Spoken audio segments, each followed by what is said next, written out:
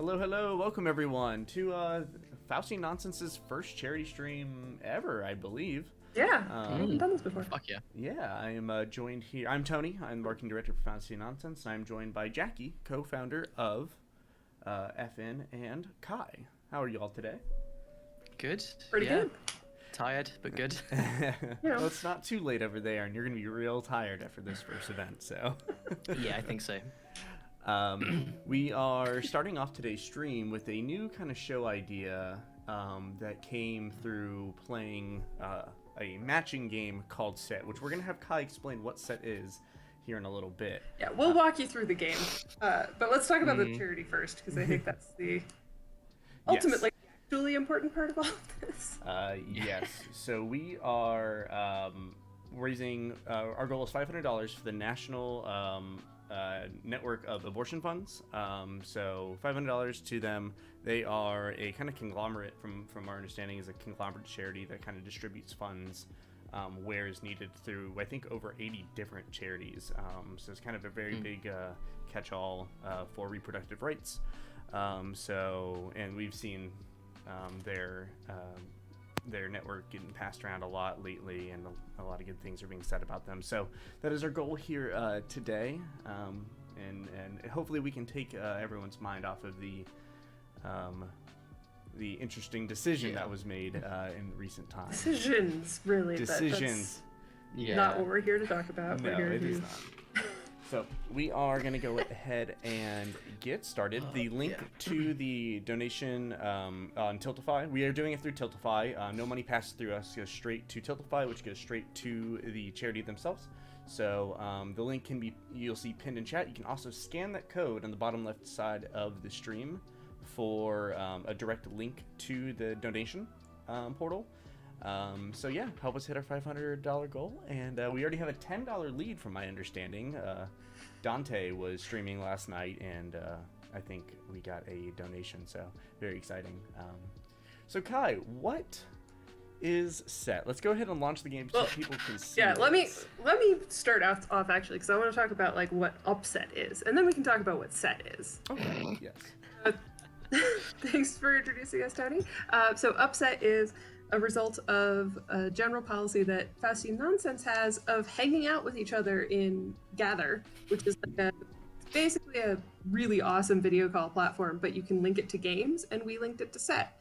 And this led to a couple of times a week, a handful of us at a time, playing this ridiculous logic game that some of us, myself and Amy, my co-founder of FN, in particular, have been playing for years. So some of us have a bit of a head start and have actually taught logic and are basically, we can kind of do it in our sleep, not really, and there are days, we'll see if today is one of them, where it is a little bit harder. But then there were a lot of folks in FN who were a little newer to it, and the reactions that people have to playing Set who haven't played it a lot can be really entertaining. Yeah. So and Upset is an accurate descriptor, I would say. So we've been playing with the idea of making this kind of a regular stream event, and when everything happened with the world being on fire and we decided to do a charity stream, we thought it would be a good time to test this out. So this is going to be kind of like a Hot Ones kind of thing, where there's someone on the hot seat playing Set against the host, and I'll be kind of moderating, hosting, and possibly kicking Kai's ass at Set. And I'll be asking questions. Yeah, definitely. Kai has to have their attention split between both playing Set and talking. Yeah. So let's start off by trying to explain to any viewers who haven't played Set what Set is. Tony, if you want to start the Set game so that you have visuals to go by. And Kai, I'm going to put you on the spot and see if you can explain how to play Set. Set is notoriously hard to explain, so this is like, I'm just being here. Right, so you've got 3 or 4 different factors involved. So you've got the color, which I'm in dark mode because I'm cool, but in regular mode it's green, red, purple.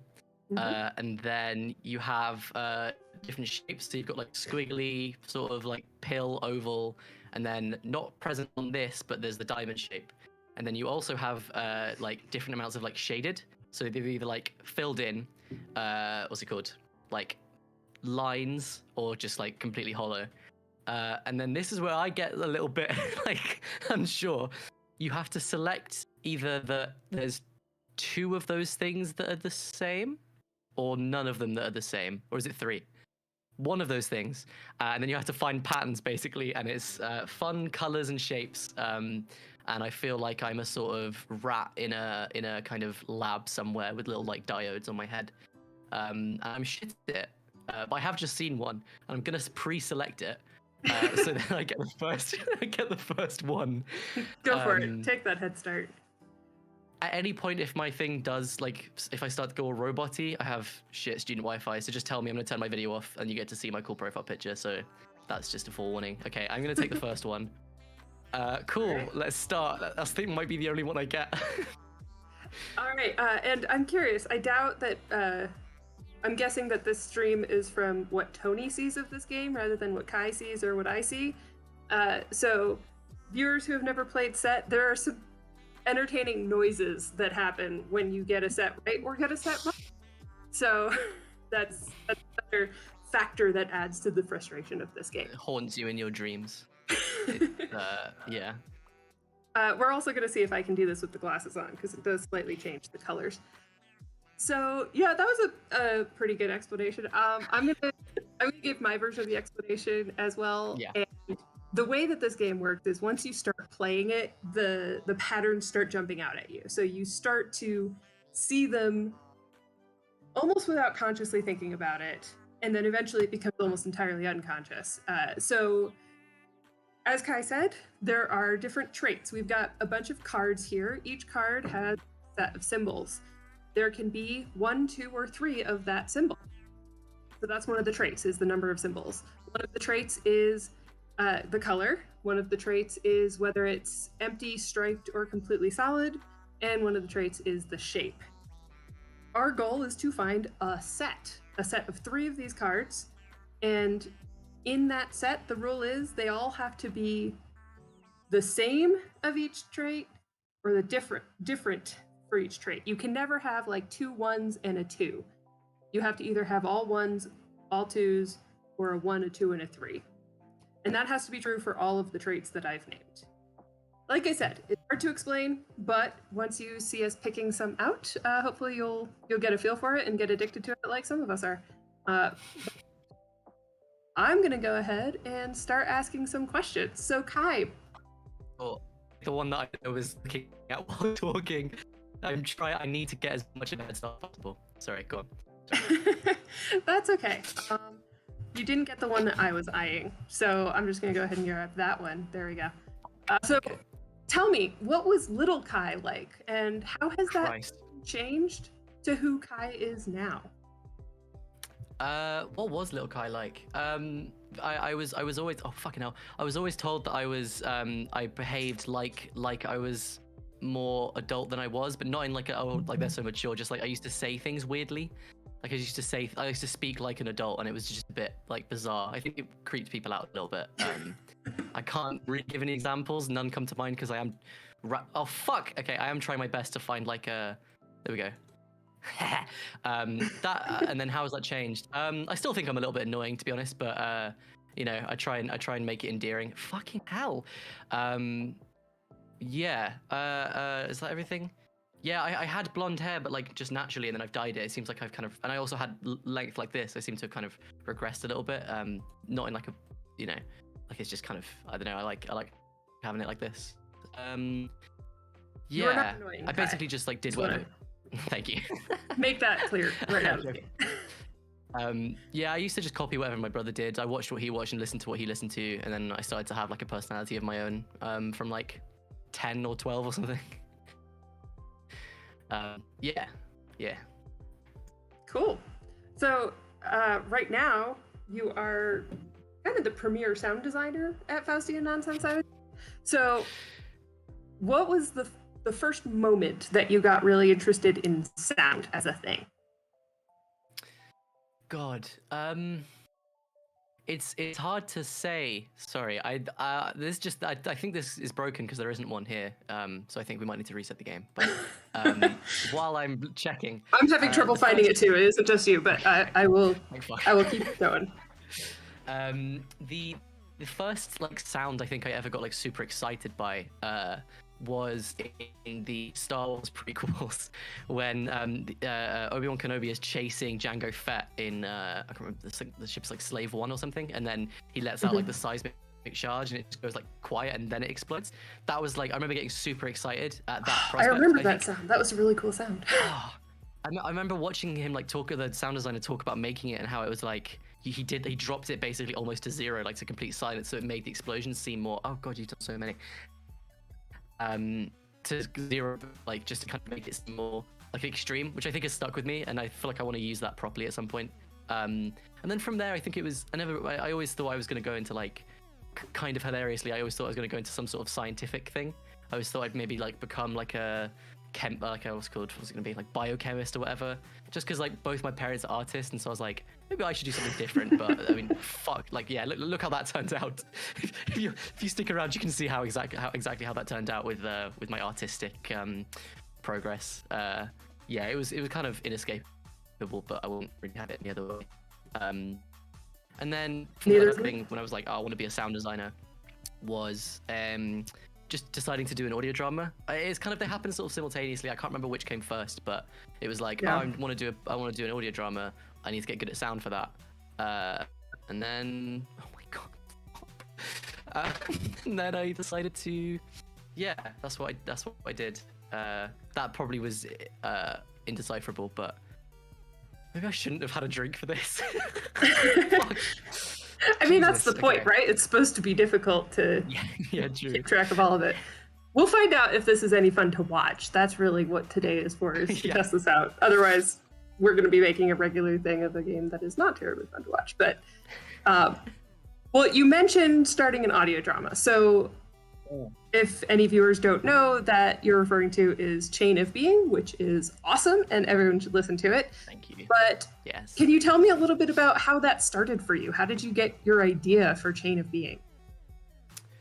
God, the story changes every time I tell it. I think I've told it once on recording, which I think it was in the Q&A, first year anniversary Q&A, but it was basically, I just thought it was really cool audio drama. Like, I was listening to like Night Vale and then Wolf 359, whatever, and like, oh fuck, there's a few others I'm sure, Bright Sessions, and I was like, hey, there we go, fuck. They were very cool, and I thought it was kind of like, I thought, well, all it is audio, so I don't need to like get a camera. All I need is like a microphone. You can get a cheapish one for like 50 quid or something. So I just like decided to kind of do my own. I was always like, I can't like, this is hard, okay? I decided I just wanted to do it myself, and then, okay, all right, fine. Right. You're showing a little bit on, like, fucking hell. No! And then I decided to do my own because I thought it would be kind of easy, but it was simple but not easy, because it required a lot of work and required other people to perform. Luckily, I was doing drama GCSE. Okay, I literally looked away and it immediately. And then I just knew people that were like, I just wanted to be actors at the time. And then what happened then? I just started writing it, and then I basically decided at 15 I wanted to make one, and then for about 2 years I was thinking about it and thinking about it and thinking about it, and then I can't remember who told me, but it was someone I met who actually did some composing for one of the episodes. She basically just said like, just make something for like, just make some like 5-minute piece and just make it and put it out there, and that became the first episode, which is kind of why I did one episode at a time, because it was like, I just needed to produce it. And from there it went on.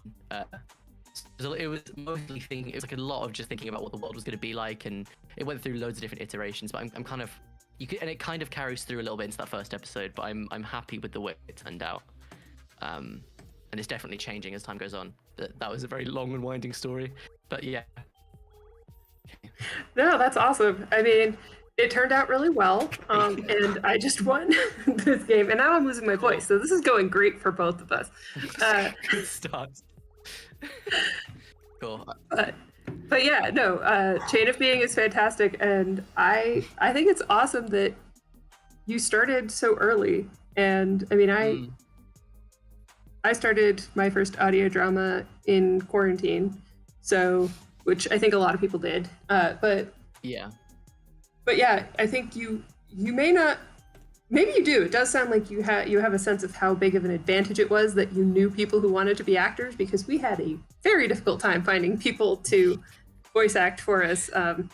Everyone hates the sound of their own voice, and we couldn't convince people that didn't matter to us. So yeah, that was tricky. Yeah, it was very nice. I mean, oh yeah, sorry, go on. No, sorry, go ahead. No, it was just, and it's also very lucky that my dad is an actor and has actor friends, and like during it was like during lockdown. I released the first episode like just before lockdown, and then the first episode came out when it like the subsequent episodes came out during lockdown, and then basically there was a lot of actors that needed something to do, and so it kind of like worked in my favor a little bit, and also I was done with like school and stuff. What was that? Fine, fair enough. And so I forgot what I was literally just saying, but I'm sure it was really fun. Oh, well, why not? Why isn't that? Okay, yeah, fair enough. Yeah, whatever. I'm sure that's the end of it. Get from that what you will. Absolutely. So when it comes to sound design and writing and everything that goes into creating your podcast, you've been going to uni. Has that changed how you approach it or where you get your inspiration? Writing, I think I've been less inspired recently because I was starting to write it. I was doing like philosophy A-level, which kind of influenced a lot of very sort of weird. You sound a little bit like a robot. You may want to turn your camera off. Off the camera goes. Yeah, there was a lot of philosophical elements early on about. It's sort of, I don't know, there was a lot of little things that kind of made reference to. I think there was one particular episode where I just decided to be very psychedelic early on. And then, but sound-wise, I've definitely been more inspired to become. I mean, it's kind of impossible to be surrounded by this very abstract world of sound. This very abstract world of sound. Yes, abstract world of sound, and then not kind of gain some sort of inspiration from that. What? It's like somebody presses the reset button every single time you get one. What was I saying? No, that's not one. Being inspired by being around all of that sound. Yeah, and I think the equipment and just like doing weird abstract stuff, even if it doesn't necessarily, no one's gonna like, I do release abstract stuff just kind of for my own sick pleasure, but like it's it kind of can't not influence the way that I do sound in other ways, and so like no, I can't find one. Yeah, such a non-answer. Trying to think, like no input mixing, I'd say was the main one of like you can kind of just use feedback and weird things that then, I don't know, you can like, I mean, it's like the main example is in the finale when the sound of this like floating temple, like what the hell does that even sound like, especially when it's in like an alternate reality type shit. You kind of just, it just sounds freaky, and you don't have to worry about like what does that sound like. You don't know, so you can kind of do whatever you want, and I think it turned out quite well. And then just approaching it in different ways of like thinking about sound in different ways and like how we listen to things, and I think I think more about it than it has been put into the show, if that makes sense. Like I don't think what I've learned has been put into it so much, but I have lots of ideas. It's just you can't be super weird and psychedelic all the time because that's very abrasive to listen to. I mean, some people do it amazingly. Like Great Chameleon Ward does a fantastic job of being psychedelic most of the time. I feel like I've not made that space for myself with Chain of Being, and so I need to be selective about when I do it. Yeah. Well, you've set up a world where there is so much, like you said, that we don't know what it would sound like. So you've given yourself kind of a world that you can play around in quite a bit. So I think that Yeah. that helps quite a bit. I mean, we've never lived in a very far in the future sci-fi fantasy myth inspired world before. We yeah. haven't hung out with a lot of aliens as far as we know, and we don't know what spaceships are going to sound like, or other planets, or any of the things that you get to play with. So that sounds really freeing and really fun. It is. It can be freeing, but I've also found that sometimes like you can't be too out there with it, because like you're audio only, so that with the visuals, if you decided to do a really weird thing for a ship, you could just like put this weird sound in front of visuals of a ship going past, and then that's like what that is. But you do have to like align yourself with certain tropes. Like I think every ship just sounds like the gunships in Star Wars, the LAAT in like the prequels. Like just I think it's like fun engine, but it's slightly different. But so it is kind of freeing and it's kind of not freeing, because you do have to lie, and you do have to say this is, or like, you know, that's what sound is like you're just lying to people about what a punch sounds like, or what a sword being drawn from a sheath. It's like, this is what you think it should sound like, but really it's nothing. And so I think that people expect things to sound a certain way. So you kind of can't just immediately jump ahead. You have to like incrementally change things, I think, which is frustrating, but also, you know, shoulders of giants, and you have a backing of like, I don't know how sound design's been going since like, I think the first credit for sound design was in like the 20s or something. Oh fuck, we're playing the game. It was in like the 20s. I want to say, that might be horribly wrong, but you know, it's been going for a while. So yeah, you've got a lot of backing. That was a lot of waffle, but I'm really struggling to play this game. But yeah, there you go. No, waffle is fine. Okay, so how do you, I guess, where do you start when you're trying to figure out what something should sound like? If it's something that we have never heard before, is your starting point usually something we've heard in another movie or fictional portrayal, like Star Wars? Or do you try to think what it would literally sound like? How do you know what people think something will sound like, I guess, is my question. That I think it's mostly just other films and like what the kind of, I mean we're doing a thing about tropes later, right? So like the cultural kind of like understanding of what, you know, a spaceship or a laser is going to sound like is just come from like, you know, different films and TV shows, or 1,000 different films or TV shows that have all kind of decided that like, yeah, a laser is like being pressed and then being pitched up and down really quickly, like sort of, but then you can mess around with that. But I think being in an audio medium means you have to even slower than if you were in a visual medium to like push things forward.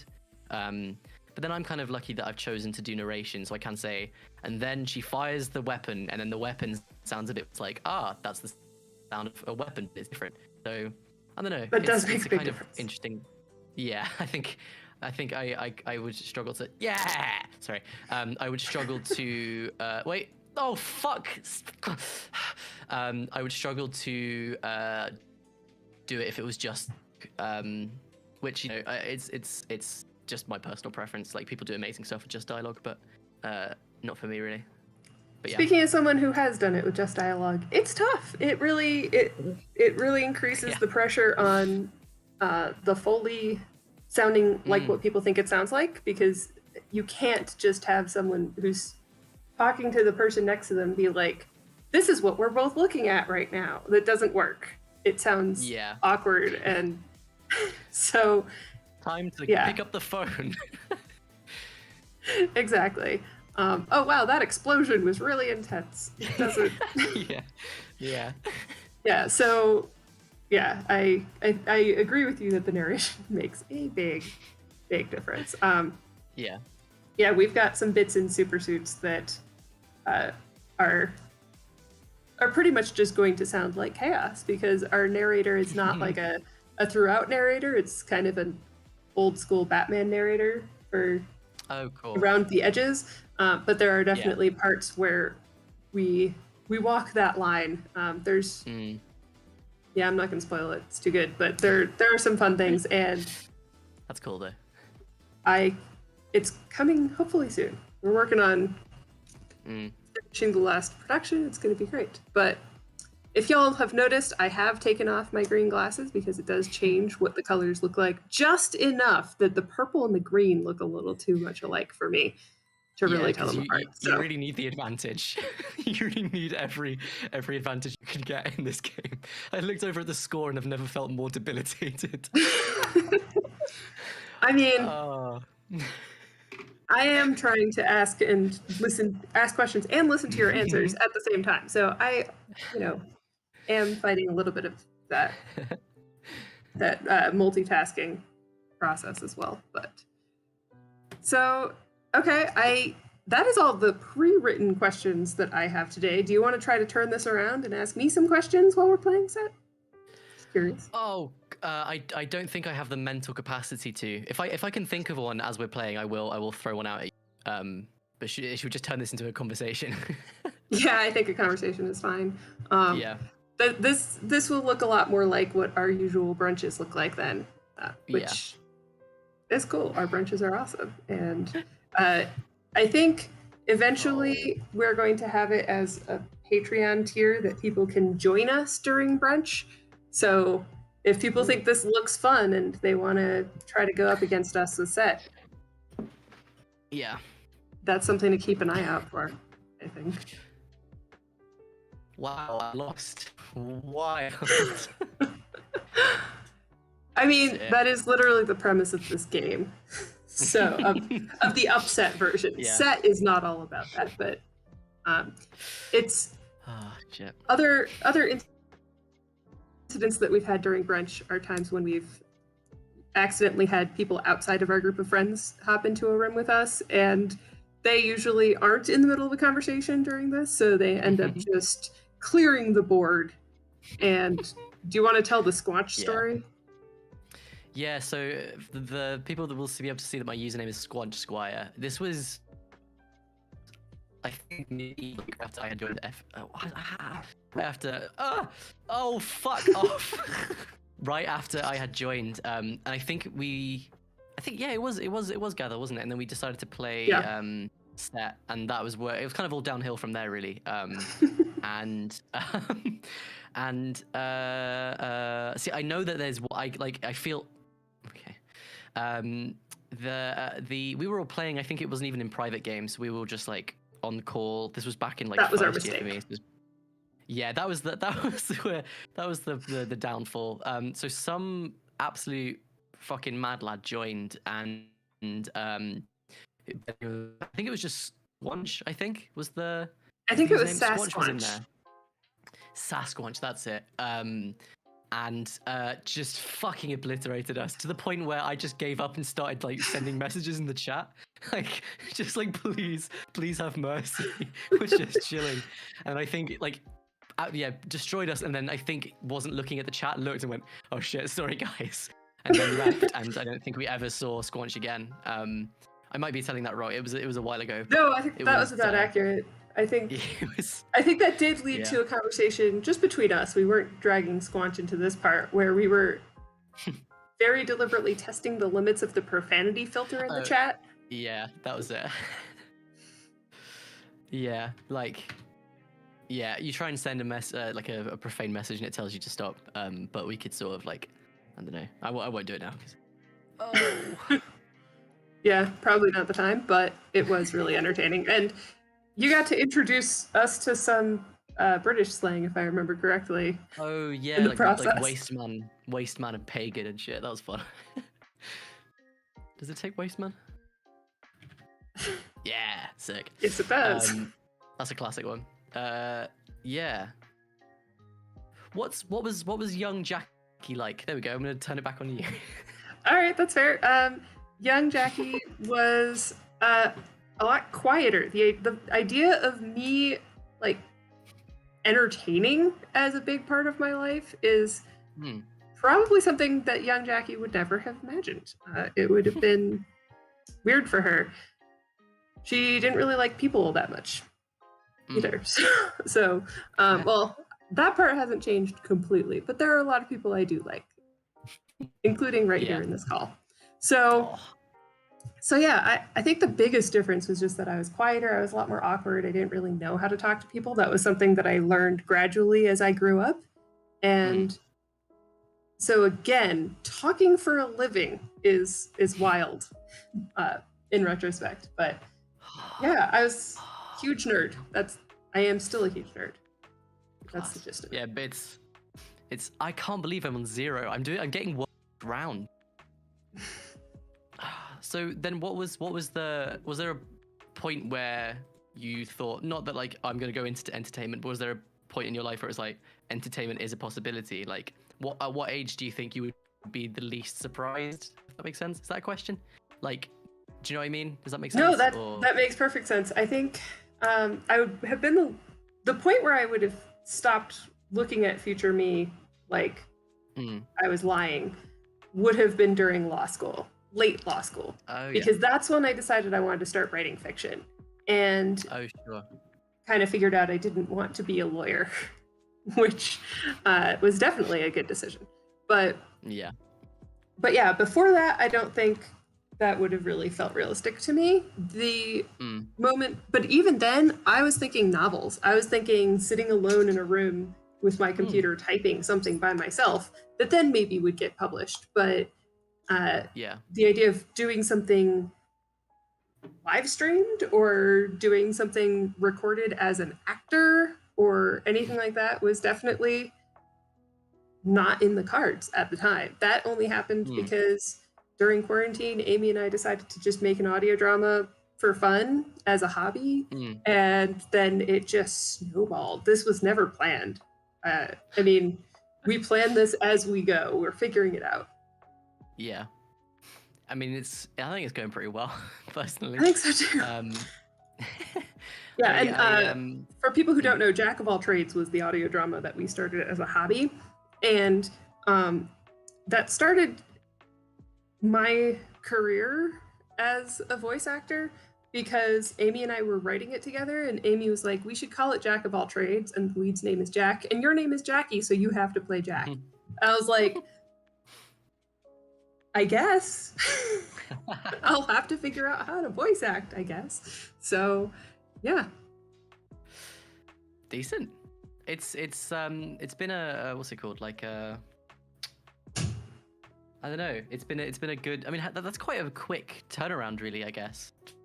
Because like, how long ago was that? Like late law school, and then having a podcast network with. I mean, how many shows are in now? Like. A lot. 6, 7, 8, it depends how you count it. Yeah, true. It is definitely a quick turnaround. I graduated law school in 2015. So, yeah, I'm old. It looks like we have a question from the chat. Kai, what is your favorite color and what is the best color? 2 separate questions. Who asked that? I believe that was Jolene. Okay, fair. Favorite color is yellow. Although I don't know, I don't wear a lot of yellow. I just like looking at it. I don't know what I wear mostly. I'm looking, like turning around, looking at my wardrobe. Not that I don't think the question was specifically about what you wear. I think it was your favorite. So looking at it is plenty, I think, to make it your favorite color. I'd say yellow then. Best color. That shade of pink that that artist is not allowed to use. I think just because it's got a funny like context. Yeah. Can you tell that story? I don't know if everyone would know exactly what you're talking about. I'm probably gonna mess it up a lot, but there was an artist who black tie, and then basically you were breaking up a little bit. Allowed to buy. I can't turn my camera off more. I'm just gonna keep talking. Is this any better or? Yeah, you're good now. Just tell me when I'm back. Okay. I think you're back. Then it basically bought this shade of black that was like the darkest black that one could buy, and then refused to let other people use it. So then this artist in protest worked with a bunch of scientists to make like the pinkest pink, however that is measured. I don't know enough about like color and stuff. And basically said everyone's allowed to use it except for the artist that like won't let people use the blackest black. And so I just think it's like a really good kind of like protest, and I don't know, that whole like thing of just like it's so bizarre to kind of keep a color from people. It feels so, I don't know. Yeah, it just feels. I mean, it is wrong. Like it just feels gross. So I like that thing of just like, yeah, this is only one person isn't allowed to do this, and if you buy it, like it says in the terms, you have to probably give it to this artist. So yeah, I like that kind of feud between those two. So yeah, I'd say that's the best color. Spike color. The spike color is the best color. I think I would have to agree with that. The color of pink, the color of spite. Tony, do we have any other questions proposed in the chat? Not that I can see, unless Jolene has another question for us. It can be about any color-based question. Yeah, I guess I can answer the question. I was gonna say I can answer the color question. I mean, I was wearing green glasses for a reason. That's a thing that I started doing because it was supposed to help prevent headaches and migraines. And I just kind of really liked the look, so I stuck with it. And so green has always been one of my favorite colors, but it's kind of creeped to the top just because, like, I've been literally looking through green lenses for a while at this point. Yeah. So yeah, probably green, but purple is also awesome. I don't know. And best, I don't know. I feel like your answer is going to be really hard to match. As far as best color goes, the color of spite.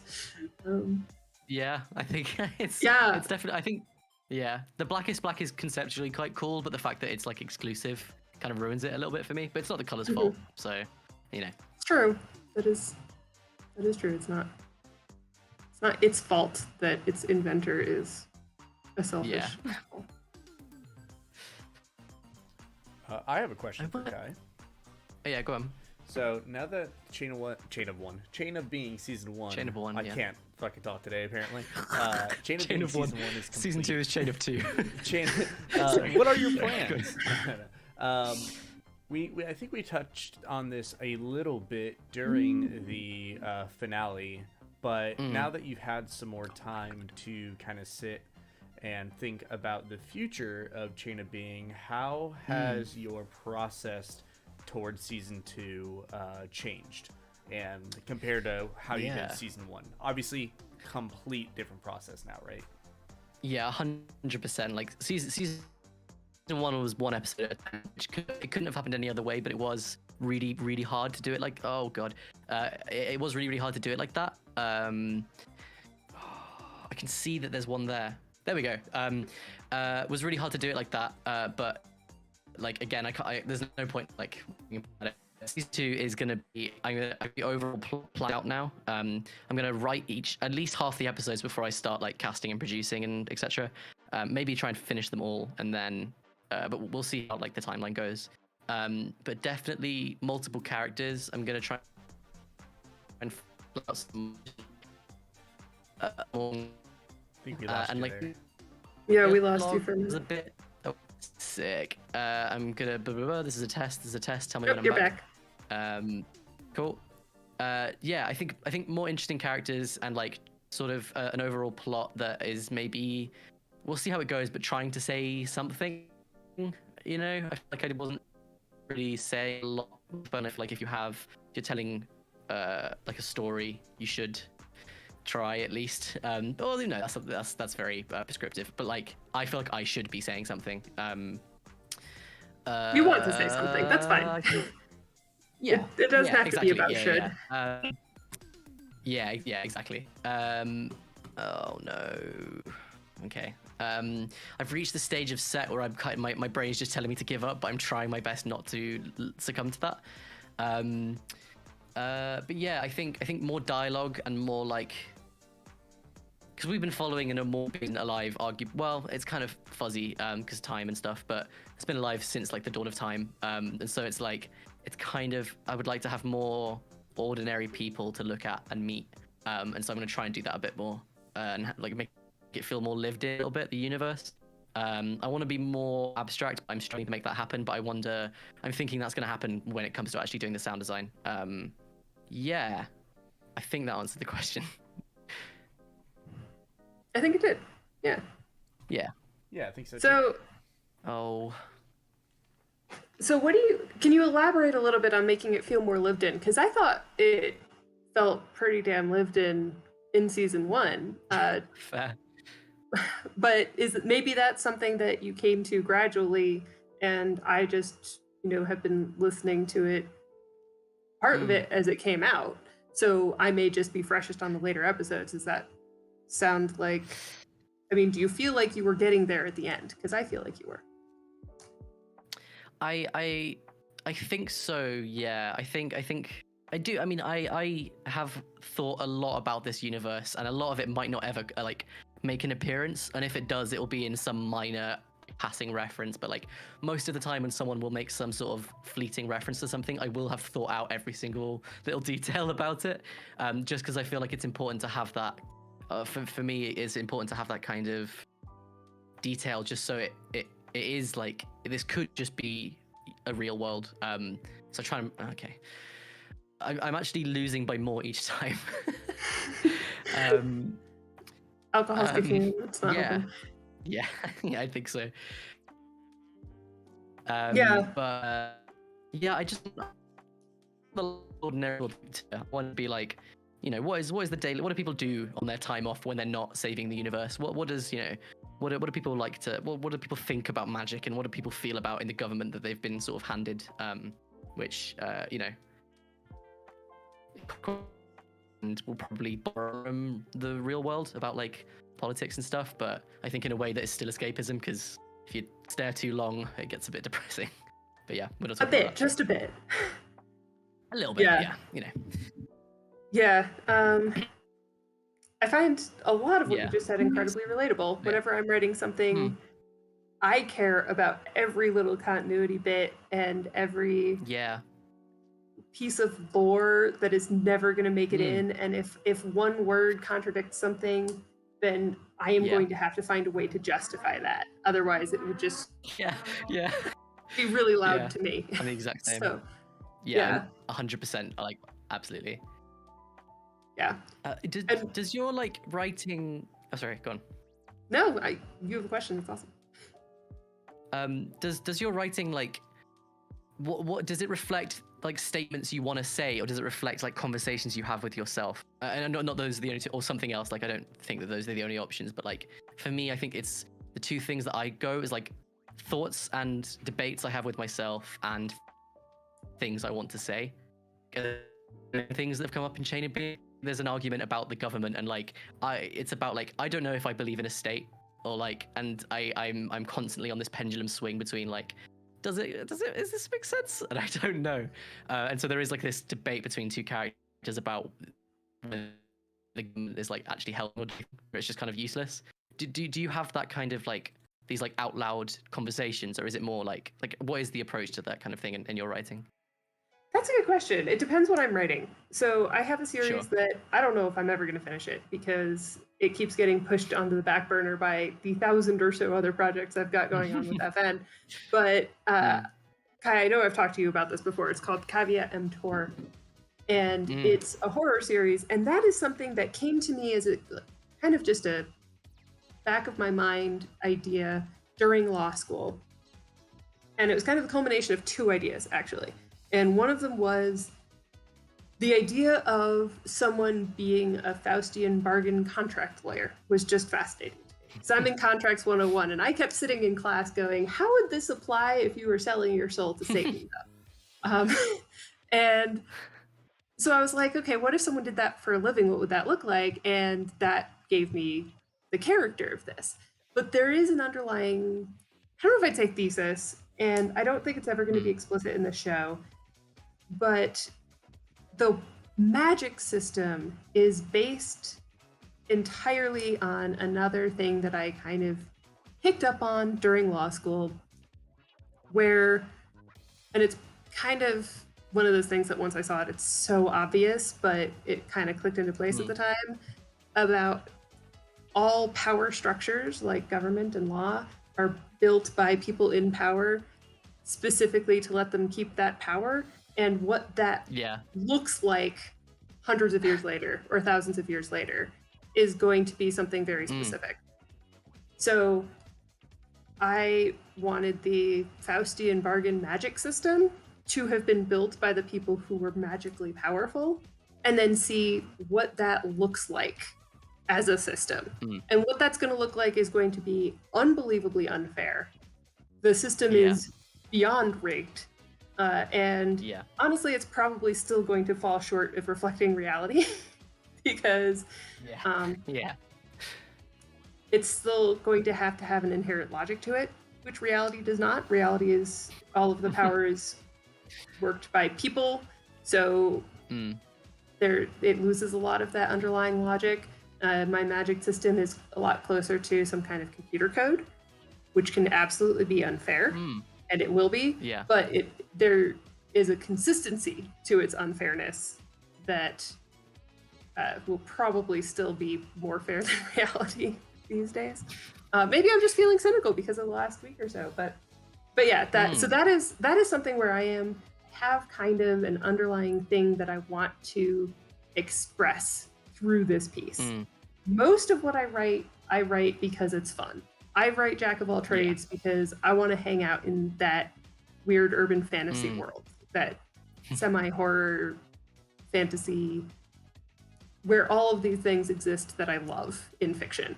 And Supersuits, I'm trying to make myself and other people laugh. I'm trying to, and I think pretty much everyone in the writer's room for Supersuits approaches it along those lines, where we're just like, well, what would be a funny twist on this? There is a little bit of satire underlying it because it's again dealing with the law. And so I'll find something in the law that I want to make fun of sometimes. But the way I make fun of it is not necessarily with a goal. It's just like, hey, this is a weird thing that exists, and I would love to play with that. So it really depends on what I'm doing, because, Caveat emptor is on the extreme for me. Most of my stuff, I'd say, is more like, I'm just trying to have fun and hang out in this world that we're creating. Yeah, I think That's a good definitely... the more you talk about Caveat emptor, the more excited I am for it to to work on it, because I just think it's very sick. I am excited for it to exist one day. I just need to find the time, and right now I've got Gorgon Show, I've got Supersuits, I've got a lot going on. No, I mean, the FN gals, which is colloquially Amy, Jackie, and Tony, for those that don't know, seem to have this incredible work ethic, and I don't just basically keeping this thing afloat, and have so much stuff going on, yet still manage to find time for people. It's it's fucking sick. It's very cool. You definitely try. I definitely feel that about the enjoying writing in the world. I don't want it to come across like I'm sort of sat over a candlelit kind of gloomy room desk, sort of being miserable about the world. I do love writing in this. Oh, there's definitely one. My brain's telling me there's one. I do love the world, and I love the people, but also I need to express feelings about things, and I've got this quite almost perfect outlet for it. But yeah, no, it's I do it for fun. I don't think any of us are miserable things. No, yeah, definitely. So I don't think any of us into that tortured archetype type thing. I think we're all having a good time. Yeah, I would agree. And yeah, I don't mean to say that those are the only two options. You're either doing it for fun, or you're saying something deep and difficult. Most things are a combination of those two, I think. Yeah. And I think even if you're not conscious of it, there's going to be a little bit of expressing something that's bubbling up in a lot of our works. And I think that's cool. I also don't think you need to approach it from that angle, but you also can if you want to. I don't know. We can do whatever we want, and that's kind of the beauty of audio drama in particular. Is there really aren't rules. There aren't even norms. It hasn't been around long enough for there to be much of anything. So we're on our 100%. Own, but it's fun. Yeah, it's sick. It's I've written and probably talked multiple times about how great it is. I just think it's such a good medium. Agreed. I feel so stupid because I'm looking and there's so much green on this fucking thing, and I'm like, what? See, yeah, yeah, you're right. No, it's not like I can go, oh, there's no way. I should have seen that one. What? Oh, no, there's definitely no. Okay, never mind. I've got a question.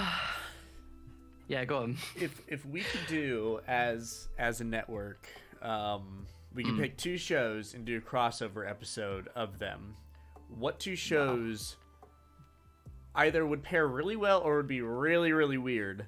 And like, if you could make one crossover, what would it be? And like, what would the premise of that be? I'm kind of, I don't know how it would work, but I'm dying to see. I say dying like I need it to happen. Like if it doesn't happen, it's like fine. But I would very much like to see a Ghost on a Train Green Horizon crossover, because I feel like it's like crews of people, very complicated people, and I feel like that just would be a fun mix. And it's just that kind of like, what would they talk about and what would they do when they hang out? That kind of thing.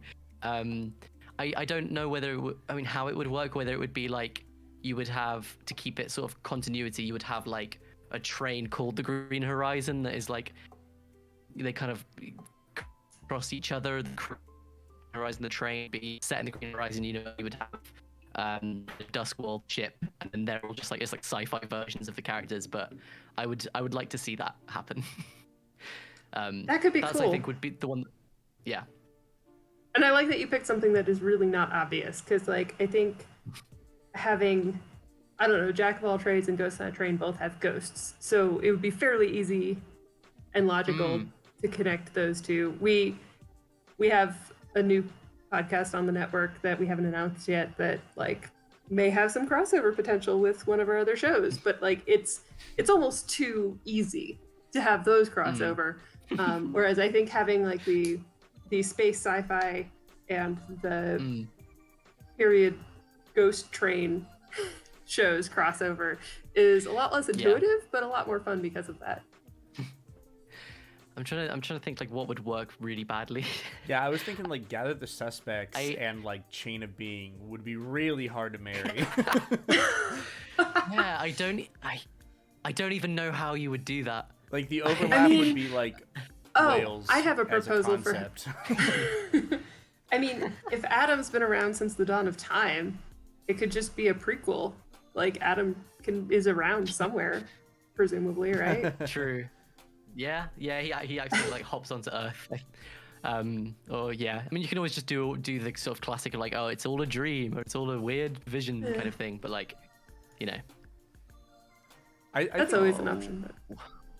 I think Jack of all trades and Gather Suspects would be pretty fun to marry, because you could have like they think it's a human intervention, but it's something supernatural. So they're trying to argue amongst themselves in Wales. That's good. And, you know, like during the lockdown, and it has no like everyone's suspecting each other, and it's just some poltergeist being an asshole. Like that seems kind of fun. That would be fun, good. and I feel like.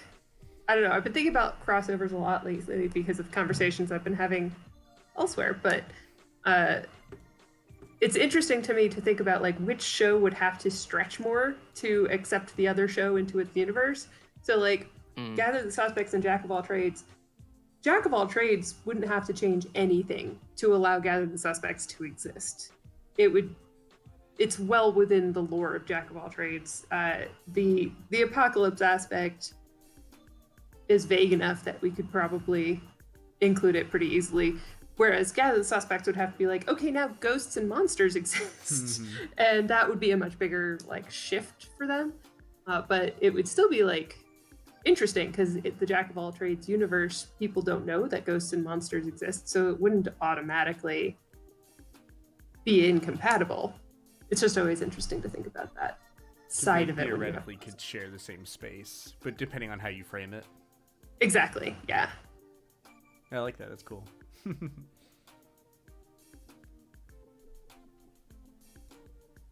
It's almost an hour. We have been torturing each other with set for almost an hour. Kai, how do you feel?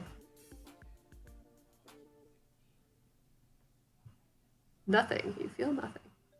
Did I lose you? Ping went fucky, Kai says. Hello. There we go. There you are. We've been torturing each other with Set for about an hour. How do you feel?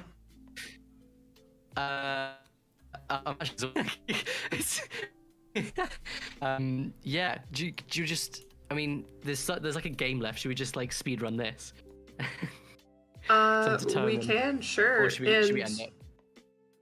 No, yeah, you go ahead go ahead and speedrun it. We'll take a 5-minute break after, and then we'll get Lee in here and get all set up for Sounds good. All right, let's see. I feel I don't feel better at this game. I think I don't. Every single time I play this game, I feel like I'm in the same place that I left off, which is such an unusual feeling. Because sometimes I usually feel like I've learned something, but every single time it's just like, no, you got frustrated. We'll get you there. It's not an easy game. I mean, that's. And I'm now stuck because we said we were going to speedrun it, so of course that's when the pressure's on. Yup, I see nothing. You have until we finish this, everyone, to ask a question of either of us. All right, I'm hopping in for this one. It's up to you. I'm hopping in. I'm got the one I was going for. Oh no, fucking Tony's in. Okay, well. Oh yeah, that means a lot. you always do better than me, I have to say. Well, Tony's gotten pretty good at this. Yeah, I've actually like on occasion sat in here and just played by myself for like an hour. I'm not even kidding. I'm just like, well, That's how you get good. You think I haven't done that? No. It's because I want to go to bed angry. I want rageful dreams. Yeah. You think I'm doing this to relax? Come on now. I want to be seething. The anonymous fish is here and is already stuck. That fucking whistle is like the bane of my existence. I'm gonna turn on my whistle so everyone can suffer with me. I was gonna say we gotta introduce people to the whistle. Let me fuck one up just so people can hear. Oh, not a set. Ugh.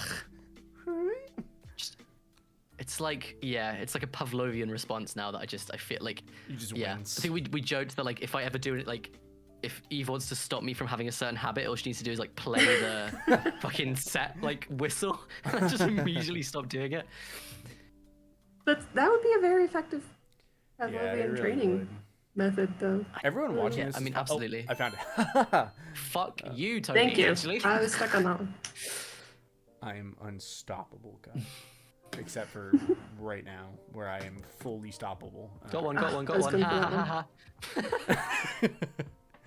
Okay, I'll catch up. I got a late start, but I'll catch up. The thing is, you will. That's the problem. Have some faith, my friend.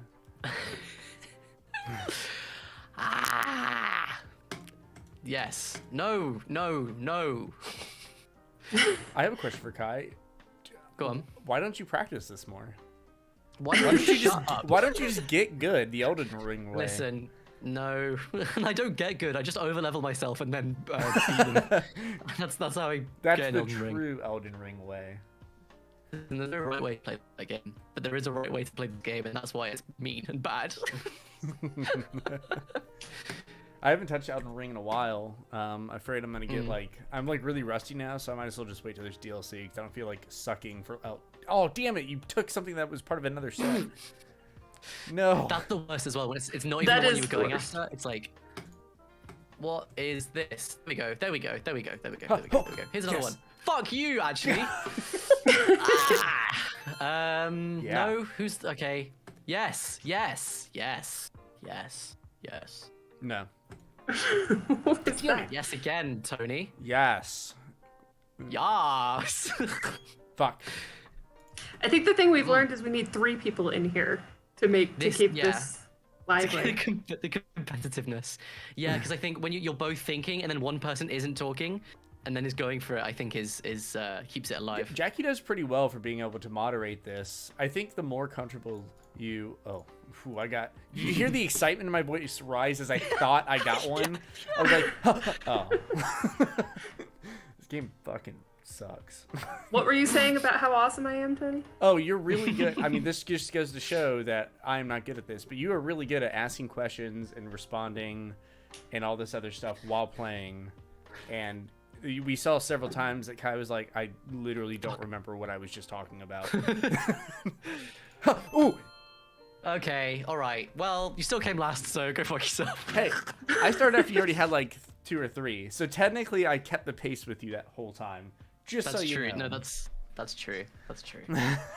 You're very good, Tony. Oh, thanks, buddy. Alright, we're gonna take just a couple minute break. How you can grab some drink and stuff like that, set up Ableton, and then we'll get Lee in here and we'll just hang out and do some sound art stuff and chat.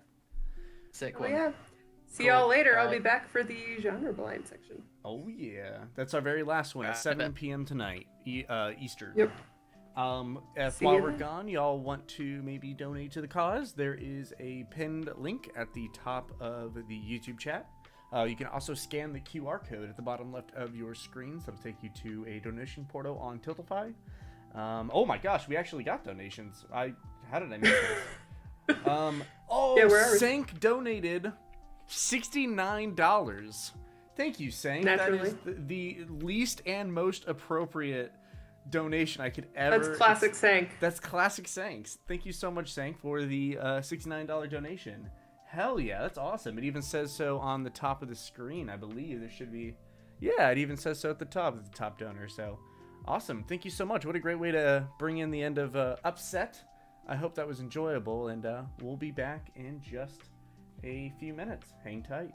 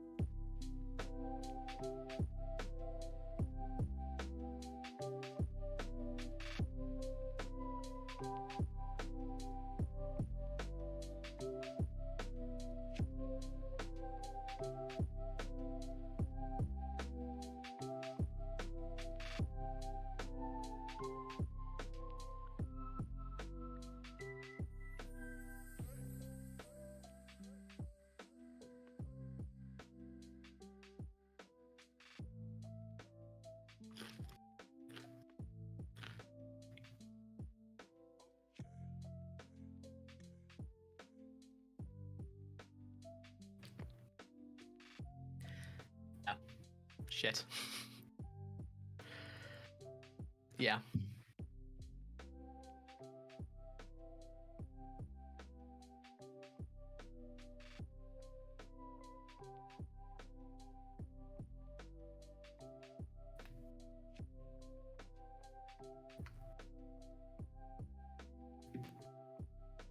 Yeah.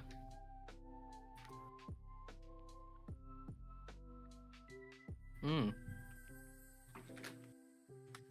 Yeah. I've been muted to the stream the whole time. So now the stream can hear me. Welcome back. Not doing the sound art demonstration. Kai's internet's acting fucky. We will probably just be talking sound design, talking about Lee's upcoming project that has not officially been announced yet. So y'all get a little bit of a sneak peek at that. And but first we have a donation message from Sank, the $69 donation. It says, I'm just here to support networks. I don't really support it nationally, though. I don't know what abortion is. I think it's about sex, but I don't do that for others. I don't do that for others. Don't want to reasons. The networks win yet? I'm bored. Sank out. Whoops, let me just put that back in my pants. Sorry, bye. That is the most Sank message possible. Thank you, Sank. Really... What I think it's about sex, but I don't do that for others. Don't want to reasons. That is truly insightful, Sank. Thank you. Sank messaged me personally to say you better fucking read the message or I'll find you and stab you. So oh my god. I said, oh, I found it. I'll read it when I get back on. And then Sank says, that's why they call you 1 second Tony. And I said, that's not the only reason. Okay, so let's talk sound. Kai, what were you thinking about doing for sound? Sick. I muted myself on my interface. Excellent. There we go. I was going to I do sound art. I like to do analog stuff, which is over there. It's currently a mess now because me and my girlfriend share like guitar pedals and equipment and stuff, just because we both do sound-based things. She does music, I do whatever I do, and a lot of analog stuff, which is I prefer doing. There's a lot less thing I do, which is like digital stuff. So I use Ableton Live and a variety of the plugins. Is the third one with Ableton Live. It's an excellent bit of software, and kind of do very long where I will just set a few. We're getting very choppy again. No camera. I think I heard the word logarithmic, and I'm not sure if we're talking math or. Boy, I hope we heard logarithmic. I said. Again, I still fucked up. I love this. It's really great. It's in the 21st century. Okay, I was gonna try and look at your faces, and you'd be able to see my face, but never mind. I was doing I do like ambient generative stuff. So I'll set a few parameters on various plugins using like, automation and this and that, and randomize some stuff, and then we'll just kind of set it off, let that record for a bit, and then we'll just kind of fine tune until it's like a sound that I enjoy doing. That's like the main process at the moment, but I've been trying to do a few other things, but I find it a lot easier to do analog live as a session view. But I was going to do a session view, kind of humiliate myself, but yeah. I was going to ask, and this might not be possible with video issues, but I was going to ask for a tour of your tech tour, a sound tech tour. Yeah, we get to see all the cables. Will it be interesting if I just describe it? Yeah, give it a shot. Give it a shot. Okay. So do you mean analog stuff? You mean everything that I use? Ooh, I want literally everything. This is my perversion. Okay. I need to know all the things. So I use, when I'm on the PC, I use my interface, a microphone, and then a MIDI keyboard. I mean, a controller, I guess would be a better word.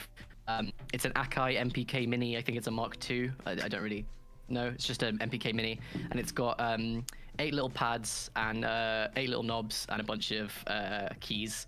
And so then you can assign various like parameters in a digital audio workstation to kind of affect these different things. Don't you mostly just down on the key and then we'll edit with the mouse, but it's still kind of like useful.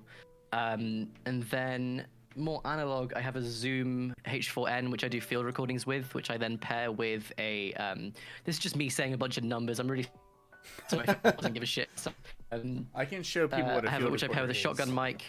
Yes. Yeah. The H4n is like a good piece of kit. It's basically indestructible and it's going to last me. I'm fully expecting to be buried with it. Zoom would should last hesitate- forever. Electromagnetic. I would hesitate to call any microphone in your possession indestructible because I don't know No, if I that's true. trust you not to destroy it. That's I mean, true. Kai is the same motherfucker that set the microphone on fire. This is a field recorder. Twice. And they often have an A and a B, like a left and a right axis for capturing Yeah. sound in the wild. They're handy pieces of kit, especially because mine has like XLR input, so I can just put any sort of live thing I'm doing just from a mixer. It's like gorgeous. Oh yeah, my dad works at Nintendo. So then I have an electro. If we're bragging here. Yeah, well, my dad's an actor and gets murdered a lot in things and is naked and stuff all the time. So yeah. Oh yeah, do you have a link that I could see this naked dad of yours? Don't answer that. Go I on. actually do, but I'll send it to you off air. My dad also gets murdered it and was is on the- naked a lot, but he's not an actor. It's weird. That is really weird. It's wild. Weird. Weird. I have a Sommer Ether electromagnetic microphone, which is, I don't know what to do with the sounds I record with it. I just like to like sit on the train and hold it up, and it just like makes cool noises. Listen to some electromagnetic field weird recordings. shit. They are. What were you recording a couple months ago? You used it and you're like, oh, I got this, and you did something really fucking weird with it. What was it? Train, I think. Yeah, you might need to narrow it down, but I think it was just a train. And then You put some samples in, and I thought you were like, oh, this is like a fishbowl that I'm microwaving, or I don't know. It was some random shit I thought. Oh, hold on. Oh, I think I missed that, Lee. you're cutting out, Lee. I think you're. Oh, am I back? Hello? Yeah, I think it's. There you are. I think you have a noise gate that might just be cutting you. Cool. All right, I'm just gonna have to be right here the whole time. Eat the microphone. Eat it. Yeah. I see. The problem is I have a swivel chair, so the power is real. Sorry, did you say microwaving a fishbowl? Did you actually do that at some point? No, I just. No, that sounds like something I would do, but That is true. he was being facetious, I think. Damn.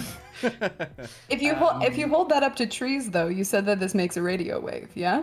That's it. Yeah, you trees are big and basically act as antennas, and if you have a way to listen to the radio waves that are going through them, you can listen to the radio. And so I went on a walk the day that Bishop Desmond Tutu died, and just listened to people talk about his death through a tree, which was quite bizarre. That's pretty. The way that I cool. think about. I'm gonna close my closet so people can't look at my sick baseball card collection that's right here. Nice. Oh, yeah, yeah. you don't want to risk getting like burgled. I know. I realized that if with your tech tour, we should not hand out your address or something because somebody might come and try and steal your stuff. Maybe. So yeah, electromagnetic microphone. Just an obscene amount of wires and cables. Like more than I really need, but it's like I've gone. Yeah, I'm just think much later I've ended up using it, so I just keep basically every weird obscure cable that I need. Eventually comes in handy. And then for my noise music stuff, I have this is shared with your girlfriend, but it's called Holy Grail, and it's a reverb pedal that basically just makes everything sound good. I have a Donna yellow delay pedal, which you can kind of play like an instrument by like turning up and down all the time. And then I have a bunch of mixers that I use for just like cheap Behringer kind of like knockoff stuff. But it doesn't really matter because like it's not really about like this. If there's a bit of white noise in the background, I don't really care because I'm not like trying to record high quality sort of stuff with it. I'm just getting some like nice noises through it. There's a very scene some children screaming outside. A very obscene pedal called Big Muff, which is really crass. But it's just an orphan pedal. Wow. It's gorgeous. Yeah, I know. Yeah, it's a good pedal though. I can't It doesn't be hear that big. that. 'Cause- Oh, sorry, you were cutting in and out. What did you say? After it's a big pedal? It's just a big pedal, but I think it is just that big for like marketing purposes. I don't think it actually needs to be that big. Oh, gotcha. Yeah, I But yeah. can't hear that word without thinking. Did either one of you watch that '70s show much? Lee, I think you probably watched that '70s show, right? Didn't. I missed that 70s show. It was right in the gap of what I watched. Why did I think you and I talked about Doesn't- that before? There's an episode. I think I remember specifically talking about this episode with someone on the network, but they're the main character. This is related, I promise, but only to the word muff. The Okay. main Good tangent. character's dad bought a muffler shop, and but before that was like going out of business. But before the son realized that his dad bought the shop, Eric Foreman crossed out the lure of muffler shop, and it just said muff shop, and Yes. and Red, the dad, was really pissed, and the Jeez. mom didn't know what that word meant, so she just kept saying muff over and over again, and it was really it's one of my favorite episodes. Is this a bad time to say that I don't know what the word muff means? We're not going to explain it. Explain to me the word muff live on stream for charity, you know. I just charity. don't think it's weirdly apt. $5 dono. $5 dono, and I'll explain it on stream. Yes. All right, who would like to? Okay. Wow. $8. What's funny about muff? We've got him. What's funny about a muff? Yes, that is. Google it later. Make sure your safe search is off, or Donate on, whatever. You want. Colors, and we'll Sorry, $5, make sure it's and I'll on. explain it on stream.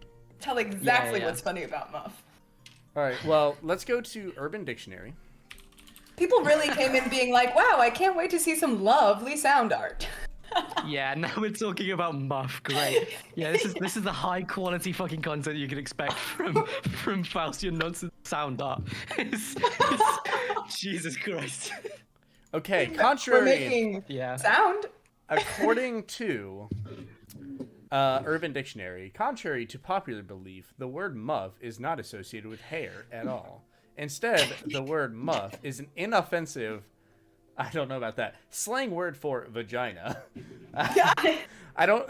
They really had to put inoffensive there. I wouldn't say it's offensive, but there's not really like a non. You But wouldn't it's say not way. related to hair. But it's not related. Contrary to popular belief, who the fuck thought it was related to hair? People are like, Isn't Jesus. isn't all of slang popular belief though? It's like, isn't that... I guess. Yeah, I guess so. This is a very interesting Scientific. philosophical question. The scientific Anyway, back to reality saying of muff. numbers and letters. Yes. Yeah, back to your binary. Yeah, whatever, Your fine. freaking binary code speech. Wow. And recently I have purchased 2 tape decks, like cassette players, which I have been doing tape loops with. That I've not really done a lot with because I had uni to see to, but I'm going to try and do a bunch of tape loops. For those that don't know, tape loops is basically when you get like the cassette tape night, you unscrew the case and make it so it loops around and just plays the same 5 seconds over and over and over. And then you just get some fun ambient stuff. So it kind of goes on for a little bit. So I'm trying to do more ambient, soft kind of things because I feel like I did a lot of and I still do, and I still like doing a lot of most of the tracks on my Bandcamp, and you can see it's very harsh and angry. But I feel like I need a bit of relaxation, I guess maybe is the word for it in it. So I'm trying to do that a little bit, but yeah. It's mostly just built around doing no input at the moment, but I'm gonna try to expand that. Tape loop. Yeah, that's my equipment. If you took a cassette tape and dunked it in water, would it still be able to make it sound? Would it change the quality of the sound? Yeah, it's just magnets, so I don't think it would affect. If you put a magnet next to it, or put it in if you put it in the microwave for a bit, it might affect it. Which now I'm thinking about what that would do, and I kind of want to go and do that. But I know. I know. As soon as you as soon as you said that, I was like, Kai's gonna go do that. I can just, at some point, Thing is, we're gonna be like, hey, it does- guys, this is what it sounds like when you microwave a cassette. It's just fucking explodes. Yeah. Wait, I want a video of that. It's kind of fascinating that it's like a microwave will hurt a magnetic cassette tape because like electromagnetic radiation, there's like the broadcasting radio, and then there's the, you know, microwave, and then there's the visual light, and all of that is the same thing, just in different forms. It's really actually quite cool. It's like the fact that like recording like that electromagnetic microphone. I've told people, and you do science properly, don't you, Lee? So you'll be able to tell me if this is an apt thing to say.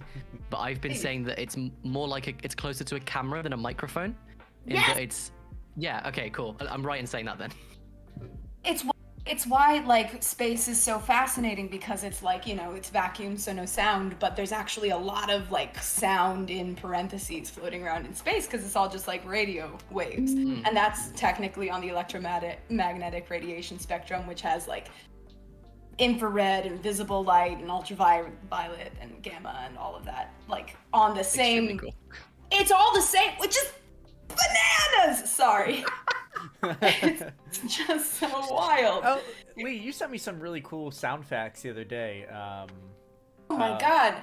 They're really kind of 101 sound facts, but like there's some wonderful things on the planet that make sounds. I mean, like that shrimp, the clicking shrimp, we thought it was whales for the longest time, but this shrimp like clicks it because it really is just kind of kinetic sound energy coming out of its little shrimp claw, and it stuns its prey with sound. What's That's up with sick as fuck. shrimp and being like absolutely fat, like mantis shrimp and like shrimp? that have like I think like 15 color pairing or like types of cones that let them see a spectrum of colors that's just billions more than we can see, because we see in three base colors, right?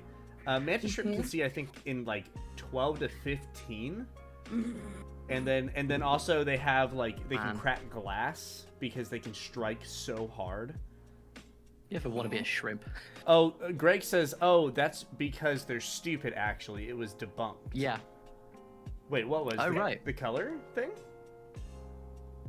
The shrimps are stupid. Fuck shrimps. you heard it Literally. here first, We hate shrimps here. This Fuck is an 'em. What was that anti-shrimp recently network. debunked? Because I swear to God, I read something about this like 2 or 3 months ago, and now I feel like an idiot, an absolute idiot. It's Oh, one shit, of my those. Guinness is going everywhere. Sorry. What are you drinking? Guinness. Oh, yeah. Just opened It fucked just up. does that. I opened a bottle of wine and my Guinness went everywhere.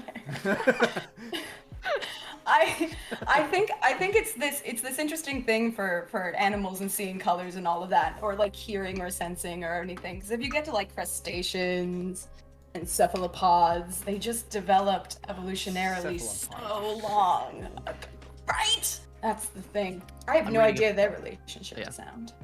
I'm reading a book about octopuses. It says octopuses in the book, and I just trust the book. But basically just about how they've like developed consciousness kind of simultaneously to us, and like Wait, even though Kai, is this Other Minds? Yeah. That's hilarious. Yeah, it's Other Minds. Book rocked my world. It's why I have my little cephalopod necklace here. They've quickly become my favorite animal, I think. I really want to tattoo one. They're so fucking sick. It's so hilarious. It's the same book. Yeah, it's sick. I've not finished yet, but I'm obsessed. I think it's so cool. It's damn cool. Oh my god. Yeah. What is up with like? There was some I was reading or watching about an octopus that like literally like fried. There's like frying lights and stuff like that to fuck up the electrical in like this tank. Do you know what I'm talking about? It sounds like an octopus. I've not heard that specific case, but that sounds like the kind of thing they do. So they keep on trying to like get these octopuses to like run tests so we can be like, are you smart? And they just keep on not following the tests because they're smart enough to not want to play our games. Like you ask a rat to pull a lever and it's like, oh, I get this. I've been conditioned to do so. Exactly. You ask an octopus to do it and it's like, I think I'd rather fry your light bulbs instead. I don't want to play your game, monkey people. And that's where cephalopods are. No idea the relationship to sound. They're way more into color. Yeah, I wonder what I mean, like, it's like underwater. But I guess like it's hard to pair because underwater, obviously, we're not used to listening to things with water as a medium. We're like air medium people. We're air people. Yes, which is also very cool because sound travels so much faster in water. Because again, it's just like kinetic stuff. Is that why we but- can hear whales across like what miles? Is that I right? think so. Yeah. Isn't that why it's like if it's a humid day as well, like the sound travels faster? Like back at my parents' house, there's like a primary, like a I guess preschool nearby, and it's quite far away. But just after it's rained, you can hear the playground like across the distance because it's just there's moisture in the air, so it carries the sound a lot better, which I think is fucking awesome. Let's see. Does sound travel further in humidity? Sense, but what do we can hear hot and cold water, and then we can hear like air humidity. Apparently, it has to do with the temperature as well. Here's why sound carries farther on cold days. So I guess the colder the temperature, the further it travels as well. And That makes so sense to me. humidity and temperature both have something to do with it. Fascinating. Oh, that makes sense because the molecules, like gas molecules, get closer together as it gets colder. So it's like, man, this If is you ever like sat in front of a fire as well, and then someone's talking to you from the other side, and it's like it goes through the flames and then like fucks it up, so it sounds really like weird. It's very exciting. No, I've never done this before. Apparently, very cool. But now, Apparently, I'm the gonna- article Greg linked that I dropped in the chat said, Jolene says, okay, this links to real science, but it also has quotes from like an octopus and a Shiba Inu. What? Hell yeah, real science 101. yes, yeah. That's awesome. Nah. Should we circle back to sound because this is what we Sound. promised. This has been deliver. sound, right? It's been Yeah, true. sound and sound. I'm still so bummed that shrimp are fucking stupid and can't actually see. Man. Watch your world, Tony. My whole wish- world has collapsed. I was like, man, these shrimps are awesome. There's like this, like, what is it? XKCD or whatever, I think, about mantis Oh, shrimp yeah. that I just love, and it's now fucking. Wish shrimp weren't so stupid. It went from canon to Star Wars Legends, am I right? For all you Star Wars fans, I don't know shit There we about go. Star Wars.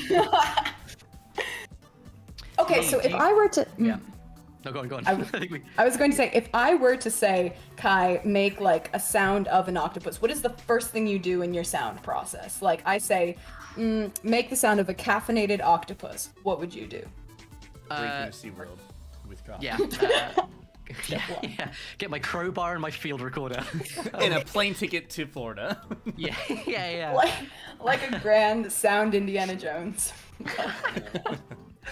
James Bond.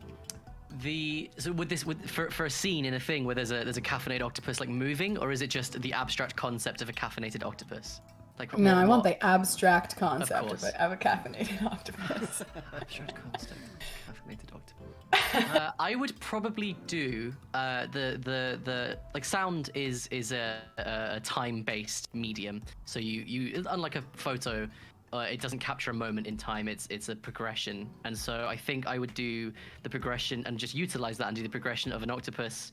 Maybe the sounds of like its synapses firing off, and then like have a sort of slight lead in, and then have the moment where it drinks the coffee or ingests the caffeine, and then the sounds of the synapses on caffeine and like that kind of movement is probably how I would approach it. How I would do the synapses is different. It's electrical, so I'd probably use an electronic microphone, experiment a bit with that, either map it to like a sampler and then just do a bunch of effects, or kind of manually like select bits of an electromagnetic field recording and then drop that in, and then in the background have some kind of bed of sound that kind of ties it all together so it's not like really disjointed and weird. That's how I'd do that. You really are the Dr. Frankenstein of sound. I hope Yeah, you know. this- You literally sound like you sound wild as fuck right now, boy. I'm clipping that whole thing. Like that was way more in depth than I expected. I was so expecting you to be like, I don't know, Lee, I'd just like, make it sound like a thing. Not that I would actually expect that from you, but that is so good. What a wacky prompt, and you really did it. Jackie says it belongs in the sound museum. It does, yeah, it does. Caffeinated octopus synapses. genuinely, I keep on I'm writing like scripts and I keep like writing wacky things in the sound museum and like putting in parentheses at Kai because I'm like, I genuinely don't know what this would sound like, but like I'm just like, okay, we're gonna put like a waterfall of tumbled tin, and we're gonna have like a phonograph with like, you know, gouges in it. We're gonna have like a tuba that's been bent beyond repair, recorded on a water damaged cassette tape. So good luck, Kai. I like the idea that as like the sound museum progresses, it's just going to become like you trying to like challenge me to a point where trying to make me say I can't do this. Like, it's like you're trying to get me to just admit defeat, and like I refuse. I was, when I pitched this like concept to somebody, they're just like, you're gonna kill your sound artist, and I kind of want to take like photographs of you progressively throughout the process of the sound museum, see if the rings get like darker. Yeah. I take a selfie after like finishing each episode, and we'll see how it goes. Yeah. Hey Kai, can you design entropy for me? Just like the concept of entropy, please. Thanks. I'll do my fucking best. There's gonna be no input, and you know it. So Brendan, Deep Space Elden Ring, Brendan, has a weird sound request if you are up to it. Okay, go on. Lay it on us, This is gonna be Brendan. the rest of it. There's a slight delay, so maybe a little bit before Brendan has This reminds me, when I was first trying to get into sound, my amazingly supportive parents would start challenging me and say like, okay, make this sound. And the one sound I couldn't do, which I probably could do now, was the sound of a ghost cat going down the stairs. Was the one that my mum suggested to me, and it really stumped me. I mean, do you know that cats aren't already ghosts? To be honest, the way they behave, it's probably. They're definitely supernatural. They're only corporeal when they want to be, you know. Yeah, definitely. Collectively corporeal entities. Legends. Mm-hmm. Yeah. Water, occasionally. Solid. Oh, so going back to the whole thing about like cassettes and film and water damage. I think recently there was a movie, or I think I read earlier this year, there was like a film reel that was found and actually still was like pretty well in shape from probably the 30s or 40s. So tapes do pretty well underwater, but after several decades, I think is the issue, and I think you can restore them to a decent degree. Depending on severity, I think. It's we went to the British Museum on like a uni trip together to go and like look at their archival stuff and the way that they like looked after it, which is very, very fascinating, but also kind of like very, not like depressing, but like existential, maybe might be the wrong word. I don't know, but it was kind of like, you know, this is gonna be gone someday, and it's like how much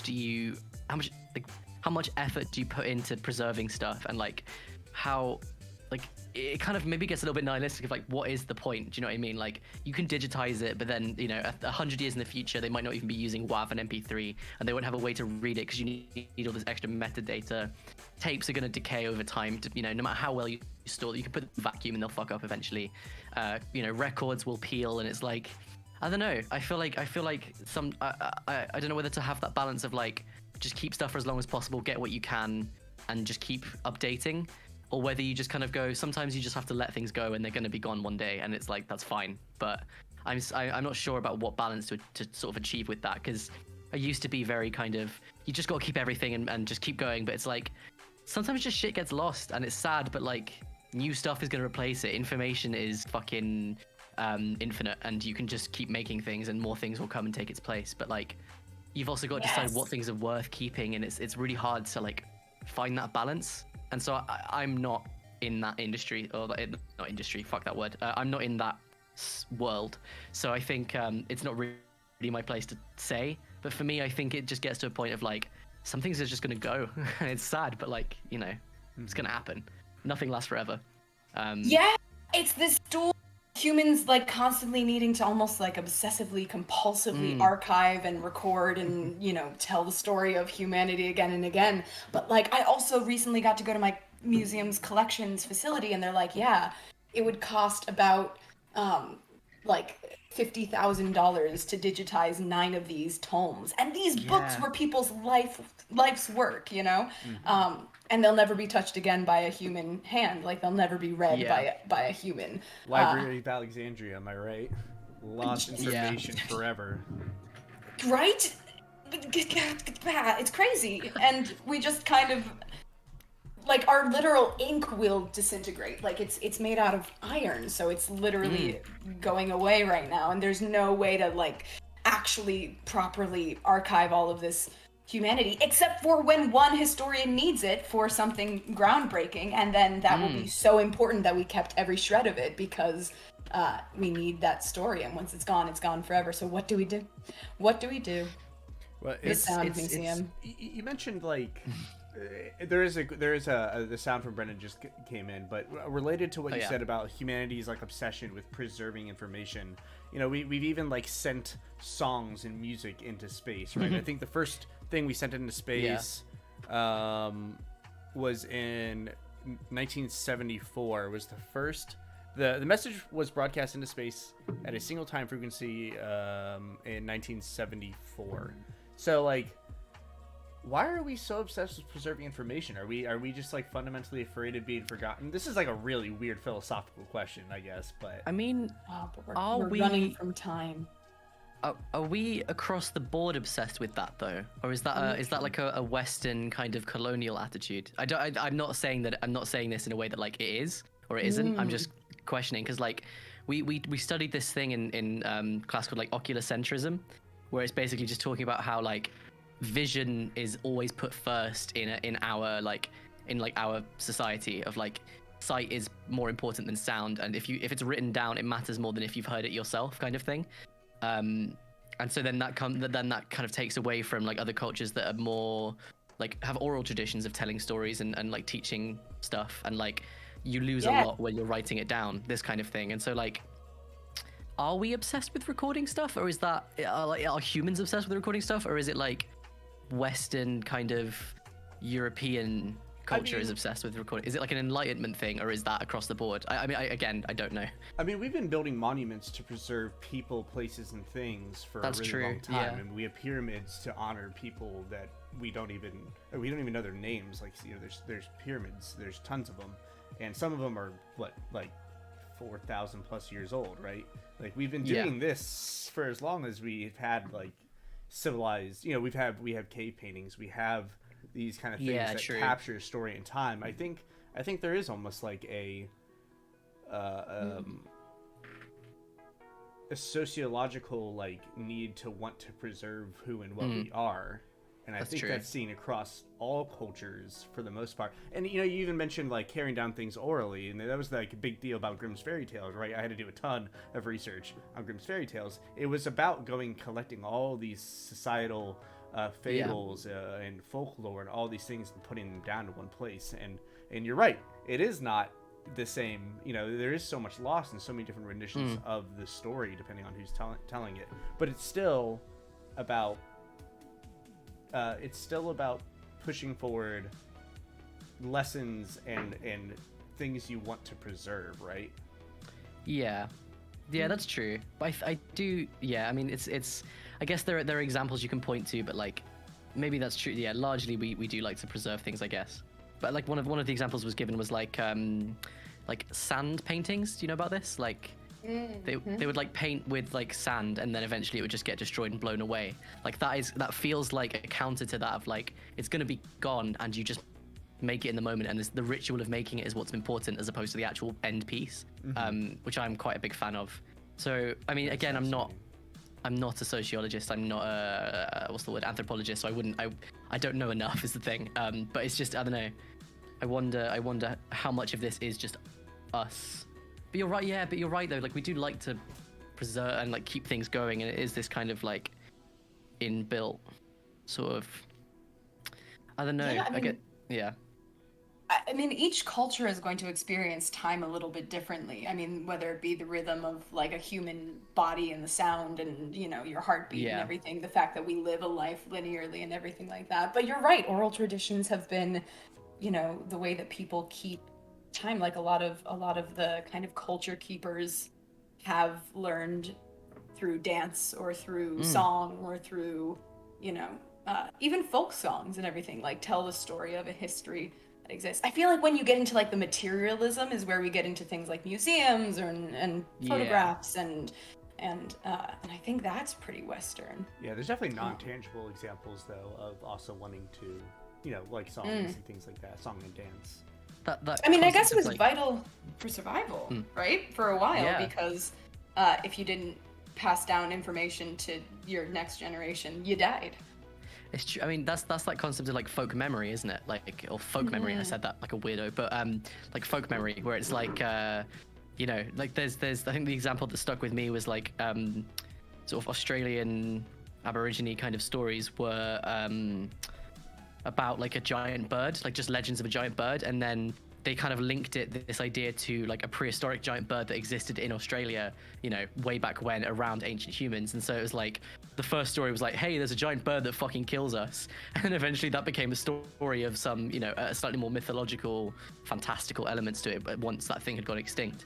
So Well, it's like dragons. There's always been an example of a dragon-type creature, and almost every single ancient like civilization has had some sort of reference to a large flying, or even in the case of the sea, the krakens, right? And we're starting to think that maybe like giant squids, and as we discover more about our deep oceans, we're starting to maybe answer some of those questions.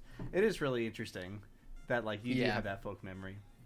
But I think, I don't know. It's also tough then that like doing sound, it is so ephemeral. Like doing visual stuff. Yeah. You had a great way of putting it in that like a camera captures a moment in time, but a sound, what did you say? The sound is a journey. It's temporal. Yeah, it's time based. Like you can't capture a moment in time, or like with sound, you have to have, even if it's half a second or whatever, it has to progress. It can't be the moment, you know? Like, yeah. Especially with the way that we record as well. Like I guess no, because even with like with digital sound, it samples, and so then you just play one sample, it just sounds like a buzzing. Or with tape, you play half a second, and it just sounds like the kind of over and over. You're still progressing past that amount. And so like when I try and compare, like, oh, what do I sound at? I guess it's like visual fine art, but for sound. But like it's not the same. I mean, it's kind of impossible. Field recording isn't a painting because then they're doing different things, you know. So I don't know. Yeah, it's tough. It's tough to talk about. We have actually a very interesting question from Brendan. So Brendan would like to know, what sound would you do for someone's mind palace that has no light or sound, and they navigate it from feelings? So how do I make a sound where there's no sound? It's essentially, yeah. That's interesting. So it's how do you basically how they navigate through feelings, or how do you represent feeling and like touch in sound, basically. I mean, I'm just like going around. That's a good one. Oh my god. I'm like touching everything around me and like feeling how it feels. You would have to do, I guess, lots of very muffled kind of like muffled sounds, like put a high pass filter on everything basically, so you're only getting like the low end of like sort of soft tones, I think, because when I touch something, I'm like just touch things that are like, they're all regular temperature. If I touch something cold, it's like a little bit sharper, and then so you know, sharpness is kind of sort of translated into like higher pitch and like high end kind of like treble and stuff. But when I'm just touching everything at like a regular temperature, that's like bass and mid. So I think I would do lots of like blips, I guess, of like navigation through that. But then the mind palace, I guess you then got to represent what they're finding. So it would, it would definitely be. Was that a MIDI? What was that? No, my it's really fun actually. My microphone, my arm, my microphone's on like an arm, and it has these springs, and so I can just like. Yeah.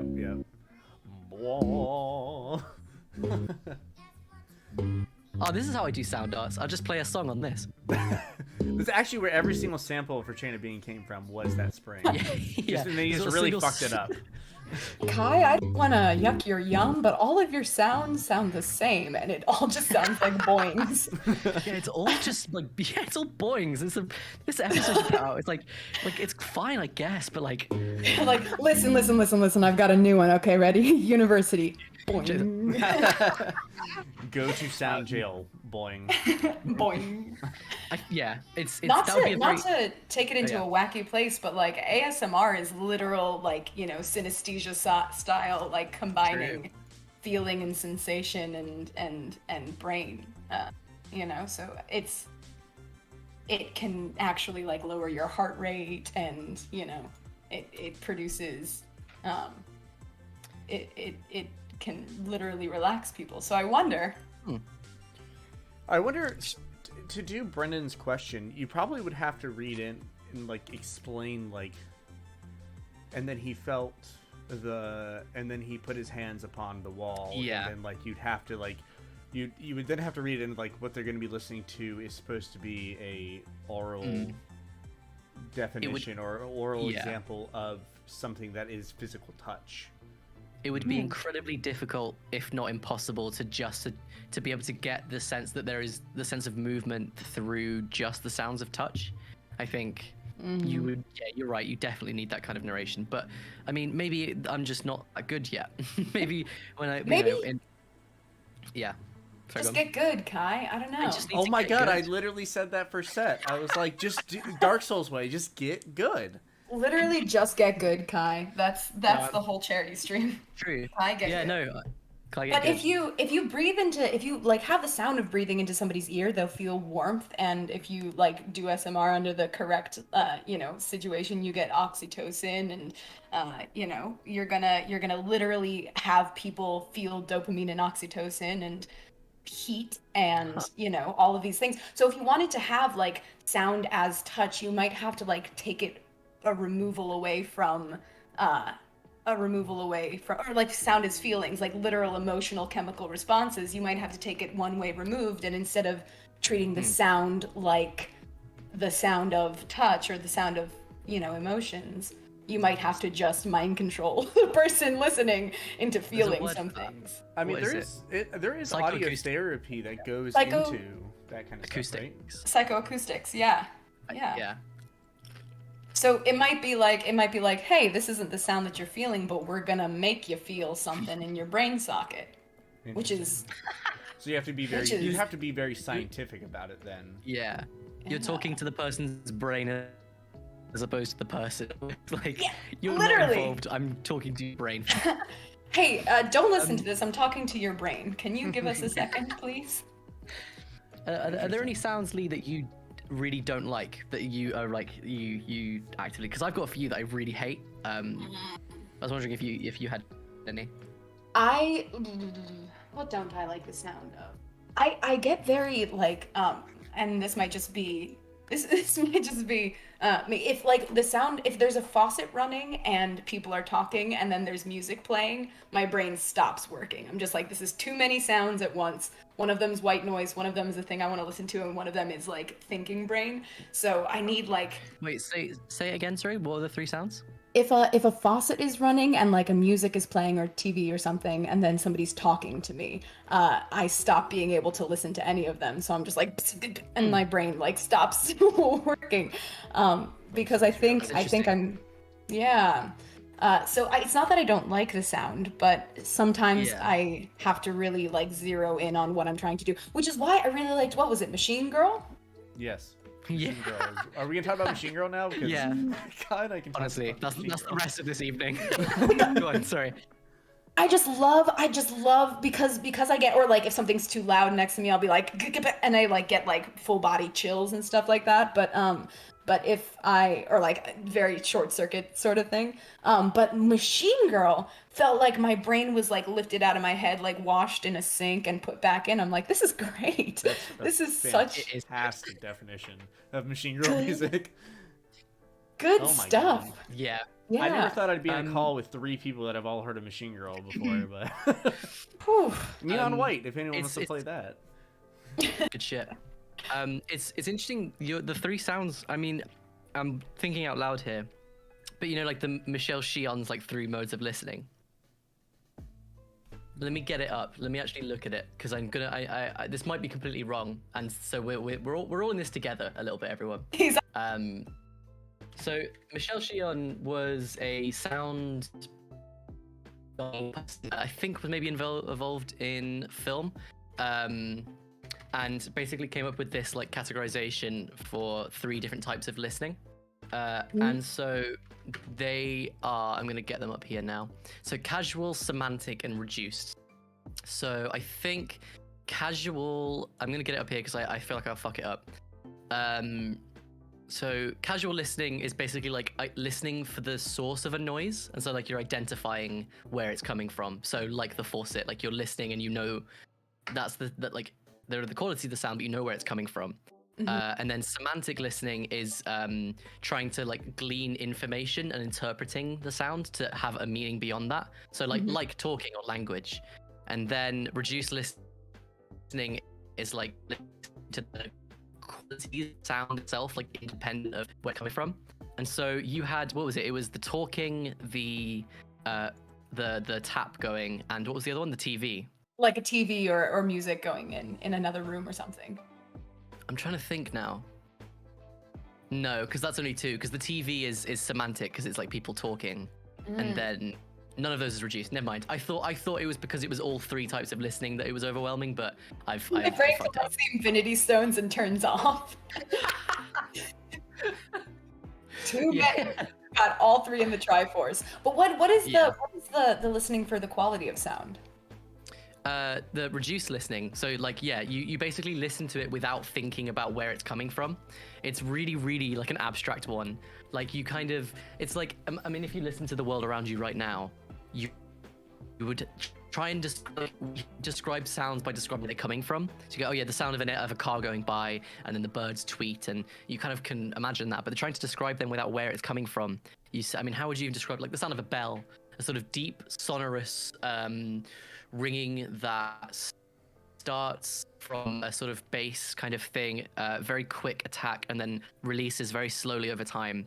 And if I were to describe that without telling you it was a bell, it'd be really fucking hard to like talk about that and to go, oh yeah, that's a bell, because we don't talk like that. So that's what reduced listening is, and I that's I really want to explore that a lot more, especially in audio drama. You actually mentioned something very similar to that with lasers. You were specifically talking about like sounds that people understand without telling them what it is, and you were defining what makes like a laser sound, and in very technical kind of terms. So that's kind of what more you mean, right? Yeah, exactly. And I think it's it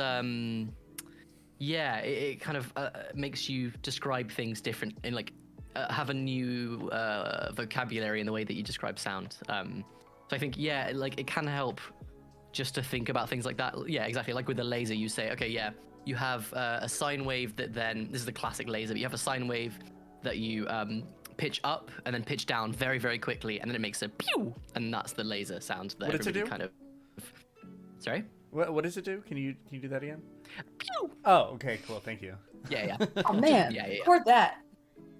Hey Kai, I don't want to yuck your yum, but every sound that you make either sounds like a boing or you making pew noises.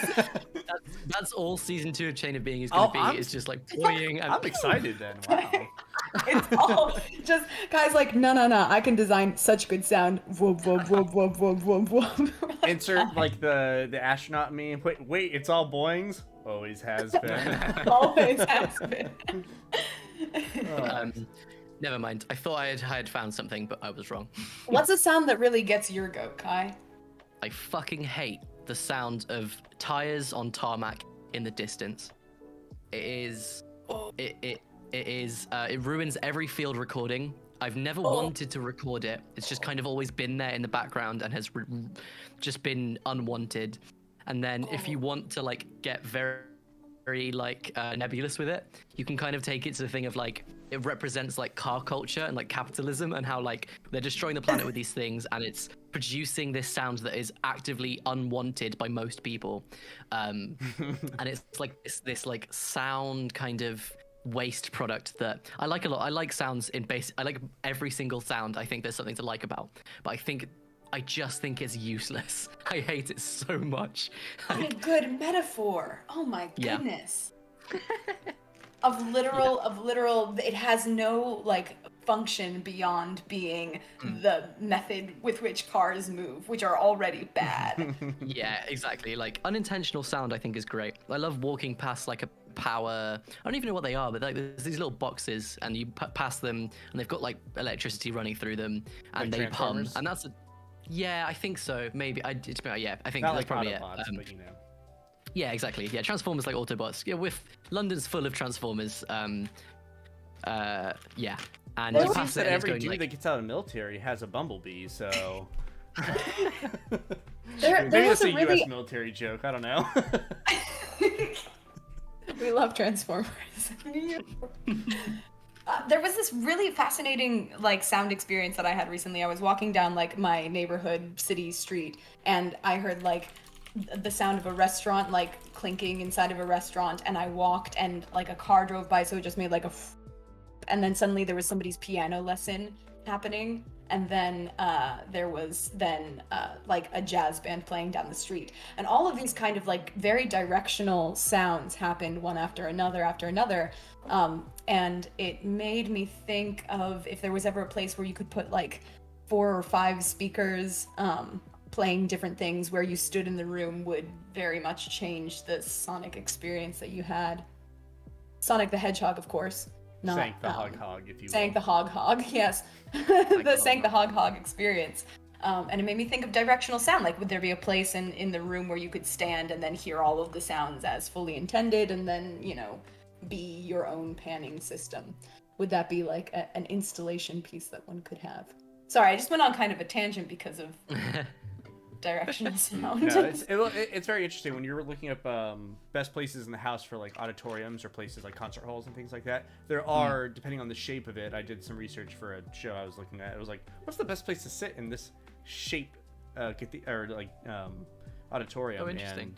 And it actually does matter with how acoustics, especially when it comes to orchestral, you have different frequencies, so they travel different. Whether it's like deep bass, like brass, or flutes or piccolos, you know, your higher frequencies. There is technically sweet spots in all these places where you are meant to hear them with the intended balance of an orchestral setup.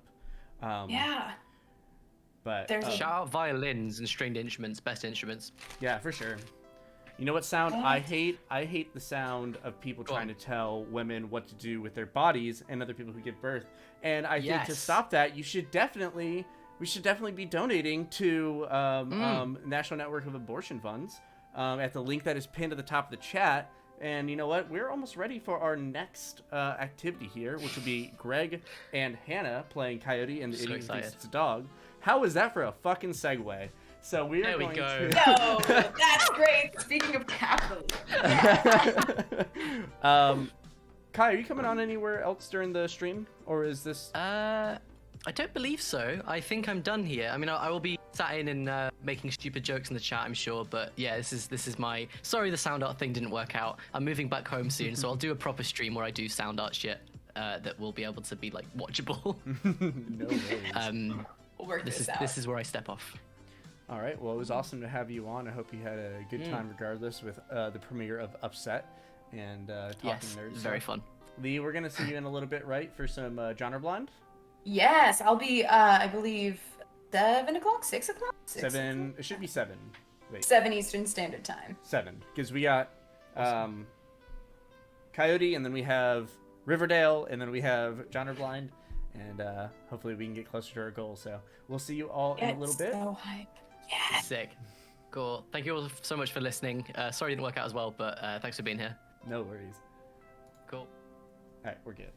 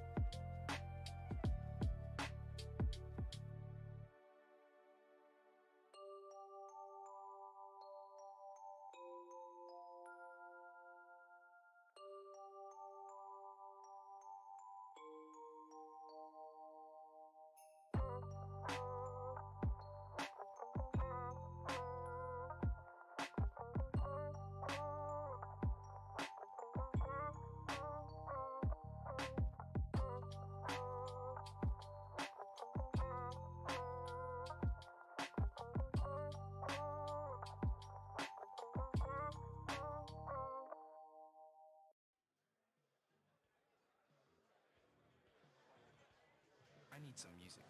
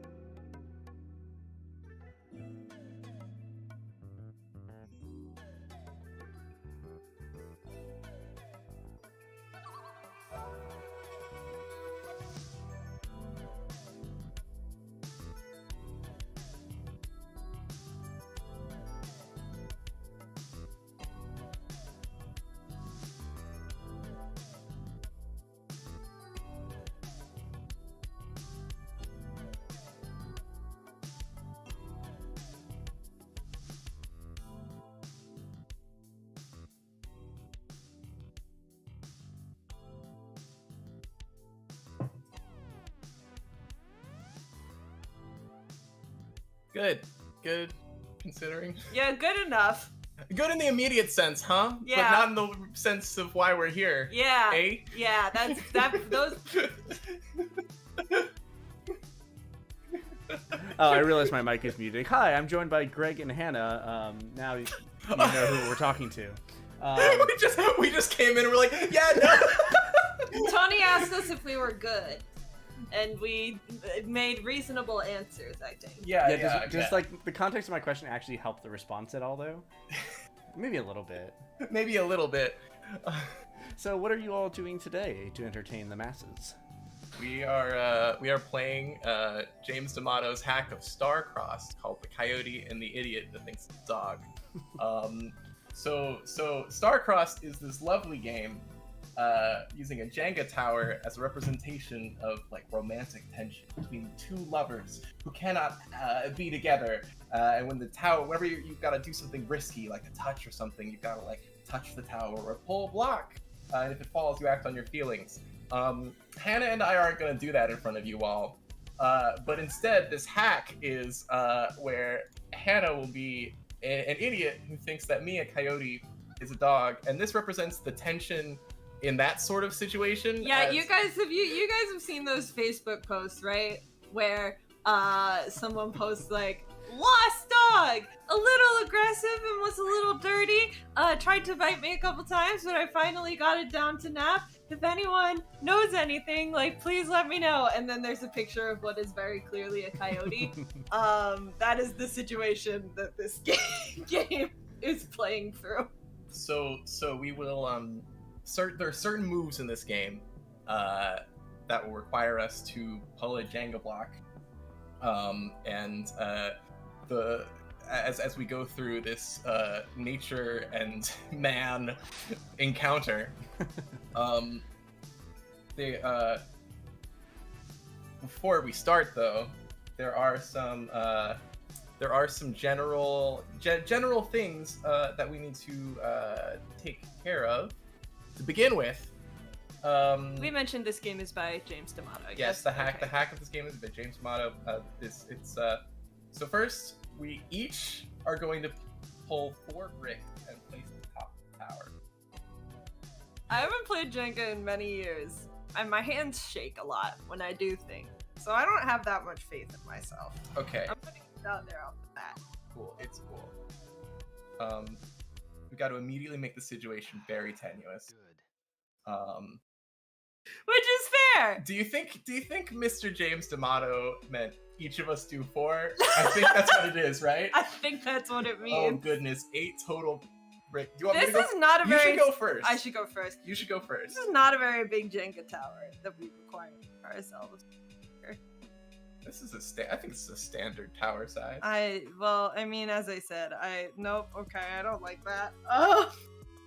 As I said, I haven't played Jenga in many years. Stop it.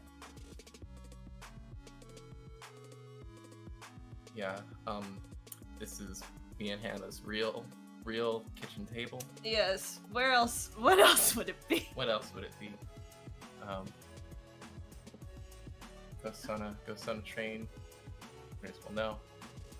Will they? They've never seen I our don't know. kitchen table. Never seen a kitchen table. Oh, we haven't released the one thing. No, we haven't. Yeah. God. You know, we haven't even started playing the Coyote and the Idiot. It's just terrifying. Jesus. I already don't like this. Jesus, James. Mr. D'Amato. Mr. D'Amato. Wow, you're going nuts. Okay, why are you no. why are you immediately weakening? I don't know. I have to pull 4 blocks from somewhere. Fine, we'll go with this. Yeah.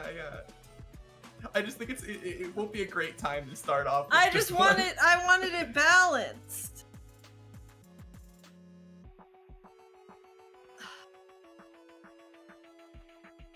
It's at 3. So here's the interesting thing. This is just the starting one. I actually think the count only starts.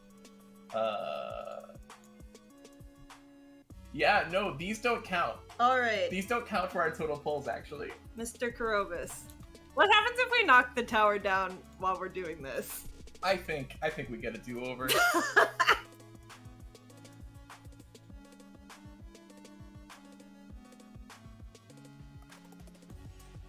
So, kind of fucked up that we've got to do this stream in general. We don't have to even. That's the real thing. It's just like It's fucked up that events happen. events happens, huh? Yeah, I don't love it when events happen. It also didn't even occur to me to take blocks from the middle of each row. Yep. I guess that is like the Jenga strategy. Mhm. Well, I've made this more difficult. You have for made us. this more difficult for us. Listen, it's a very tenuous situation between this coyote and this idiot. Just like it's a tenuous situation in the United States of America right now. So I think I've been very thematic. Yeah, I see. It's like there's this two things are missing here. Can I start over? Can we start over? No, we gotta. Do it. Okay. It's not gonna work. Jesus. See, I don't want to do that. Oh my god, I don't want to do that. But like, I don't know. I don't know, man. Oh, that one's pretty good. Well, we're gonna do like no moves. There's gonna be 0 moves in this game. That's all 3 right. for me. That's 3 for you. Jesus.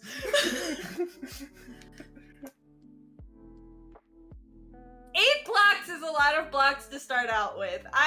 Listen, James D'Amato, I think Oh, I just realized we haven't been connected to the chat this whole time. this is a little harsh. Oh my gosh. What's happening? Oh no, I just realized we weren't connected to chat this whole time, so if people were saying things. I don't think anyone said that. Oh, Kai's not smoking. Kai's not smoking weed. Is it legal to smoke weed in the UK? I don't know. Kai, is it legal to smoke weed in the Kai, UK? is it legal to smoke weed in the UK? Oh, there we go. You got it. Okay, Yeah. now we can fucking start. Yeah. Okay. The coyote and the idiot. So this is an RPG. It's not just us playing Jenga. Hannah, we each have some questions about the idiot and the coyote. So Hannah, what's your idiot like? My idiot is a 47-year-old named Jerry. Jerry is recently divorced. His ex-wife took the kids. She took the house, so he is crashing with his sister. She took the car. Jerry's got very little in this world. Whenever you ask Hannah to make up a guy, it's always a divorced guy, probably named Jerry. So 2 things. First of all, Jerry is my go-to name. It's good for any gender identity. It's just a good, solid name. And I have recently realized that I do, you know, the way some people, like, when they need to make a character backstory will default to, like, dead parents out in an adventure. That's how I default to divorce. I'm playing 2 different divorce characters in 2 different ongoing campaigns right now. Oh, that's true. And one of them were divorced. Yes! Greg's character and my character are divorced. But yes, I'm Jerry, 47 years old, divorced. What feature of mine am I most proud of is the next question. I'm not balding yet. Sick. Usually all the men in my family start to bald around this age, but I am not balding yet, so at least I have Fuck yes. that. Hold it down, Jerry. What are 2 things about me that I don't realize make me non-threatening? Listen, what are I'm actually going to elect to disagree with the premise of this question. I don't think Jerry thinks that he's very threatening. I do think that he, like, does put a lot more stock in the hair thing than he should be. Cause he's not, like, great looking, but he's, like, super proud of his hair. So maybe there's an overemphasis on that. And why do I avoid conflict is the final question. And well, conflict does not usually end well for me. As I said, my wife took my car and my home and my kids. Oh, you've lost a big conflict. I have. And so yeah, you got moves. We'll look at them later, Mhm. or you can just keep your eyes on them. I might just open up my moves on my phone. Okay. I am a coyote. They don't have a question for who am I because well, you're a coyote. But in honor of a donation, consider me being Jerry Jr. We should do a scene where you name me Jerry Jr. I will, yeah. I'm a coyote and therefore have no name. But anyways, the feature of mine that I am most proud of is that my ears are super long and I always hear threats coming before all the others in my pack. They're like, it's like, I'm like, whoa, something's up, and everybody else is like, what's up? And then they hear it, and I'm like, that's right. You'd be dead if it wasn't for me, even though they also heard it. The 2 things about me that I don't realize make me non-threatening is that unfortunately those ears are cute as hell. If you look, I looked up pictures of coyotes before this, and some of them had weirdly long ears. It was very adorable. Coyotes are very cute. That's And why so many idiots. That's why think so they're many dogs. idiots think they're dogs. And my paws are darker than the rest of my coat, so it looks like I've got little socks. Oh, what a good baby. Why do I, the coyote, avoid conflicts? That's because I've got pups to get back to. Oh, I did look it up. Apparently, in a coyote pack, there is like 1 breeding pair, and then every other member of the pack is on like babysitting, defending, foraging duty. that's So cute. it's like it takes a village, or it takes a pack. So I gotta care about my fucking pups, dude. That's so cute. Oh, thank you, Sophie. Yes, Mask. I guess this is my persona now. Oh gosh, let's get started. Yeah. Here we are, getting caught. Yeah. I'm a coyote. You're a coyote. I'm foraging. I'm on the lookout. I've got to find some. I was gonna say whatever coyotes eat, but like meat, I guess, right? Yeah, probably. I'm looking for a rabbit, probably. I'm looking for a small dog so I can kick. Don't forget about coyote. I'm looking for a small dog to fucking munch. Don't get too sympathetic. That's... Yes, I'm Jerry. I'm walking back to my sister's place. I guess my sister isn't home at the moment because there are only 2 of us. Normally I would be driving, but I lost the car.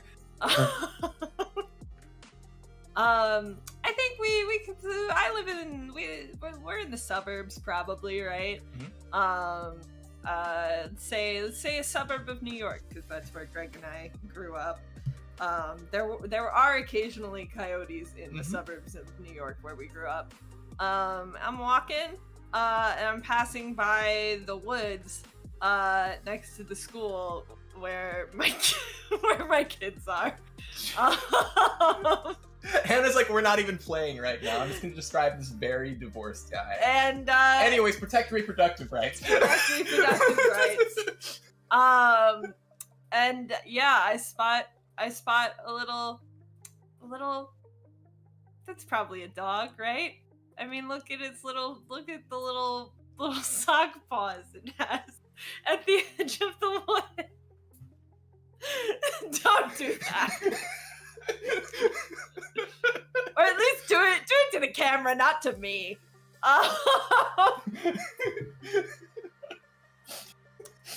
Anyway, I think about the fact that my kids always wanted a dog.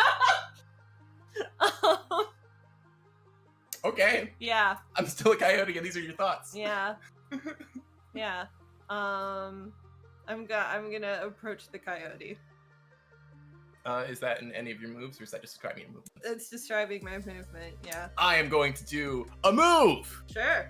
I fucking hear this shit immediately. Yes, with your long, with my long big ears. I, once a scene, may pull in order to audibly threaten the idiot. I'm fucking coyote. Sure. The coyotes are like loud, like they're high pitched. Sure. I don't know. You told me before the stream that you weren't gonna make coyote noises. And then you were like, you can if you want. I did say that. I just wanted to be known how eagerly you went back on your work. Listen. Sometimes. Oh no. Oh yeah, listen. We're in it now. All right. I'm going to so the coyote growls at me, I guess. Coyote growls at you. Okay. A logical person may be deterred by this, but I am an idiot. Mm-hmm. And so obviously I just need to, it's a dog, right? Like, so I just need to calm it down. So I'm going to do that thing that you do with dogs where I put a hand out and attempt to comfort the coyote through touch, which is one of my moves. Okay. Nope. Yeah, don't forget. Feel around. Don't forget, we got a whole sideways thing. Yeah, I'm aware. Just gotta find a loose one. Okay, there you go. Okay. Yeah, I realize on the stream, like the Jenga tower doesn't look that fucked up. The Jenga tower is like it's Swiss cheese from where we're standing. the Jenga tower is like pretty fucked up. Okay. I guess I'm comforted. I'm comforted. Yeah, I'm gonna give pets to the coyote. Okay. And lure it into my. No, I don't have a car. So there's a scene called For Driving Home, right? I wonder, what are we gonna do for that? We're gonna walk. Okay. So I'd say, do you think this is enough of a? Yeah, I think this is enough of a transition. Yeah. Okay, Tony, we're there. We're driving home, but in poor Jerry's case. I think Jerry. Okay. You see, do you have like a bicycle or something somewhere you can put? I think the great thing about a notion of driving coyote home is that it can't go anywhere. Yes. So how can I make sure I don't go anywhere? So I have a couple. I'm a wild animal. I have a couple. What you gonna do? Stop that. I have a couple. Sharing a bus ride. Oh my god. Yeah. Actually, I think there are not buses in the suburbs, but that is the funniest option. Yeah. It's my service dog. Got me wrapped up in a blanket or something. And I'm gonna like take off my jacket. I guess this would be comfort the coyote through touch again. I'm gonna like take off my jacket and bundle you. Okay. Bundle me, Jerry. Stop. Okay. There are enough middle blocks left towards the bottom for us to last a little while.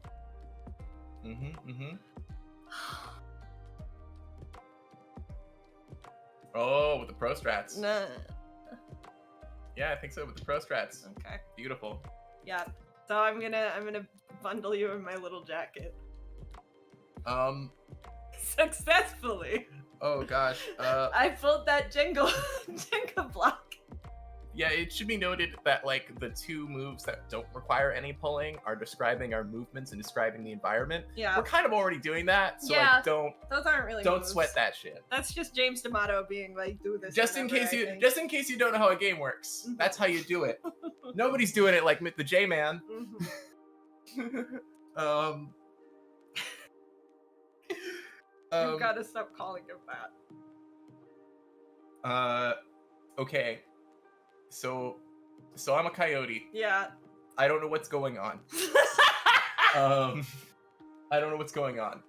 I've been picked up. I'm probably a fairly young coyote, and this is my first mating season where I've got to keep. Or not mating season, or like rearing season. This is the first time I've not been a pup, and I've got to like help the pups. I got to get back to them. I got to get back to those pups. Normally, when somebody's being weird to me, they want something. So I would like to provide a material to the idiot. So I will. How are you gonna provide a material? You're all bundled in my jacket. There is a man sitting next to us. Oh, we're already on the bus. Oh, we're already on the bus? I figured like we're... Okay, sure. No, we can be on the bus. Nice! Ellie. Nice, Ellie! I think there's a man on the bus as I'm swaddled on there. And I will, or even waiting at the bus stop. And I will, bite at some good, I was gonna say good nesting material, you know, like coyote nests. No. I'm gonna bite and get his toupee. For you. Is this what you want? Do you want this? Is this a thing that you want? Is this an exchange? That's not. Oh boy. If the tower falls now, you're gonna have to kill everyone on the bus. Something a coyote can and will do. But it doesn't. I am now touching the tower so that I can do dialogue. Oh, thanks, little guy. I'm gonna call you Jerry Jr.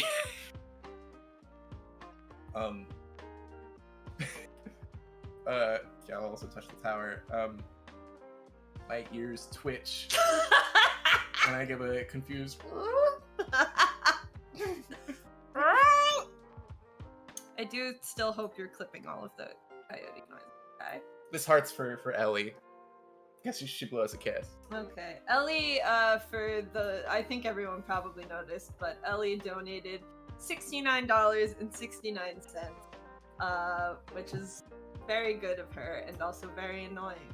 So thank you, Ellie. So, next scene. We think nothing else we want to do on this drive home? We got 8 fucking scenes to get We got through. 8 fucking scenes. Sharing a meal. Okay. Listen, I'm a little dog. Who knows how long I was You out are there? a little dog. You gotta I gotta feed get me. you food. You What gotta do dogs feed eat? me. Damn. Okay. So Jerry gets home, unbundles Jerry Jr., which is the coyote's name now. Jerry Jr. Hits the ground running. There's a horrible click clack as I don't have the right grip. Hey, okay, this is my sister's house, so you gotta be careful. That's the sound of me doing little loops. Oh my god. Trying to look for exits. Okay. You're probably hungry. I'm gonna try and find you some food. Sorry.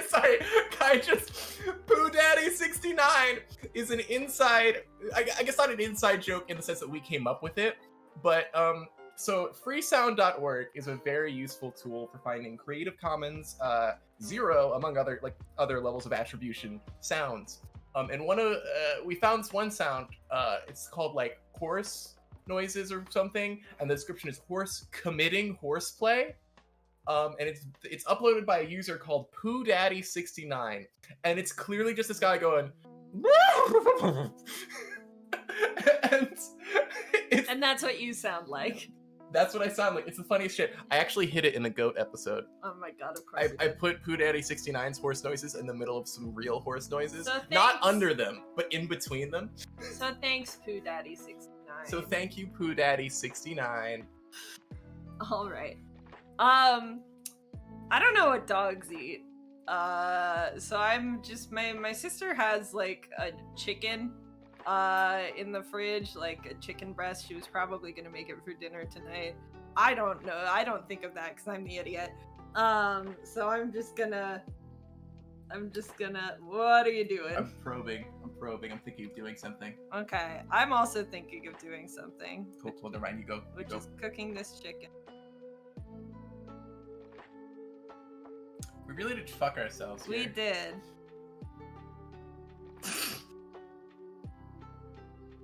There are. Oh, that's an okay one. Oh. Have you ever dreamed of pulling those really like epic Jenga moves No. of like just like What the? knocking them out? What the fuck are you talking about? I don't know. Like, have you ever seen like I've seen videos of Oh, people this playing is not Jenga, good. people playing Jenga, and it being like, whoa, no, as they like smack it, like Okay. smack single things out, and the tower just neatly falls. I've never thought of that. No. I know I couldn't do it. It's like it's the same thing of like pulling like a tablecloth off a table really fast. Like I'm just gonna look like it. I'm just gonna look like an idiot when I do it. Okay, I've done it. So I'm gonna cook this chicken breast that my sister was probably gonna make for dinner. Okay. And present it to the coyote. While you're grabbing the chicken breast, I am going to use. It should be noted.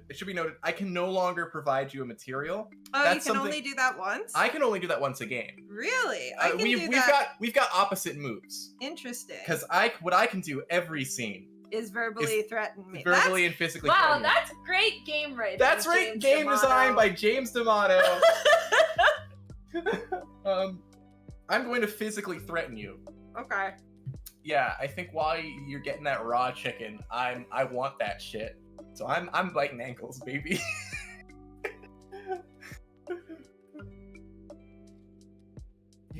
Here we go. Biting This ankles. game's gonna end 25 minutes early. Oh god. It's just a light touch. That's all you need. Okay. You just need to probe very lightly. You're doing great. Listen. You know what they say. What do they say? I don't know. Good with your hands. I don't Oh god. Don't make it a sec. know. Immediately see the tower like wobble. Okay. Oh yeah. So biting ankles. You're biting ankles, and I've already pulled my block successfully to give you material, or to comfort you with material. Yeah. So let's pretend we did that in reverse order. Thank you. Um. They kind of match with the shirt. Oh my god. Kai I said nice compliment my nails. nails. Yeah, I saw it. But yeah, I'm gonna be like, do dogs not eat cooked chicken? Oh, fuck, sorry. Do dogs not eat cooked chicken? Is it okay to give a dog raw chicken? Alright, well Still, them like nibbling. I'm trying to get at that raw chicken. you seem pretty into it. So into this raw chicken. Okay, here, you can have the raw I've chicken. stopped looking for exits. This is chicken. You can have the raw chicken. Yeah, Jerry Jr., the coyote, will dig into some of that raw chicken, but then also temporarily start to leave the room and begin to stuff it inside your couch. so later I can give the rest of this to the pups. Aww. Can't wait for my sister to It's cool. If I'm there's no way I'm gonna leave here outside my own volition, right? It's cool. I'm Probably Jerry Jr. not. Anyway, I think that qualifies as sharing a meal. Yeah. Which brings us to the very exciting next scene, which is taking a bath. Bathe me. Bathe me, Jared. Okay. So I figured out you like the chicken, right? Oh yeah, it's all over me. Yeah. Okay. God damn, this dog has chicken all over it. I better give it a bath. So I'm gonna. Who knows how long I've been out there? So I'm gonna get another pack of chicken and like sort of use it to lure you upstairs to my sister's bathtub. Hopefully get you in the bathtub. All right. And then I'm just gonna turn the water off. Would you like to do anything? Because I think upon hearing the noise of the water, Jerry Jr. is going to flip the fuck out. That noise is so loud. Holy shit. I'm growling. I'm barking. Oh, I'm coyote barking. Excuse me. I'm Oh, you're audibly threatening me. Yeah. Oh no. I hate Jenga, guys. The kids these days know about the Epic Maneuver song. What? I don't know the Epic Maneuver song. There was this video game show called Continue. And they used a snippet of a song called from like Ghost Something Waltz or whatever. I don't remember, I forget what it's called. They used a snippet of this one like really orchestral song for whenever they did like an epic maneuver in a game, because they played a lot of like NES games. Sure. And they'd be like I used to play it during my D&D games. Whenever somebody like rolled like a 20 or something, I'd be like, describe what you're doing. That's right. I don't remember that, but before Matt runtime? Mercer. Okay. Before Matt Mercer, little 15-year-old Greg was like, describe what you're doing. Remember that Matt Mercer's famous catchphrase? Yes. It is a similar principle. Like, I get where you're coming from. I mean, it's an easy one. Yes. Matt Mercer's a good DM. It's fine. I don't like to. I don't know. I don't like to join on the hate train. I did hate it when we were 15 and I was playing my first few Dungeons & Dragons games with you. I hated it when you asked me to describe what I was doing. I felt like it was way too much pressure.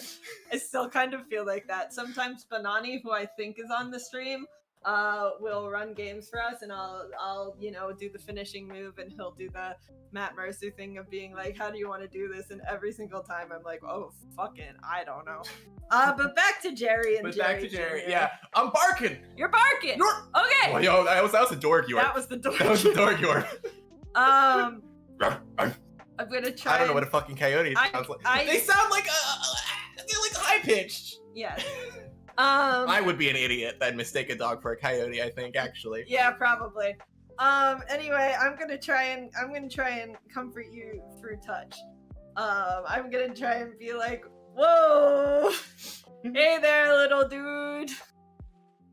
Because I brought this chicken to like lure you up here, but I don't actually want to waste any more of my sister's chicken. Yeah, that might be a safe bet. No. Okay. Okay. It's swaying, baby. It's swaying.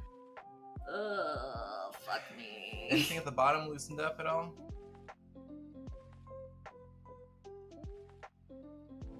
No, I don't think so.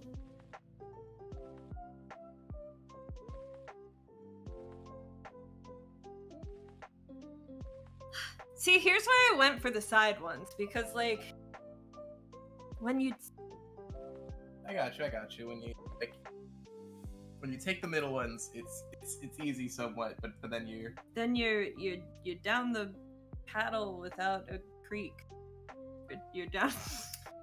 I thought you did that on purpose. No, to be I honest. didn't. I was like, that's a really funny joke that Hannah just made. No, I'm just dumb.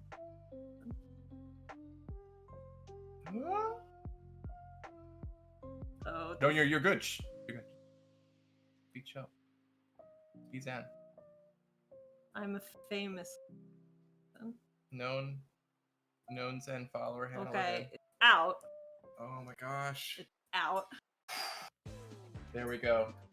Let me tell you something. Hey, people watching right now. We have officially exited. No, we're not. No. I was gonna say we've exited the threshold, but no, we have not. We gotta do 3 more to prevent this from ending in tragedy. Christ, James. James, this is a really hard game. James. But I give you Sorry, I'm trying. I've read the advice from Ellie, yeah. from Ellie and Jolene about it sounding like somebody dying. An ethereal, obnoxious yowl. That's beautiful. Okay, Dogie. Jerry Jr., you're doing great. I keep forgetting to touch the goddamn pie. Okay, just get into the bath here. Come on, it's water. I'm gonna like splash you a tiny bit. I think Jerry Jr. was very nervous. I think the water has activated that instinct I think some wild animals have, where they are panicking internally, and Jerry is kind of like Jerry Jr. is can be moved now because Jerry Jr. is convinced he's going to die here. Good boy. And is disassociated. Good boy. And then give Jerry Jr. a bath. Great. I'm having a great time. Oh gosh. All right. What's next? We can move on to something breaks, I think. Okay. Because I think Jerry Jr. is disassociated from this bath. Okay. Yeah. But I give you a nice bath. But I think Jerry Jr. Jerry Senior just thinks we're having a nice time. And there's no reason for it not to, because having snapped out of the stupor as I realized that you didn't just murder me. I think I'm going to do the other thing I can only do once a game. I'm going to provide comfort in the form of touch. Aww! I don't know how we're gonna break something. I'm gonna give you a little lick. Oh. I mean, I could break something easy.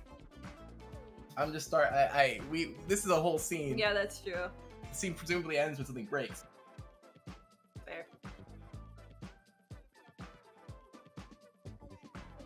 I'm Yeah, I know. You just gotta feel for weaknesses. Vanani is asking if Jerry's son is named Jerry Jr. or did his mother veto that? No, it's the I think it's just the coyote that's named Jerry Jr. Did you want to name your son Jerry Jr. though? No. And it was vetoed. I don't think so. My dad wanted to name me Steve Jr. Really? That's very funny. That was vetoed. That's not a thing that Jewish people really do. Yeah, that makes sense. We name. I know the thing. Yeah. My middle name is like after my grandmother, but we don't do that for names. Actually, Jerry Jr. was the doctor, says Tony. That's You got so it. good. You got it. Oh my god, he's fully rotated this block around. I don't know if you can see it in I'm rotating. Yeah, you listen. Trust me, it was very cool what I just did. Yeah. It's like sort of visible. There's Yeah, also a bit but of you a didn't lag. see the rotation. Oh my god, the problem is, I'm terrified. I'm Jenga's a bad game. I don't think we should make Jenga anymore. I mean, you can make Jenga easy. I just think. I don't think we should play Jenga as a society. Be a society. Yep.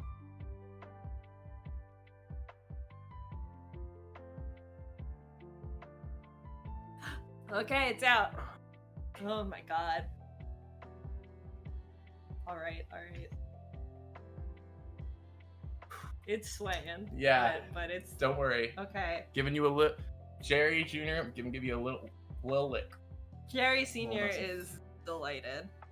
Put that block count up. That was insane. Put that block count up, Tony! Come on! There we go. Jerry Sr. is delighted. I think Jerry Sr. will comfort you a touch back once we figure out which Jenga block. Jesus H. Right. Jesus, James! James! Why'd you do this to us? My favorite thing whenever you're playing a game is to yell at the creator. And like, you know, like people do the Todd Howard joke for Skyrim or whatever, every Bethesda game. It's slightly funnier to yell at TTRPG creators because you can just sort of see them. All right, I'm gonna try this one. I don't. Maybe. No. Okay. This is something of a. Ooh, wait, can that happen? Do you think? Do you think it's possible? This one, I think it's possible, but it'll be touch and go. Cool. We're all zen here. I'm a famously zen person. Yeah. Yeah.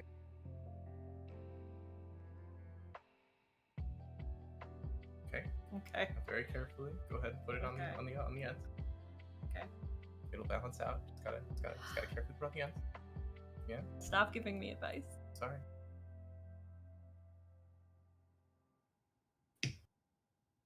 Okay. I'm going to fix this because otherwise we're gonna hate ourselves. I'm not sure it's worth it. Hannah, it's gonna fuck us up later. How long do you think this will go on? I think we're like 2 pulls away from it. Probably. I believe. Okay, that's 10. If we do one more, we will be out of the tragedy zone. But I'm going to comfort the coyote with pets back. We're having a nice time, actually. Yeah. This is a real moment of connection. It's a real moment of connection, I think, before I'm going to, I think coyotes do the little leg kick. I'll definitely do a little leg kick. Yeah, sure, that sounds right. Yep. Go to the little leg kick, and I'm gonna kick your fucking phone across the room. Oh no! If I can just get flavorful with this, I think I'm gonna kick your phone across the room so hard it's gonna do the thing that Wiimotes did to TVs. It broke your sister's TV. Oh no! Jenny's gonna kill me. And the loud noises scared me, so I'm out of your lap. I'm doing laps. Oh, okay.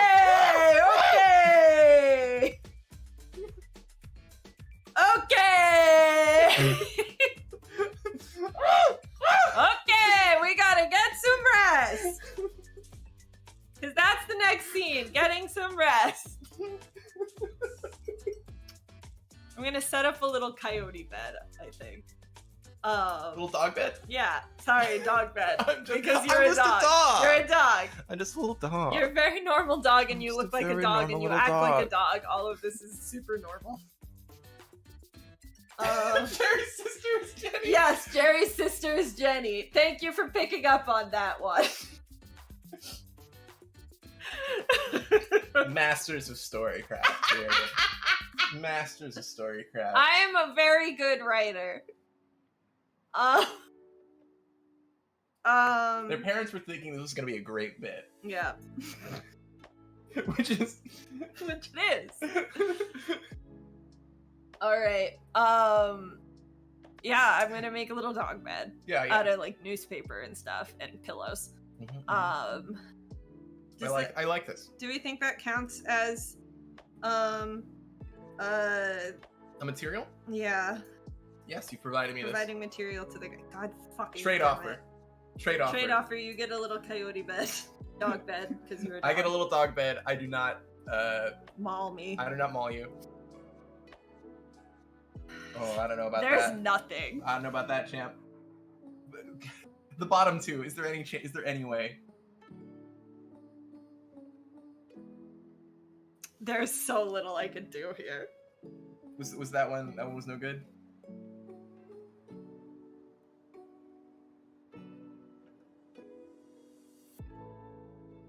What I love about Actually, can I do the middle one? what I love about Jenga as like an RPG mechanic right now is normally the game of Jenga I want somebody else to fail, but here both of us are very invested in the tower right now. Yes.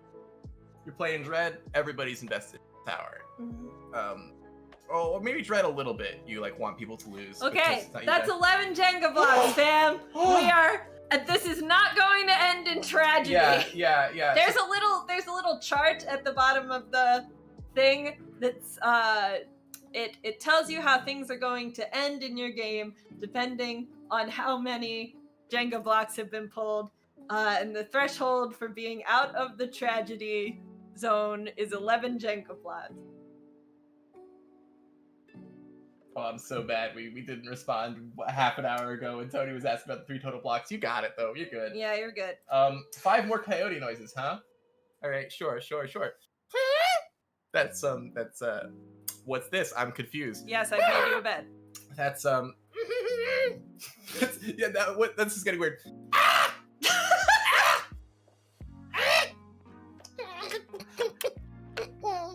This is bad. We shouldn't have played this game. Let's see. What else? That's gotta be 5. Hello, my name is Wiley Coyote. Super genius. All right. I've made you a bed. A bed. Made you a bed, Jerry. Hey, Jerry. Hey, Jerry Jr. Come on. Here's a bed for you. You can sleep there. Bed. I don't recognize this as a bed. I want to find. I don't know if coyotes want this, but I want to find the high grounds. So Jerry Jr. sees that you've put a bunch of shit on the grounds, and it's like, very well, and jumps onto your bed.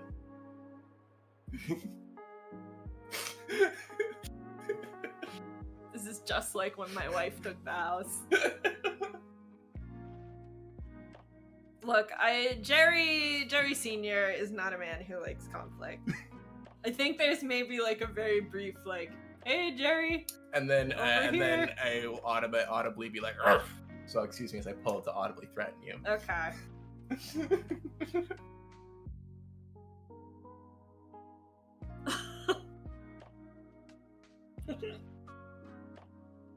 So like, I've had some stuff from the Metal Gear Rising Revengeance soundtrack stuck in my head all day. Christ. So like, know that right now I'm hearing like, standing here, I realize, as I'm like fiddling with these Jenga blocks. I think you might be better off. Okay, no, What are you got thinking? it. I was thinking try the bottom row on the other side, but you seem to be.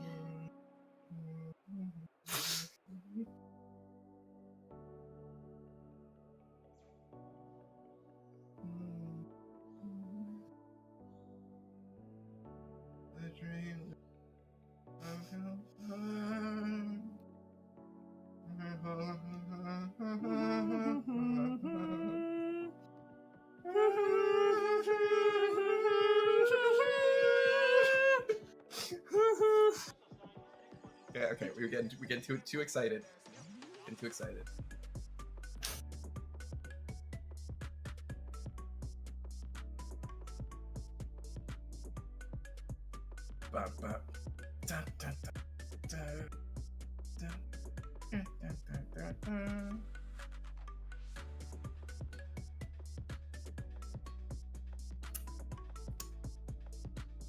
So, while Greg is doing that,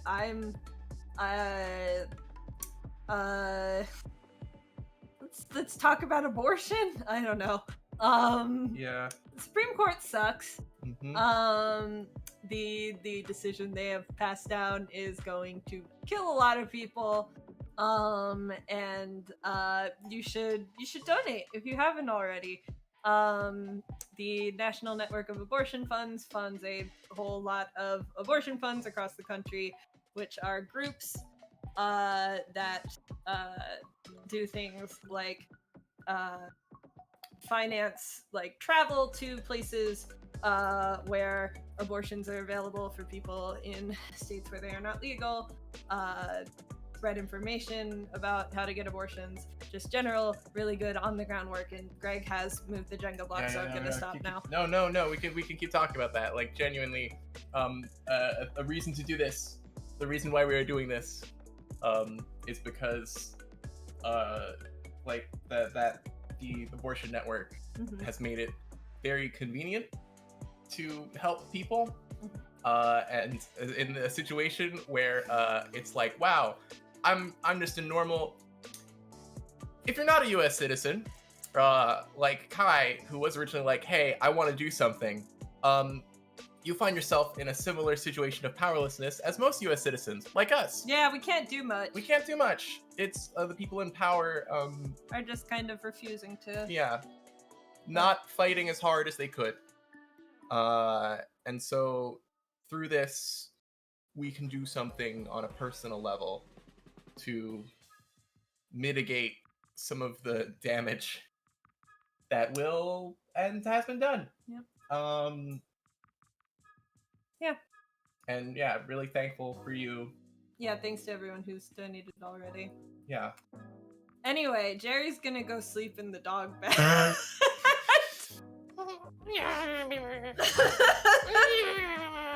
Which brings us to the next scene, the second to last scene. Jerry Jr.'s a snork me. Yeah. Sort of. A sleepless night. I don't even know what there is to do for that. And also it's 4:58. So Oh, I mean, we could fuck this up immediately. Come on, let's sleepless night. We don't maybe. Hey Hannah, I won't tell. Hey,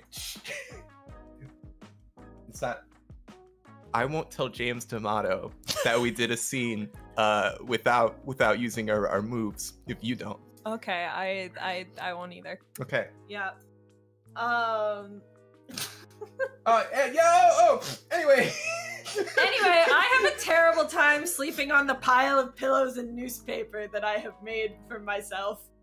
I think about how really dogs deserve better than this, honestly. At one point in time, Jerry Jr. Kicks out in the night, and some of your pillows fall on top of you. That sucks. Mm-hmm. That sucks, Jerry. Mask, don't tell James. All right. Well, there's don't tell James. Anyway, final scene is return. Sorry, I'm like that's me waking up. Okay. To ash and dust, away my brow. Anyway, the final scene is called Return to the Natural Order.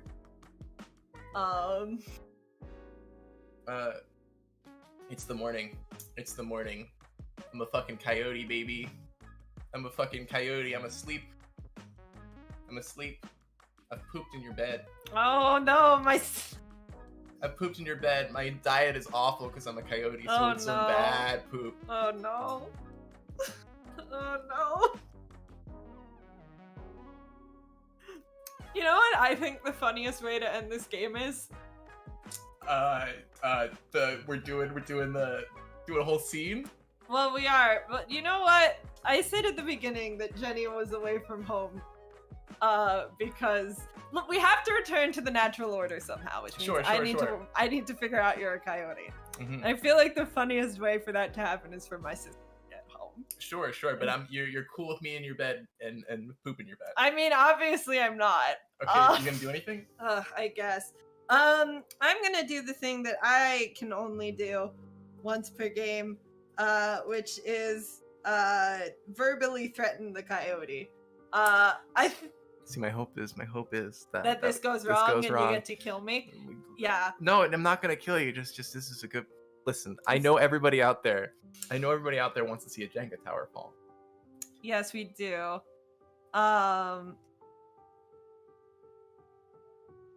And I'll be honest, they're probably gonna. Oh. Okay, so I'm gonna try and yell at the coyote to get off my bed.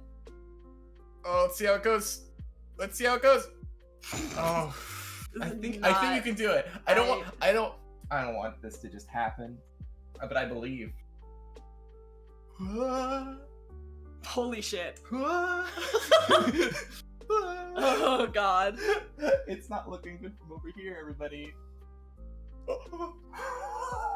It's leaning. You can't. I'm gonna. Oh, great heavens.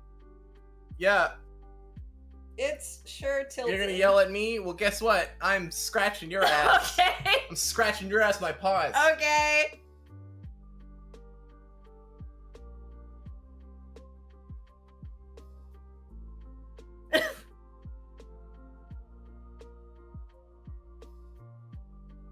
It's leaning pretty heavily. It is leaning pretty heavily, but I think that does put us at 14. It does put us at 14, yeah.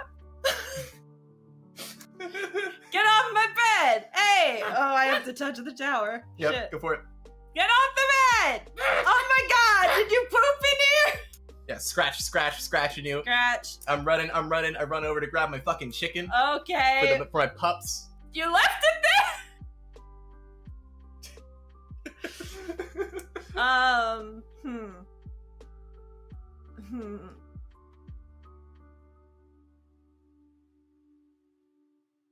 So, ending the game. If the tower still stands, your characters refuse to admit they have made a mistake. Narrate an epilogue where the outside forces force a return to the Which natural I order. think that's Jenny, baby. Yeah, so we have not knocked over the Jenga tower, which means Jerry, start chasing Jerry Jr. around the house. Well, so yeah, we're currently at 14 to 16 pulls range, meaning chaos. Mhm. There will be extensive Collateral damage. So chase me around the house. Yeah. Hey! I'm smashing Where'd things. you get that chicken? Where'd you get that chicken? And then there's Jerry. What the hell, Jerry? I got a dog for the kid. And Jerry Jr. The door has opened. Jerry Jr. Knocks Jenny over.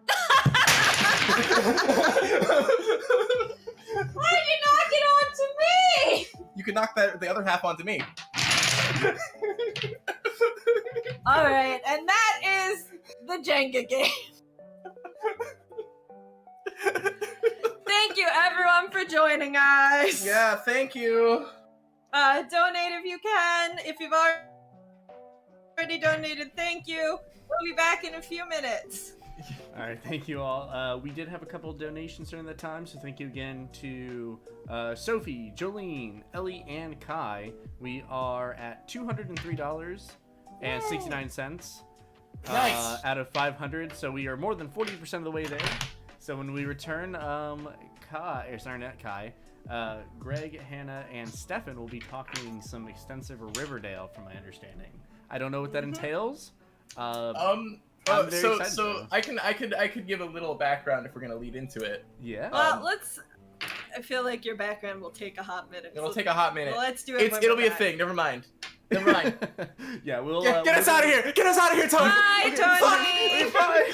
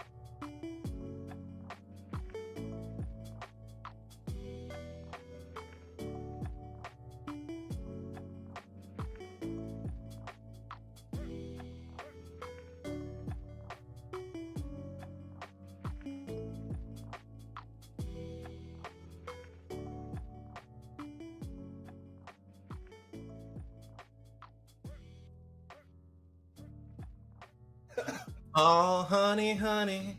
Do do do do do. And that is the perfect way to You're go my live. candy girl.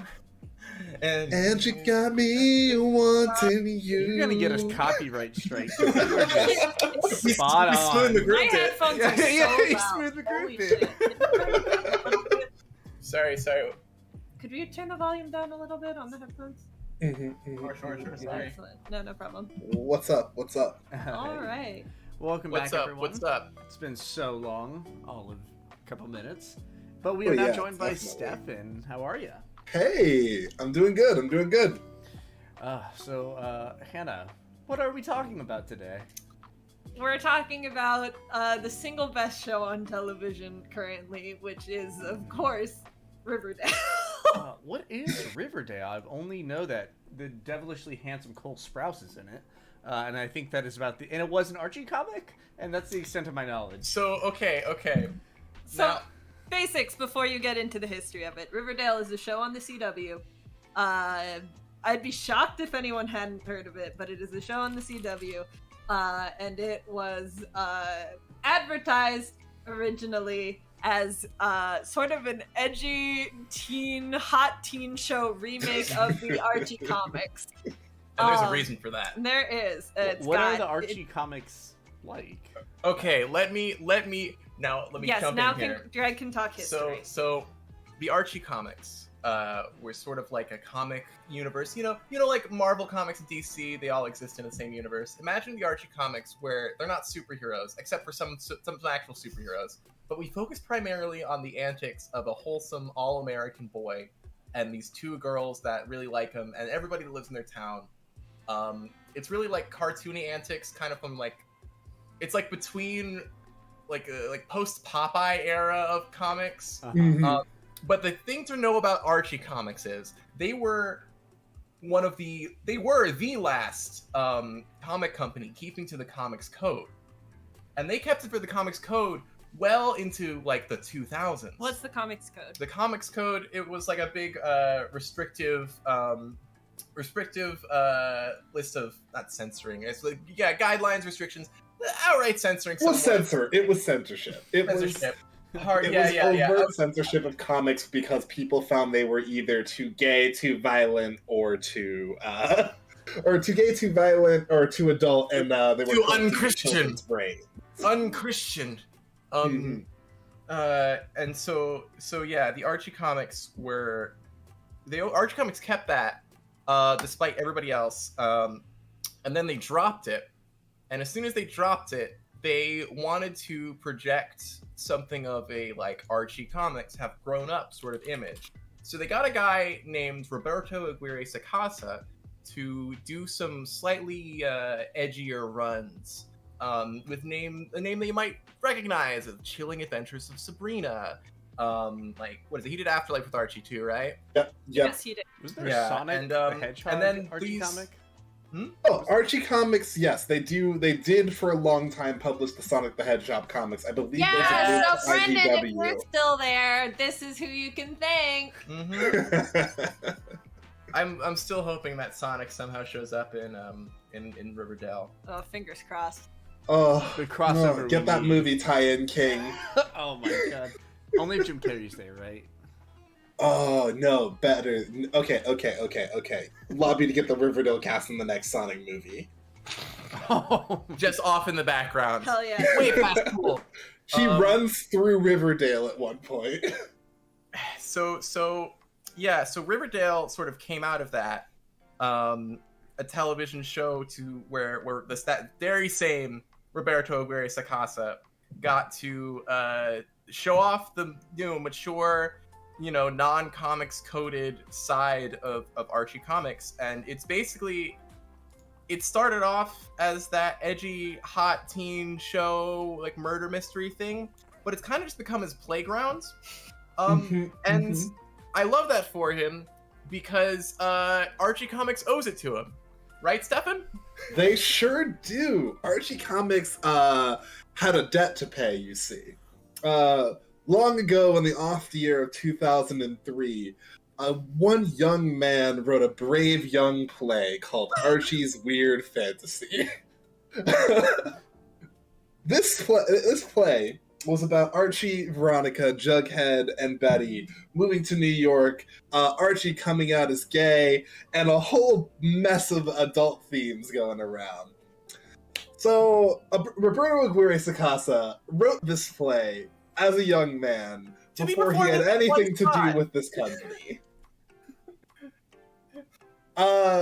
After being cease and desisted once the Archie Comics Company found that their characters were being used this way, he had to rebrand the play as a weird comic book fantasy, scrub off the serial numbers, etc., etc.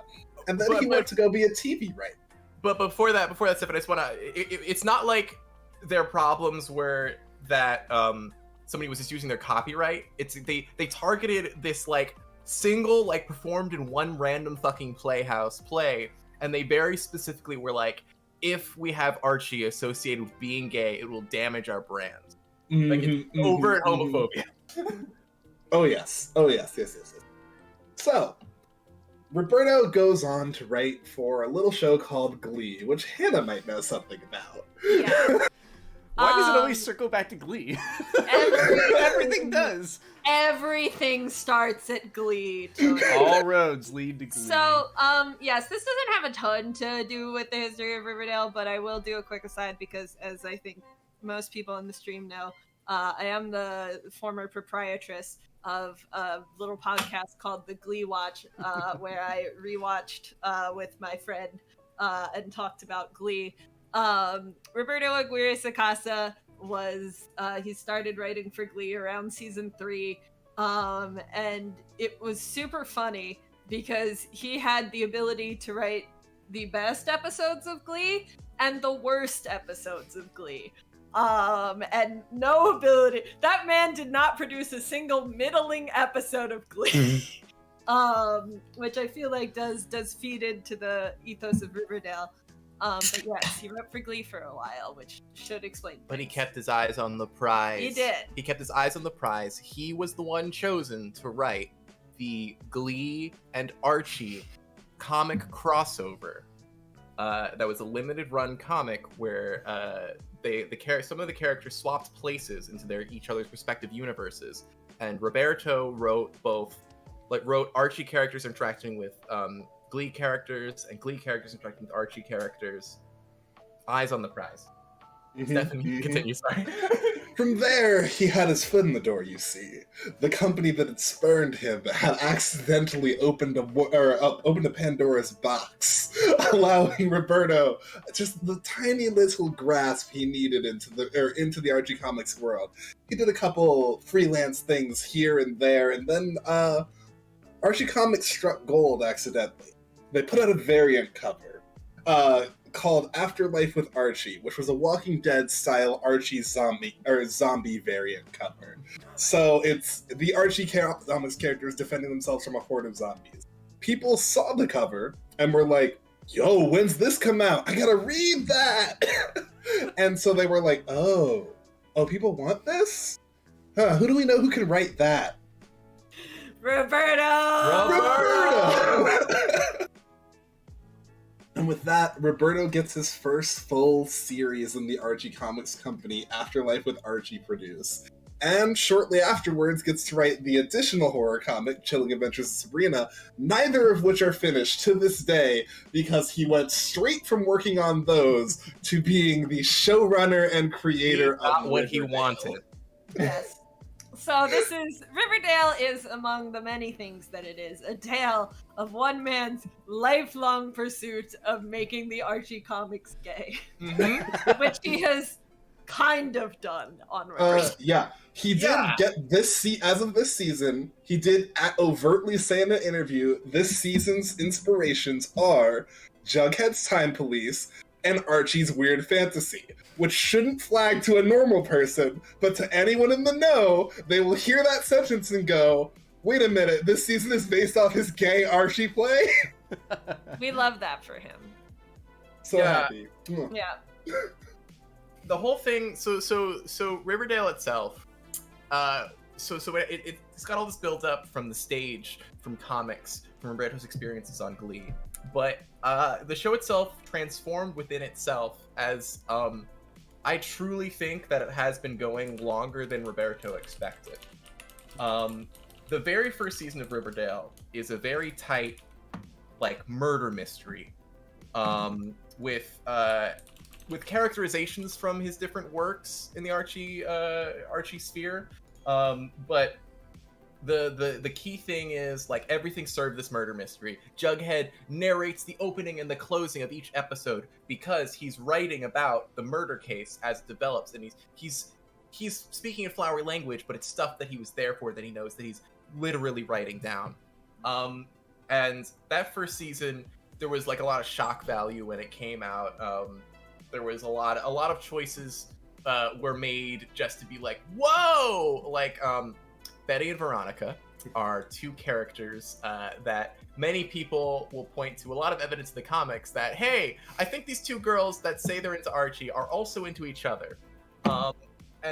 Yeah, that's probably true. And in the second episode, he like had them like fake kiss to try to be shocking in front of somebody who would later come out as an actual lesbian who was unimpressed, which is very funny actually. But like that was like a sizzle thing in like the trailer, like, whoa, Betty and Veronica are gonna kiss. There was also the character of Mrs. Grundy, who in the Archie comics, she's just their fuddy-duddy old lady teacher. In Riverdale, she's like a woman in her 30s who steals the identity of that old woman, and she becomes a music teacher, and she like grooms Archie, and she like does like a statutory rape. Yeah, she has an affair with her 16-year-old student, which like seems less fucked up watching it because KJ Apa is like 25, but it's one of those things where once you think about it for 30 seconds. Yeah, like they open up like sophomore year, everybody, and it's like, oh no! Yeah. Also, Ellie, the Betty and Veronica thing I actually think was in the first episode. Oh, okay, is it? Yes. But yes, one way or the other, it is a very early. Also, if I remember, Grundy's actress was the same age, if not slightly younger than the majority of the high school class. Yeah. Beautiful. Oh, that's what I love. Yeah, let me just say, early Riverdale, I have recently seen the first couple of episodes, but me and Stefan at least have watched Riverdale since it aired. We watched it with a group of our friends in college, and a main way we stayed in touch has been, and making time for each other and our friendship, is watching Riverdale. Which is beautiful. Look, it's a show you can bond over. It brings because, people you know, together. It's truly the most insane thing on television. Mm-hmm. I've seen clips when my ex-girlfriend was watching it, and I'd walk in, and I'm like, what the fuck is going on here? That's Everything Riverdale, seems baby. so serious all the time. The camp levels just seemed through the roof. And it was like grew on me. So after that first season, Roberto had other ideas. He was like, well, there's character like Hiram Lodge, the richest person in town, and Veronica's dad. Like, I've been alluding to stuff with him, but I should cast him so we can show up. There's like other stuff to do. But like, really, Roberto doesn't quite know what he's doing with Riverdale after that first season. He introduces like a morality killer named the Black Hood, and it's like he's like, okay, how about another mystery? And midway through, he's like, I had a gang. What if we did more gang storyline? How about that? Yeah, we could do gang stuff. Gang stuff. Let's just casually drop. Let's casually drop some topical stuff. This is when he got that Glee instinct of trying to be topical, where he was like, "Oh, did you know the gang formed because Riverdale used to have a reservation nearby, a Native American reservation, or I don't know if it was a reservation, but like a Native American tribe that lived nearby." It was the town of Riverdale was originally settled by, or was originally owned by the Uktana Native American people, and General Pickens came and drove them all out in order to settle the town of Riverdale, and the Southside Serpents are the remnants of the Uktana tribe. Yeah. So it's like, we're not just a gang, we're a tribe. And yeah, obviously that Confederate statue of a man named General Pickens featured in season 2. And so Riverdale was just it was just something for Roberto to sort of throw things at the wall.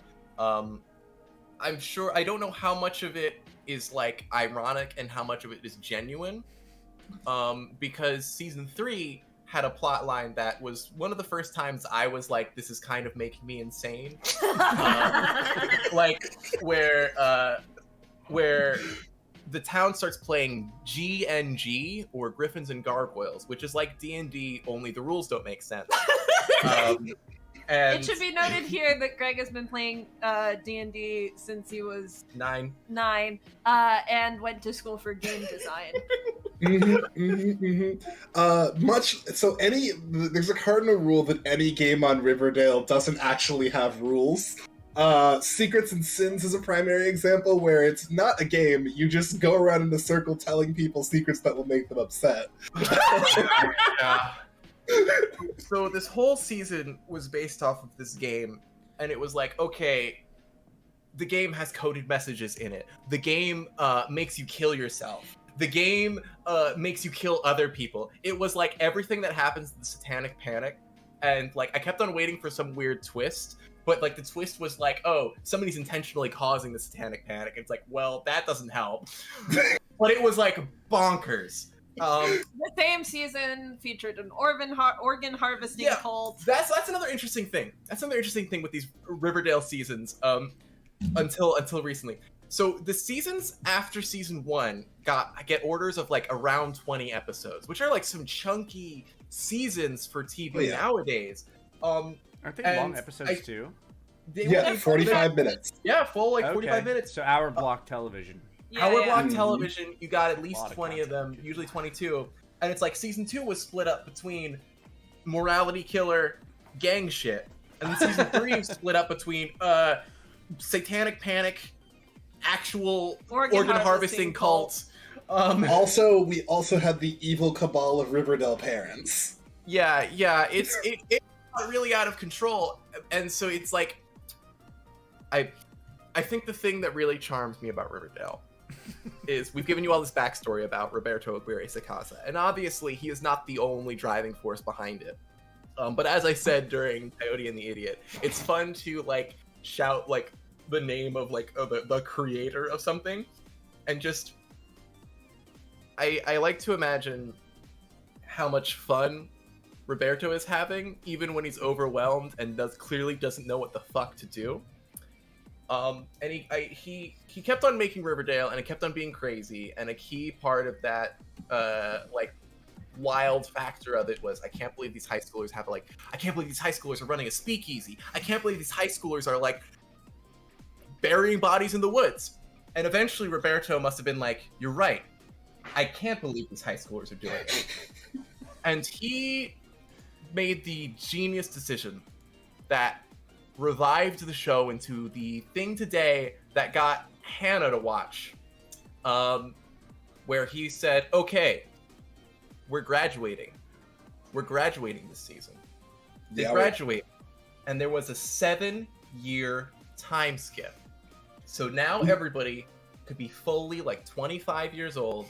They're young adults. They can do, he doesn't need to think about like, oh, how can I make a high schooler start a brothel, or have a tickle video service, or start an underground rum business? Yeah, like how that was wild. How do I do this? How do we make him a famous author? Just fucking, he's old now. Yes. Yeah, Tony, Kevin and Moose, 2 side characters, did have a tickle business, or have a tickle video producing business that they insisted was not sexual the entire time, but did end up with a pimp. Yes. Yeah. The more you tell me about this show, the less I understand. It's like That's I don't think that's Riverdale is, yeah, baby. Yeah. Ellie, you're very confused with the tickle video. Everybody's confused with the tickle video. It was a confusing plot line. It's one of those things where I think they maybe like a thing they that might Riverdale have gotten does. standards in practice. Yeah, a thing that Riverdale does a little less now is they often get standards in practice. A key thing, so you know how I said for the D&D season, you like it makes you, kill each other or kill people. Here is the thing. It wasn't the D&D. It was the fact that the people who gave these kids D&D also gave them a candy called Jingle Jangle. And they were like, yeah, this is a candy laced with stuff that makes you high. But for some reason, they couldn't say drugs. They never say, show us your drug dealer. It's your candy dealer, your Jingle Jangle dealer. So Riverdale, so like, that's where Roberto was like, Roberto on the regular will just be like, okay, I want to do a plot about this. I can't do this. If I go forward and do and make it on the surface about candy, about tickling, it somehow becomes better and funnier. We'll talk about this later maybe, but last night's episode featured one Betty being the modern incarnation of the whore of Babylon, but they can't say whore, so they had to keep calling her the harlot of Babylon. It was so funny. It was very funny. Yeah. Wow, So, Riverdale really is the Kingdom Hearts of television. Yep. Yeah. So anyway, the carrier, we got time skipped. We got time skipped. This is around the time. So I've seen all of season 1 of Riverdale, and then I've seen like seasons 4 through 6 of Riverdale, and like pieces of season the intermittent ones. Because season 4 was around when the pandemic hit, and I was trapped in the house, and Greg kept watching Riverdale, and so I started watching Riverdale, and I was like, wait, I'm obsessed with this actually. Yeah, we do a time skip, and the show kind of abandons any semblance of making sense from there. Archie goes to war in the intermittent time between high school and the show. It is utterly unclear what war he is fighting in. The uniforms look like they're from like 1910, and we see him in the trenches, but like I don't know. They pull it off. They pull it off by Archie's gone to war. He's just goes off to the war, and we're always not supposed to. And we get one, like the season after the time skip opens with one genuinely good sequence where you could tell they were like, we don't want to fly to another location to do a war sequence, and it's this crazy like PTSD dream sequence that Archie has, where like the battlefield is like the hometown football field, but also like he's got a gun, and like who's the enemy soldiers shooting at him? It's Hiram Lodge, the richest man in town and a gangster. And like I tell people should look up like the Archie Dream War sequence. It's actually kind so of good as far as like filmmaking. Yeah. Is it still filmmaking if it's television? Yes, it is. It's good. It's surprisingly good television. Yes. It's Yes. also, however, we do have other flashbacks where we see him just like in a trench. So I don't know what's up with that. They decided to do something artistic, as they sometimes do. I guess. But yes, Archie is a war veteran. Jughead is a writer in New York, but he only wrote one successful book, and he has writer's block, and he can't write another, and he's become an alcoholic. Betty is an FBI trainee who has been captured by a serial killer called the Trash Bag Killer and put in a pit, and then she got out of the pit, and then she's traumatized about it. Veronica goes to Wall Street, where she gets married to a husband who has a helicopter accident that fucks up their marriage. And then when they all return to Riverdale because there's a town emergency and everyone has to come back, she starts selling jewelry. It's wild. Roberto Aguirre, the wheels fully came off. We don't have the structure of high school anymore. So instead, we start writing 4 entirely separate high drama shows in one show. For instance, the Veronica show is shot like it's Uncut Gems and about high stakes Wall Street trading and whatever the word is. Jewelry is what you're looking for. There we go. You were so close. I know. I almost had it. But yeah, it's truly like watching, like, Riverdale has always packed far more into one episode than like other shows would pack in. Other drama shows even would pack into 4. So since the time skip, the show has truly gone. What if we took those 4 shows that we keep in every episode and we made them distinct? Now, here's the part where I, Greg, think that Roberto did not expect it to get this far, and not in like a I didn't expect. I thought my thing is shit and I'd get canceled.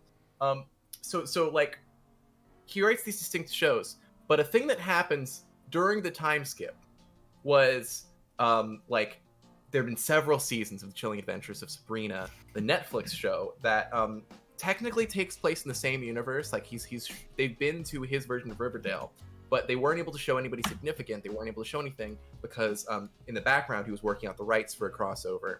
And then also he spun off a show called like Katie Keene, which is another Archie Comics character. There's a billion of them, and a lot of them got their own, like so many of them got their own books.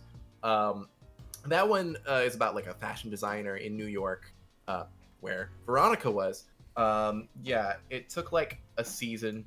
It got a season before it was canceled.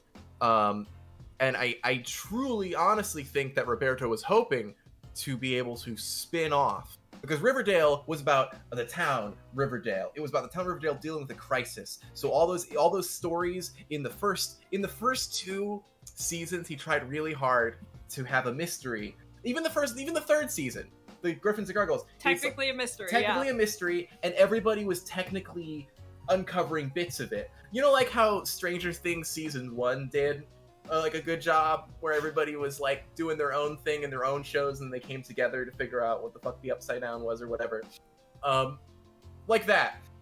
But then it became obvious after the time, like around the time of the time skip, that nobody was really going to let Roberto spin off the way that he wanted to. Mm-hmm. So now, fuck it.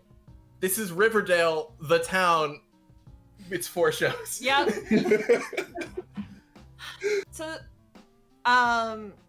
So these 4 shows all proceeded, and this is, I think, the reason that I ultimately did get really into Riverdale, and the reason that I do 100% genuinely think it is good TV, is because Riverdale just kind of tries shit.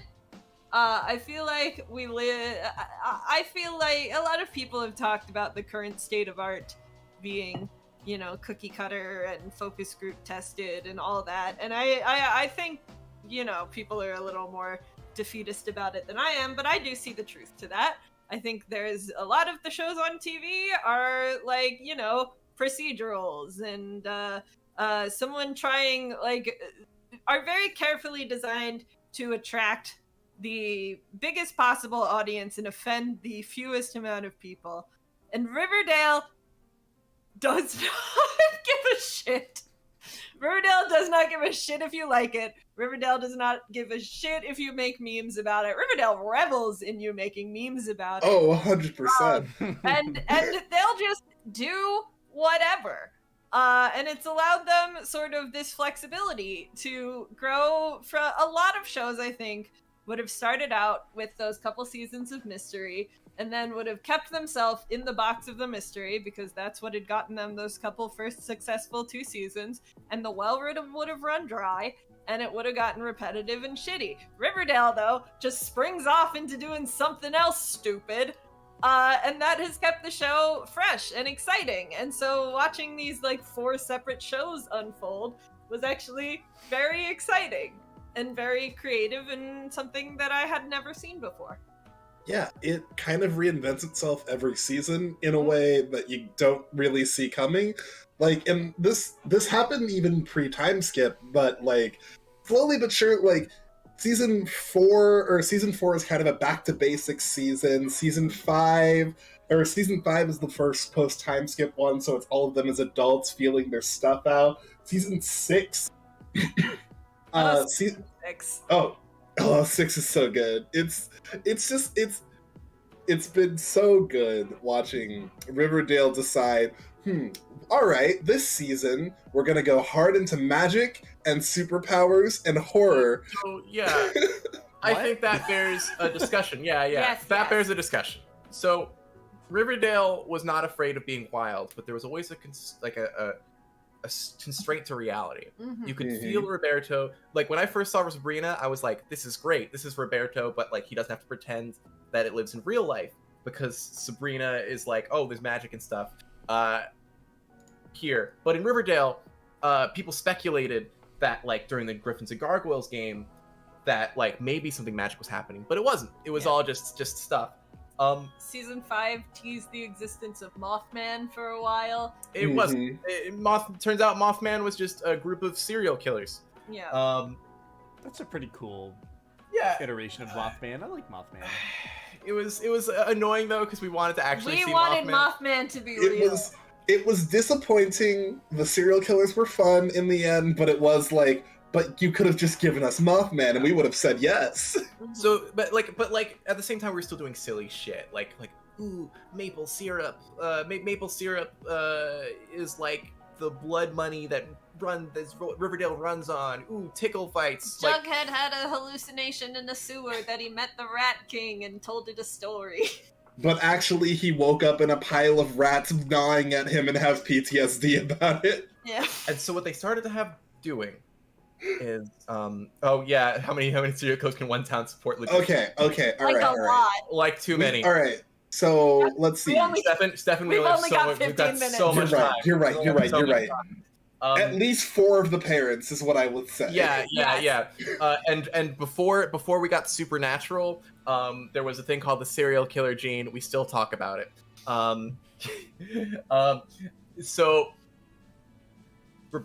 Cheryl started looking into witch stuff, which had everybody excited. Like, Sabrina's a witch. She's in the next town over. We've talked about the next town over several times. Sabrina, they came to Riverdale.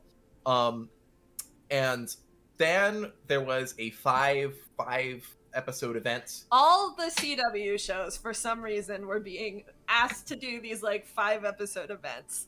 Like, the DC Comics shows all did, like, some big crossovers, which were bigger and longer than usual. I don't know what any of the other shows did. But Riverdale took this 5-episode event and really, really ran with it for all it was worth. Yeah. Oh yes. They called it Riverdale. And it was kicked off by a crazy plot twist of what happened in Riverdale, where Hiram Lodge, the richest man in town, Veronica's father, gangster, he's killed a lot of people. He unincorporated the town. He's a real bastard man. Yep. He planted a bomb underneath Archie's bed, where Archie and Betty were making out and about to have sex when they heard the ticking of the bomb. And so Archie, like, picks up the bomb from under his bed. There's like 5 seconds left, and there's no way to leave. And then we just go to Riverdale, which is this wild alternate universe. And he's like, he full on wakes up like, wow, Betty, I had this weird dream that there was a bomb underneath our bed from Veronica's dad, Hiram Lodge, and we lived in a town called Riverdale.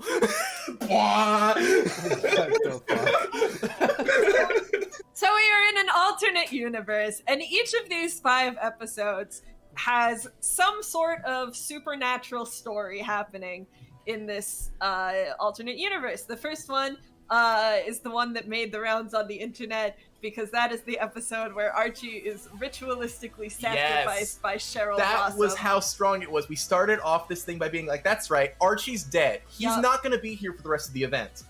Yep, and he wasn't. The next episode involves a side character, Tony, making a deal with La Llorona. A ghost who is haunting her son, and like the son of the ghost is a dead mother, and it's a whole thing. And this goes into the La Llorona Conjuring telling. Yeah, like in the Conjuring cinematic universe.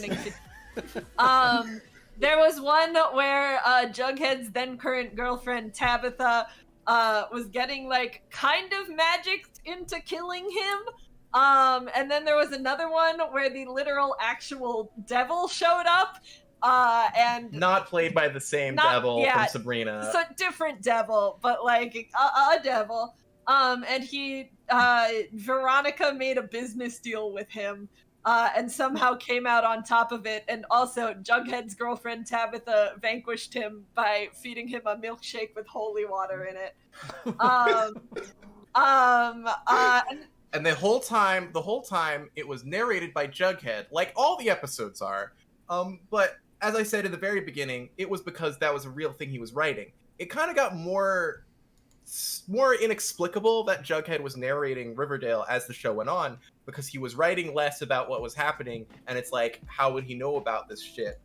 And so Riverdale revealed that he was like a Rod Serling. Jug Serling is what people are calling him on the internet. Yes, so there was a Jughead in Riverdale that was just like in the story. But there was also another Jughead that appeared at the beginning of every episode with his hair slicked back, dressed like Rod Serling to narrate. Mm-hmm. And then in the final episode, Archie, without explanation, is back.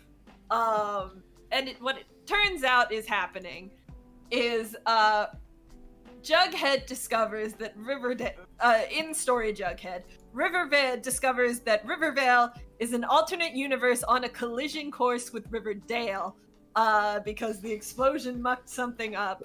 Archie is trying to get this explosion to happen, because it has got them caught in a time loop where the dead do not stay dead, and he wants to see his dead father again, which is actually pretty sad. It's the reason why it's so sad is because he has this one where he's like, don't you understand, like, why our lives are so weird and cyclical, which is like almost like a thing to Riverdale. And it's like, yeah, people who die, they don't stay dead.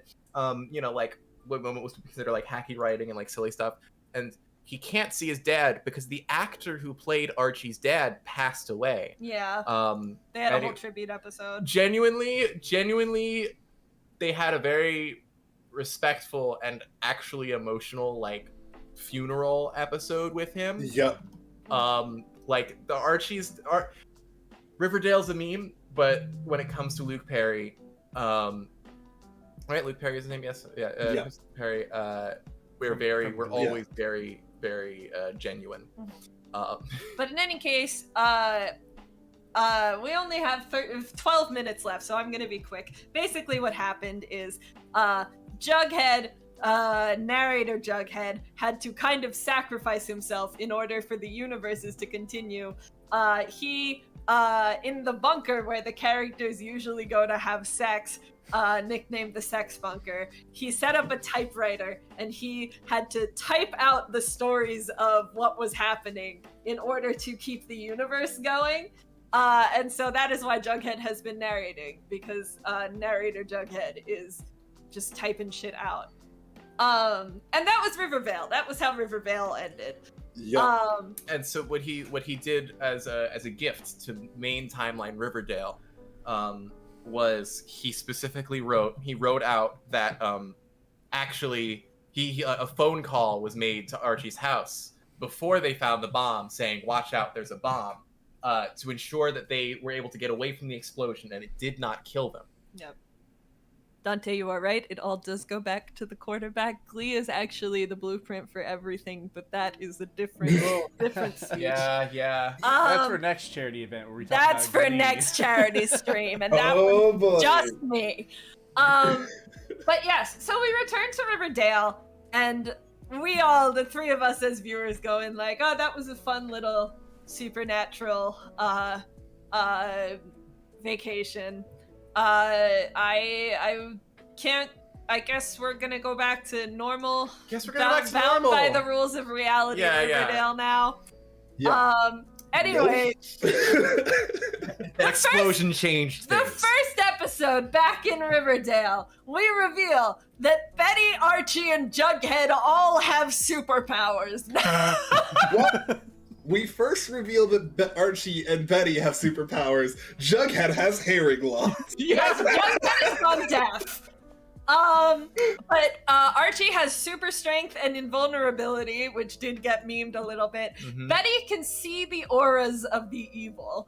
Jughead has hearing loss. The next episode we reveal that, however, he can read minds, so it's fine, actually. It's fine, actually.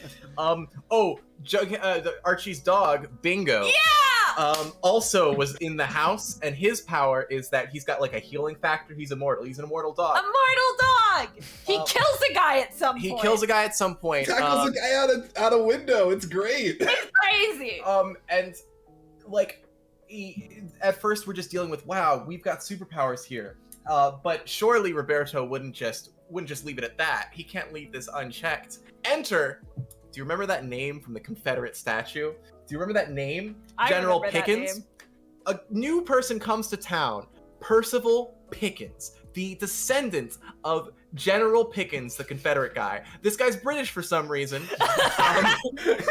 Because he's evil. Because here in Because America, he's a classist. British accent, makes you classist and evil.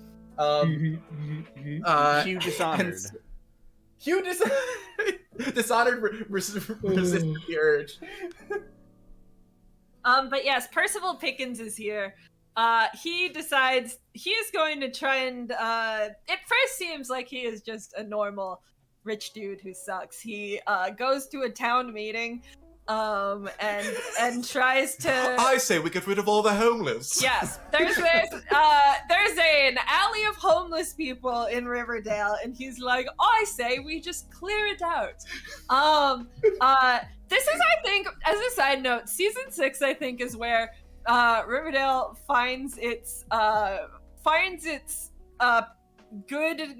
gets good at making political statements, because I think they have learned their limits. Because all of the there are several political statements that come up in season 6, but they all come in the midst of doing something fucking stupid. They're not trying to be Glee, they're not trying to win daytime Emmys or whatever, but they have this guy here who's like, let's kick out all the homeless. And then Jughead is like, no, we can just build them housing. And then they fucking do! And then we spend a whole episode building housing for the homeless. Riverdale's about community. Riverdale is about community. There's a whole later thing about strikes. We'll get into that in a minute.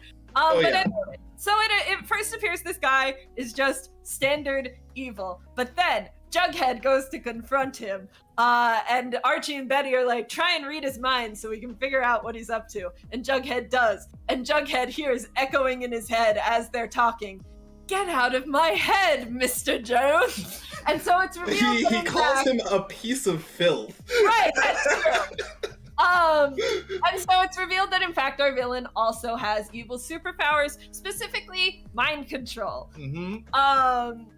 And so what Riverdale has become this season is a battle between good and evil, where all sides have superpowers. Percival Pickens, it is eventually revealed, is trying to build something called the Ghost Train to bring about the end of days, and the Ghost Train the biblical final battle. Yes. And so our heroes have to stop the end of the world.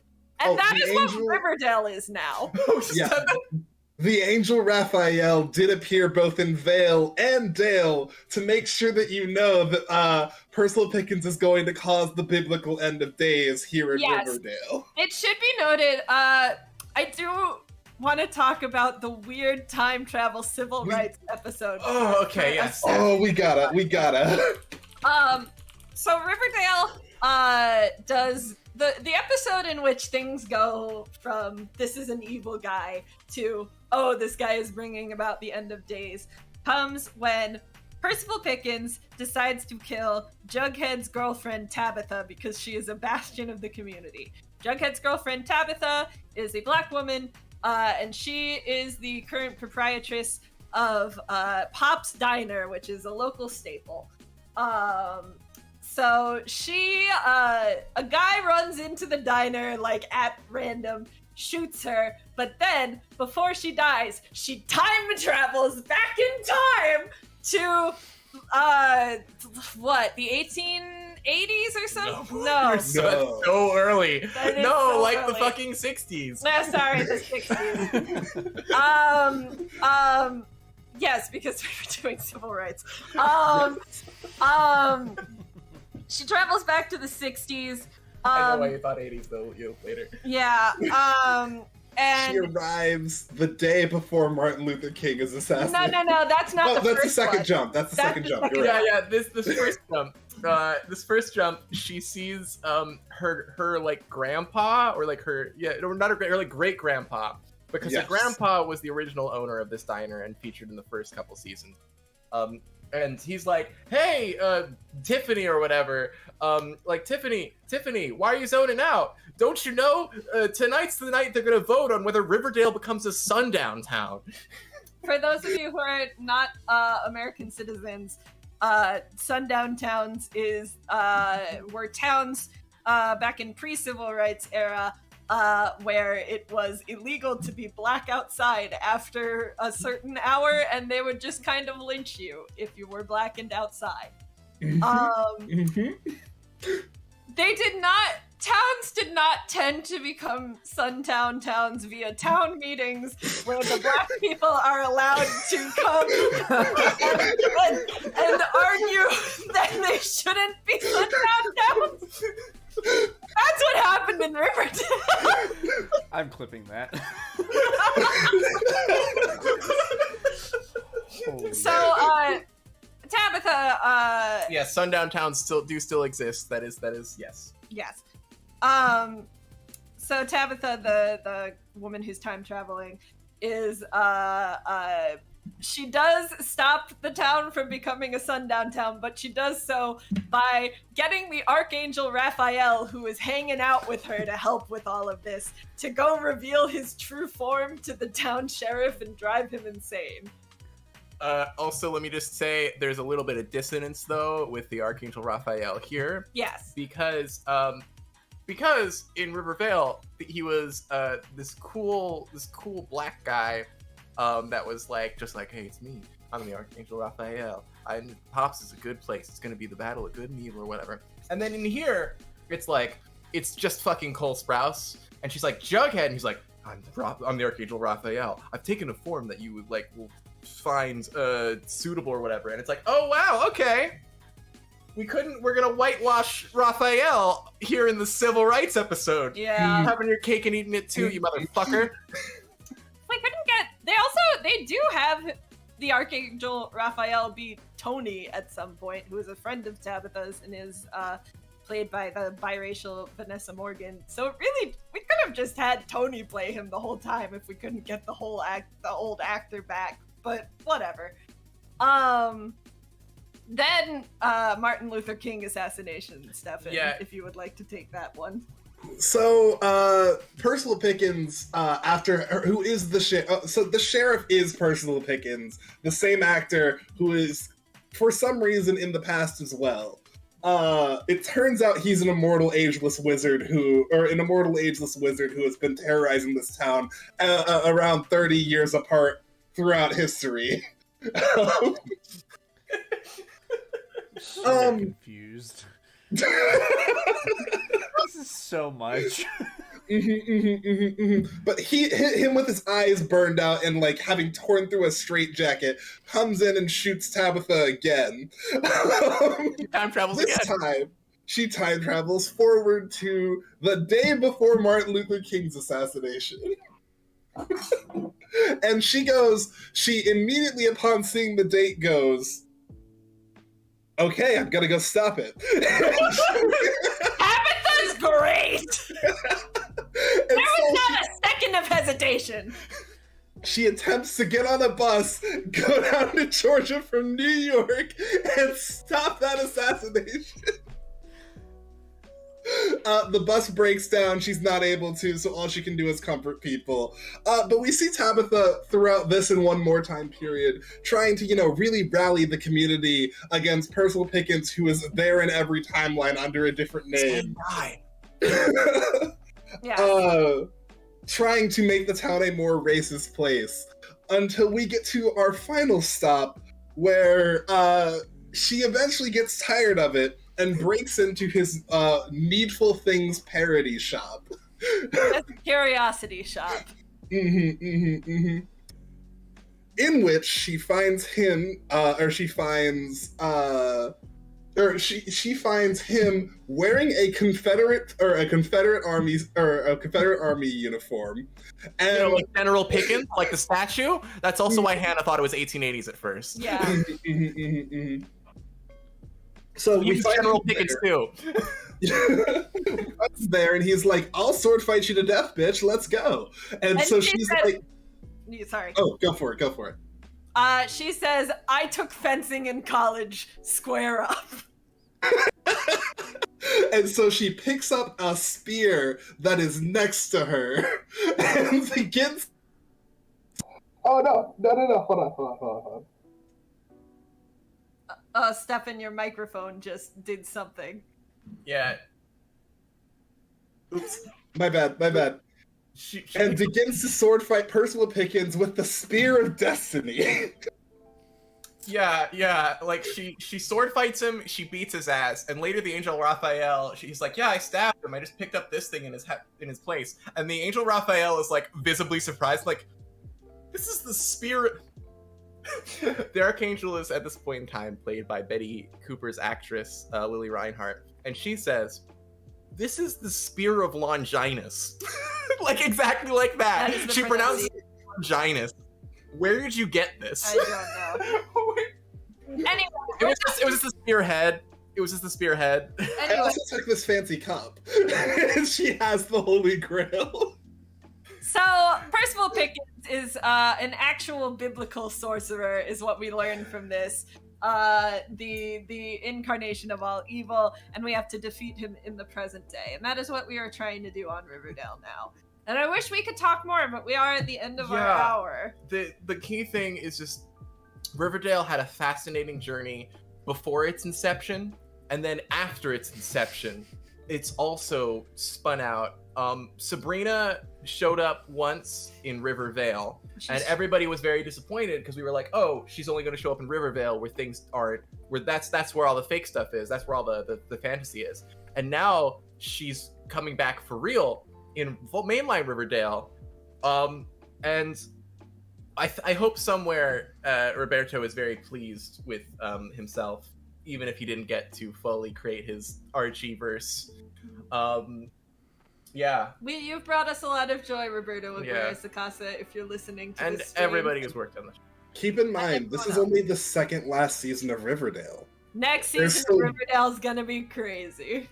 There's one more to go, and there's nowhere to stop, so he can do anything. Kai, I understand you feel like you don't know where you are anymore. That's just what it's like watching Riverdale. Also, a fun fact to maybe button this, because Stefan mentioned New York to Georgia.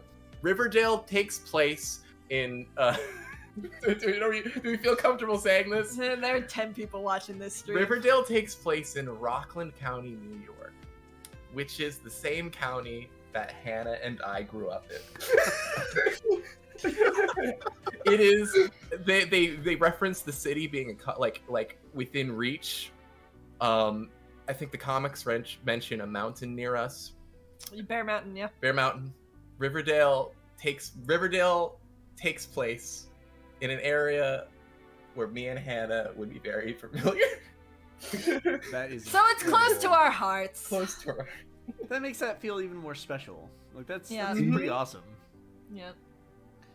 And I agree with Kai. I feel like I've aged several years. I have watched like all of the Fates anime series, and I'm more confused than watching those, than Kingdom Hearts, than Metal Gear Solid, than any game series I've ever played. There was a really good tweet recently where somebody was talking about how Sabrina was going to show up in Riverdale and like what she was going to do. And somebody was like, is this what it's like to not understand Kingdom Hearts? And yeah, this is my Kingdom Hearts. Yeah. That is. Yeah. Also, as someone who watches Riverdale and plays Kingdom Hearts, Riverdale's better written consistently. I believe that. as a lifelong Kingdom Hearts fan, or at least just the first Kingdom Hearts, yeah, it's Kingdom Hearts fucking sucks. Tetsuya Nomura, what are you doing? Oh. Holy shit. Well, we did get some donations, so before we wrap up the Riverdale hour. We got several. So we got one from Marie Y. It says, my employer will match this, so consider this donation doubled for $25. Hey. So thank you, Marie Marie. Y. and employer. Thank you, Marie. Spellisberg donated twice, one for $20 and then one for $1.11 for an even $2.50. But I believe it is not an even $2.50. I think we're 20 cents off. But that's okay. we Thank you, really Spell. appreciate you trying. At least it ends with a 0 now. So thank you, Spellisberg, who is in chat. Thank you for Banani for the Final Fantasy VI joke that I really appreciated about suplexing a train. I really enjoyed that. We have Diggs in chat. We have a lot of people hanging out. Thank you all for being here. Next is Genre Blind, which we're going to take just a short intermission before we go to. Genre Blind is interesting. I'll let Diggs and or Lee, or sorry, Dante and or Lee, explain what that is when they get here. And I believe you will see Hannah, Greg, and Stefan again. I'm Wait, gonna be not like, Greg. I'm gonna be hanging off to the side. I don't wanna be taking up too much oxygen in this. I'll be present though. Oh, I'm Gotcha. taking up too much oxygen. No, it's great. Hannah, you can have all the oxygen you want. Thank you. It This is is air very for my entertaining lungs. to hear you go off about these things. Oh. So, thank you all. We will be back shortly. Bye.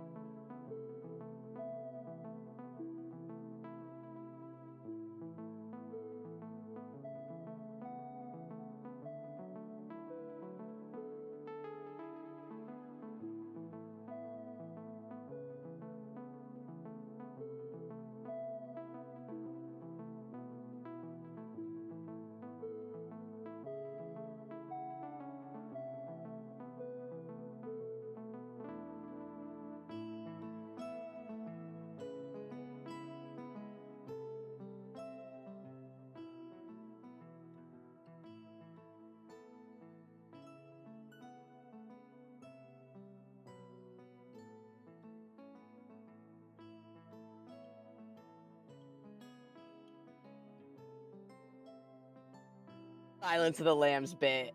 What? Oh yeah. Oh yeah. We'll talk about it after. Let's get it going. Yeah, let's do this. We'll man. tell you when you're older. Oh, we are? Okay. Oh no! Okay. Isn't that amazing? We're still talking about Riverdale. There's so much to say.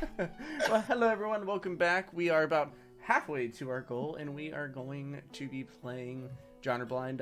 If you don't know, we are raising funds for the National Network of or for abortion funds. I don't remember which advert that The long is. stream. The logo is very tiny. So we are about halfway there, and so we see if we can get that last 250 during this last hour or so. I'm going to hand it over to Diggs or Lee, whoever would like to explain what Genre Blind is, and I guess introduce yourself since you're new on screen, and go ahead and take it away. Good evening to only those who know that the first lager beer brewery established in the United States was made by my personal hero, Louis Kesselberg, known killer cannibal, last person rescued from the Donner Party. Genre Blind, a podcast where we break cliches that make culture humanistic and generous. Every episode we use the random feature trope on TV tropes to spark discussions about the media therein. You are contractually obligated to phrase all questions or comments in the form of a compliment. This is a swearing podcast. We all have degrees, and you're just gonna have to trust us on this. His name is Diggs Brown. And their name is Lee Tominelli, and this is Genre Blind. Just a programming note, we're not here to hate on tropes, we're here to make you love them, and also to recognize that long time no see! We have been on hiatus for this podcast since last Halloween. But now we're back because we think that human rights are good and whatnot. Genre Blind came out of hiatus because we have people that like us and we would like to raise money for things. Yes. Hey, go around and introduce yourself. We're joined by the coolest people in the whole wide world. Yeah, just rattle off. Sorry, we had to follow tradition. Yeah. Clearly. I'm You had it down pat. Yeah, it landed perfectly, despite Yeah, being not a podcast. I know, right? Yeah, That's the thing. I'm a level with you. We have podcasts that are currently running, and we can't get the intros down that nicely. I'm Jackie, and I co-founded Faustian Nonsense with Amy, who is not here right now, and I am also in multiple podcasts, Jack of All Trades, Gorgon Show, and I showrun Super Suits. I am Hannah.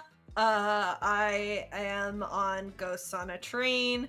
I am the lead writer for Super Suits, which is upcoming, and I usually don't talk a ton about this because it is by far my worst podcast, but I am also the former co-host of a podcast called The Glee Watch, which was about rewatching the television show Glee. And it feels relevant to this, so I am bringing it up. Thank you for coming to my visual TED Talk. I will now be returning my visual aid to its hiding spot. I cannot believe you have that. Holy shit! My hair used to be a lot shorter and could Holy be slicked shit. down. Oh my god. I'm gonna lose my fucking mind. I'm Stefan. I'm also on Ghost on a Train, and I am a staff writer for Super Suits. Yeah, I'm excited to get into some stupid shits. Let's go. Let's go! Okay, so here's the name of the game. We go on to TV tropes and we hit randomized trope feature, and we find a wonderful trope and we talk about it. We decide who is this trope at the very end. So make sure to keep that in the back of your brains, but we talk about it. We talk about the media we love in it, and etc., etc. And the real beauty of this is you don't have to do any work. I'm gonna read it to you. It's fine. Don't even fret. Don't even do anything. It's fine. So I have hit random trope, and our first trope on the docket is humans are Cthulhu. So this is the concept of when we look at humanity, we are often like the low end of the cosmic totem pole, right? Often we are the ones visited by extraterrestrials. We are the, conquered bunch. But this is when you sort of flip it and you view humanity as like the terrifying other. So literally think Finding Nemo, the scene where like the young fish encounter the humans. That's humans are Cthulhu. in Toy Story, where like big hands, big humans coming in to grab The claw. the claw. The movie Sausage Party is entirely run on this concept. Oh my god! Annoying orange. Oh no! Ice Age? Ice Age. Ooh, okay, all right. Yeah, all right. I mean, forgot they're about the baby plotline. Yeah. they're the terrifying other. Yeah. Yeah. Interestingly, it's not depicted in Jungle Book, but it is the villain's entire motivation, actually. I mean, I feel like actually a lot of Disney, this is a thing. Like in Bambi, that's the thing. Finding Nemo, Happy Feet. I think in general, anything where the protagonists are anthropomorphic animals, there's a good chance where you have this trope. Yeah. Yeah. What is it? The over the hedge where it's the humans they steal the food from. Yes. Yeah. Yeah. Lots of food. Now I can only think about the sausage party scene where they're like ripping the food to shreds. Yeah. Like, It's terrifying. it's like horrible. It's like graphically in detail animated, like these food pieces screaming as like people eat them in horrifying ways. It's great. It's a wonderful scene. I'm so grateful that I've not seen Sausage Party. Same. I'm shocked that you two have seen Sausage Party. I didn't think anyone actually saw Sausage Party except for my sibling who's weird. Like, oh man, I thought the food perversion was my sibling. If I remember right, if Guy any- also of Books on a Trade loves Oh, Sausage Party, and If anyone's a food pervert, it's my sibling. ooh. No food perverts. How dare you? How dare you? I don't think my sibling is a food pervert. My sibling really just likes getting high and watching movies that are bad. Their favorite movie is Boss Baby. No. But have they Yeah. seen Rhapsody Street Kids Believe in Santa? I don't Please. know. I will ask. Please tell me they have. Starring Mark Hamill, and that same studio made a second film also starring Mark Hamill. Ew. Jesus Christ. He doesn't remember being on that film, either of He them. couldn't. Nothing in the world would get him off the tracks. Hamill does remember puppets. For some reason, he's like, yeah, when I was a kid, I loved a lot of puppets. I don't know why. That's why episode 5 went so well. Oh my god. Whoa. Already spent his entire childhood talking to them, so. I keep thinking about when it was like, I think it was between when they were filming 5 and 6, of Mark Hamill has talked about being so self-absorbed that he 100% did not clock that Harrison Ford and Carrie Fisher were sleeping together, because he would like roll up to hang out with them and just be so like in his business, and he's like, why is she here at his place in the morning for breakfast? I don't know, but I also am.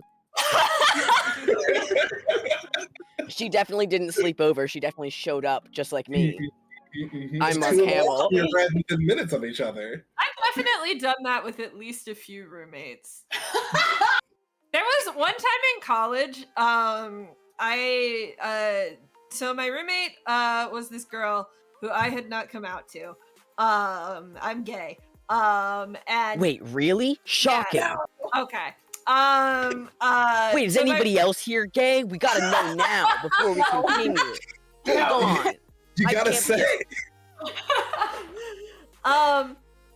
My roommate though had this good friend who kept visiting her. This young woman who I vaguely knew from my classes, who like brought roses by before an orchestra performance and like kept coming by. And then one day my roommate entirely stopped coming home to my apartment at a certain point, at which point I stopped seeing this young woman as well. And so after like a solid 6 months of this, I was like, hey, Kristen, are you like good? Are you sleeping on the street somewhere? Have I done something to offend you? And she's like, no, I'm just dating a girl who came by to bring me roses. And I was like, oh, I was gal palsing you in my head. The prestige. The true queer woman experience is when you do that with your own self, and you're like, "Oh, we've been dating." Yeah. When did this happen? I am about 80% sure that is what happened with that roommate and that girl. Because they started getting real close when the roommate still had a boyfriend. I don't know We've the all been details. We've all been there. Just my friend who I give flowers to and also hang out at house. It's fine. Sometimes I bring them chocolate, sometimes I sleep over. That's how it is. You ever just sleep with your friend because it's it just is that way. Yeah, that's how it is. That's Sometimes what you just do. That's how friendship Speaking works. of Glee, Oh God, Oh no.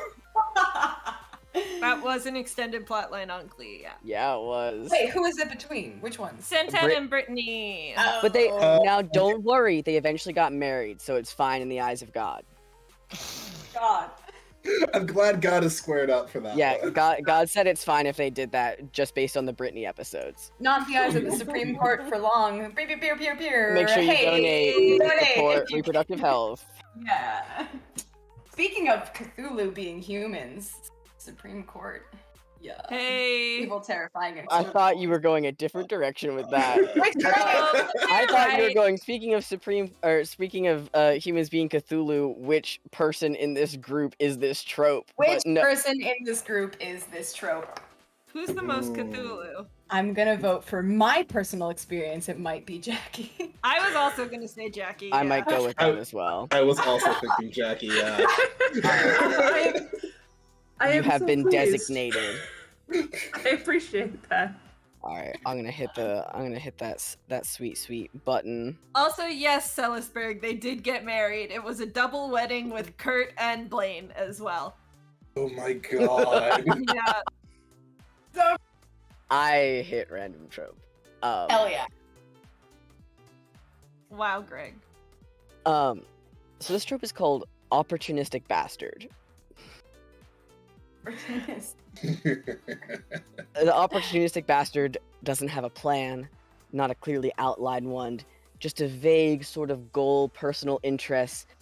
Take what you can get there however you can. This is your your Torchwood John Hart. That's who I think of All right, for this.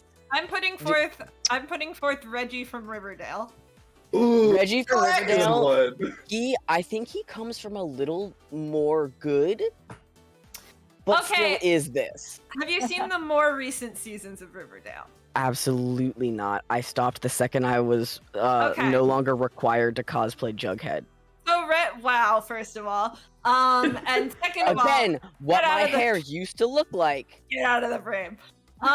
Reggie from Riverdale recently has worked for Veronica's evil dad, and then immediately after Veronica's evil dad disappeared, the evil wizard who was trying to take over the town for no real reason other than they like offer him jobs and he's like, yeah, sure.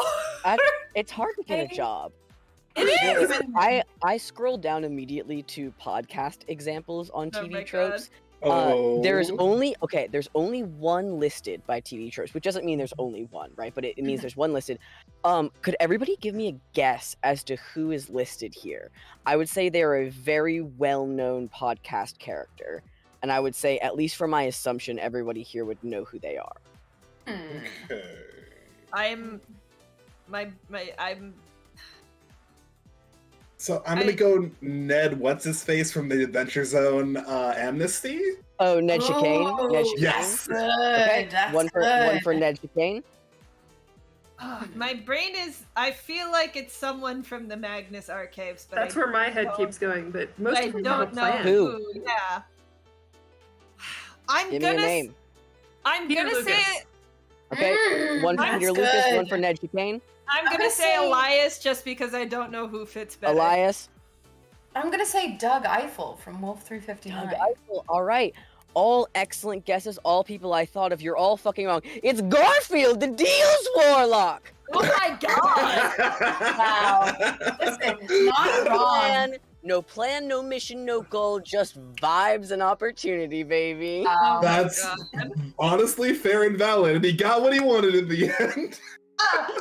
Wait, can I'm also on TV tropes right now, and I just speaking of Archie comics, I'm sorry, is Sonic the Hedgehog in the canon of Archie comics? What the we fuck covered is this property? I know so little about this work, and it's endlessly frustrating because people are like, oh yeah, there are wizards now. I'm like, I thought this was a high school drama. Why is Sonic here? You should have tuned in for the last hour. We covered It was very this. informative. It actually was very informative. I've only seen Damn like it. the first couple seasons of Riverdale. You would like it, probably. I don't know. It's weird. It Lee, is. That's you would the not, mistake Lee, you I'm telling you make. right now, you would not like it. Okay, that's the mistake you make. You duck out on Riverdale you- after 2 seasons and don't wait for when it gets insane. I think you should start watching Riverdale with season 5. I agree. I think, Lee, you would enjoy having someone explain Riverdale to you and not. Lee, I will listening at explain all. Riverdale Fair. to you literally whenever. This is recorded. You can I just will watch pay- the last hour. I will pay you That's what I'm money gonna to have to sit do. in on that phone call. Oh, bet. Look, anytime someone wants a Riverdale explanation, they can call me up and I will sit there and give you 3 hours worth of content. That's just how it is. I think this needs to happen soon. There's no greater joy in my life than explaining Riverdale to people who don't watch Riverdale. We literally do it weekly with some members of our friend group. We have a group actually, chat. we gotta fill them in on last night's episode. Oh, we do. Oh my god. I have no idea, no clue what even the premise of this show is. I don't know. I'm just Right not now, sure. it's that there's an evil wizard who's trying to take over the town, but we can't get destroy too the into world. that. We have We- TV tropes. If we to get caught up in the Riverdale weeds again, we will just get there. My favorite my favorite recent example of an opportunistic bastard is Louis Goddamn Duck from the DuckTales reboot. Okay. Yep. Yes. Yep. He spends No. the entire series doing get-rich-quick scheme after get-rich-quick scheme, betrays his family without a second thought, teams up with a bunch of villains, and it's just like, I will do whatever it takes to be rich. I love that boy. He is Oh. a bastard. How did the show get such a rockin' voice cast? I cannot Oh my believe God. No, it's The insane. Fucking hell. I constantly think about that one Mabim Bam episode where they had to field a call from Lin-Manuel Miranda being like, who leaked stuff to you and why did you put it on your podcast? And they had to be like, we were just doing a bit about it and happened to just like spot for spot. Yes. that he was on DuckTales? Yes, that, he's like Gizmo several Duck. people though. It was a couple of people I think they got. Plus him Damn. doing like the music. God damn. It is such That's a amazing. choice cast. Solid gold for such a show. My I'm never gonna let go of the fact that Don Cheadle is. God. Oh my God, Don Cheadle as Donald is truly some of the best goddamn casting in the fucking universe. Would Grunkle Stan count as this? Speaking of cartoons. Ooh, yeah. Definitely. Oh, Yes, absolutely. definitely. Grunkle Stan is this. He literally subsumed a life with no with like no like it took him like 5 minutes to move into the shack and be like, this is mine now actually. I took this over. Okay, so we all know that gender is binary and there are two genders and one's Grunkle Stan, one's Grunkle Ford. So which one are you? Which are you? Are you Grunkle Oh, I'm a Stan? stan. I gotta be a Stan? stan. Okay. I want to. I have no idea what you're talking about I'm right probably a Ford. You're a Ford. I kind of want to be a Stan, but I feel like I'm a Ford. wish I was a Ford. Lee, your contact photo in my phone is of Ford, but a very Hannah, specific Ford. version. As someone who's watched Gravity Falls, you're a Ford. now. Greg is Thank saying you. the same thing off screen, so probably. There. Yes! Wait, should I pull up the Gravity Falls fan art, Lee? Of us? Yeah. Put it later. Put it later. We'll put this later. There's some great Gravity Falls fan art of us two that we had Terrible. for a previous episode of Genre Blind that involves Ford. Terrible. Incredible. Yeah. Jesus Christ. Okay, wait. I'm trying to think. Opportunistic bastard. I keep I'm thinking trying to Long John think. Silver There- in Black Sails specifically. In the book, he has a plan. In the show, he does not. Ooh. Yes. Oh, yep, yeah. Goddamn. I'm only on episode 2, but I'm already so very down. I mean, the first scene he's in. He goes into the opportunistic bastard. He fucking goes into a thing and he's just like, and the moment the guy's like, I'm a cook, I'm like, you're dead. Because Long John's in the same room as you. Fuck that. No way. Absolutely not. And I love that you don't see him kill him, so you're like, no. You don't know what happened. Baby. Technically, he could be right that he fell on his own sword, right? That could have happened. Oh, okay. Very important part of Genre Blind, we do bedwed beheads. So, has everybody here seen Black Sails? No. Most people seen not yet. I think it's just you and me. I'm currently reading Treasure Planet. Or Treasure Island. Sorry, I've cosplayed Treasure Planet. I'm reading Treasure Island. Look. All versions of Treasure Island are just Treasure Planet. Just let that wash over you. Robert Louis Stevenson originally intended for Treasure Planet to be the main interpretation of his work, and he aimed for me to have a rat tail for my whole life. You specifically. My bedwed behead was going to be Long John Silver, Captain Hook, and then also Blackbeard, but if there is another swanky pirate that y'all know of, this could just be thrown to Jackie specifically. Which version of Blackbeard? Our flag means death. Yeah. Let's open. Yeah. Which version of Captain Hook? Ooh, that's a good question. I was gonna say the Walk 2012 carefully. 2012 live action with was it 2003 live action? 2012. 2003 live action you are. with 2003 live action with Jason Isaacs. Yep, Jeremy Sumter. Oh, that's tough. Yeah. Good. Bedwed behead. That is very Friends who are new to this show, this is a personal and explicit attack that we will be talking about later in terms of breaching friendship contracts and decency. I mean, you just named 3 major fictional crushes of mine, so yes! But I'm thinking Bed, Blackbeard, Behead, Hook, and Mary Silver, because okay. Yeah, Silver is just like Treasure Island was my favorite book growing up, and I was obsessed. So, and that never left. Yes. Actually, this isn't quite right, but I've gotten kind of into these like weird metal models before. This is Blackbeard's ship, so ooh. Holy smokes! But they don't have like bookships, so. Oh, that is a lot of fun. She's gorgeous. That's stunning. My God. Do y'all play Final Fantasy by chance? Yes. Some. Okay. I was just going to try and find another pirate. Do y'all know any other good pirates? Ooh, other good pirates. Raymond Kohler. Raymond Kohler. I'm trying to think. I feel like there's. I mean, there's Barrow. I definitely know. There's that one. Wait, there's that. Oh God. Oh, I'm gonna embarrass myself from not knowing her name and not wanting to reach for my keyboard right now. But they're one of the more successful pirates in pirateering history. She was originally from China. She was one of just I know who you're talking hugely about. successful, and eventually essentially struck a deal with the government and didn't get prosecuted or anything, and just got to live out her days wealthy and sumptuous. It was a whole thing. Oh yes. Her. It's like Zheng Shao or something like that. But I might Shao, be yeah, butchering Shao, yeah. Mm-hmm. Her.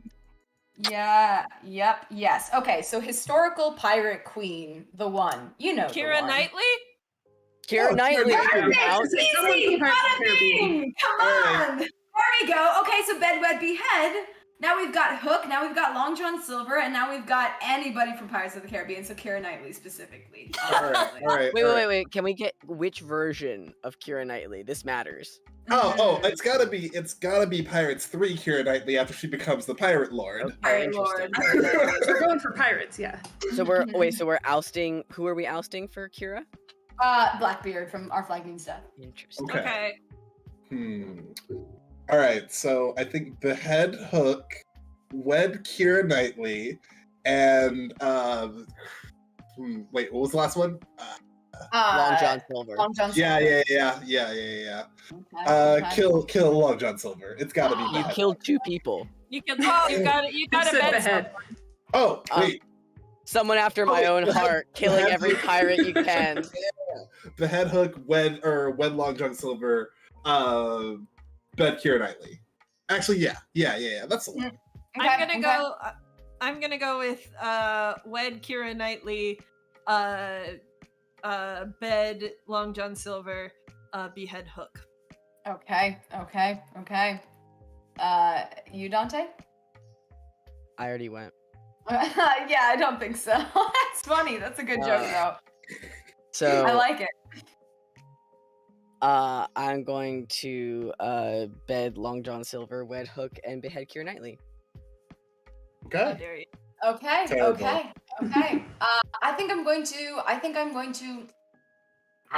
gonna have to bed Keira Knightley and wed Long John Silver and behead Hook. Oh no. I gotta. I'm sorry, Long John Silver just occupies such a specific place in my heart. But the only man he was ever afraid of, Was Hook. according to author's boyfriend, known J.M. Barry. Boyfriend J.M. Barry. Boyfriend J.M. Barry. What are their letters back and forth? Had you been a woman, I would. Yeah, that's literally in one of their letters. Oh God. I am never gonna get over. So Robert Louis Stevenson, who wrote Treasure Island, later in life, he retired to not the Caribbean, but like a warm climate zone, and he had a doctor, real doctor, honest to God, name was Dr. Funk, not a joke.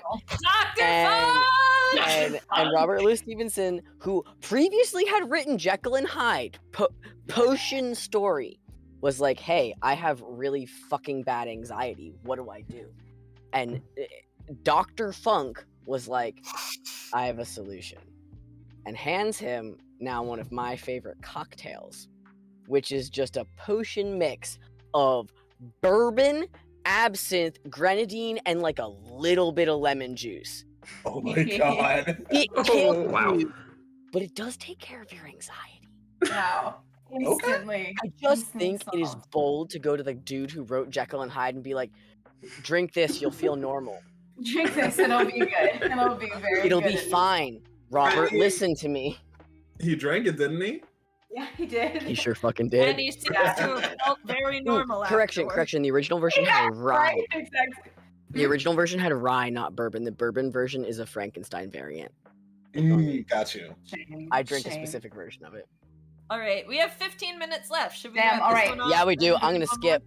Wait, who is this trope? Who's an Trope. opportunistic bastard? Oh, wow. Ooh. I'm gonna say, man, I'm split between Hannah and Dante for this one. I don't know. What did I do? I don't know. You just give that vibe. I'm giving it to Lee because she's specific, or because they specifically use this one to torment Dante. I think that's fair. Yeah, I'm teaming up with Stefan on this one. I'm going with Lee. I'm going with Lee because I don't know, they're not me. Okay, do you feel attacked? It is something an This feels opportunistic like an bastard. Among Us vote, where it's like we just need to vote for someone. For someone. Shame. All right, smash that trope. My That's it. my vote is also for Lee because I picked this trope specifically because you know them more than you know me and would pick them for this one.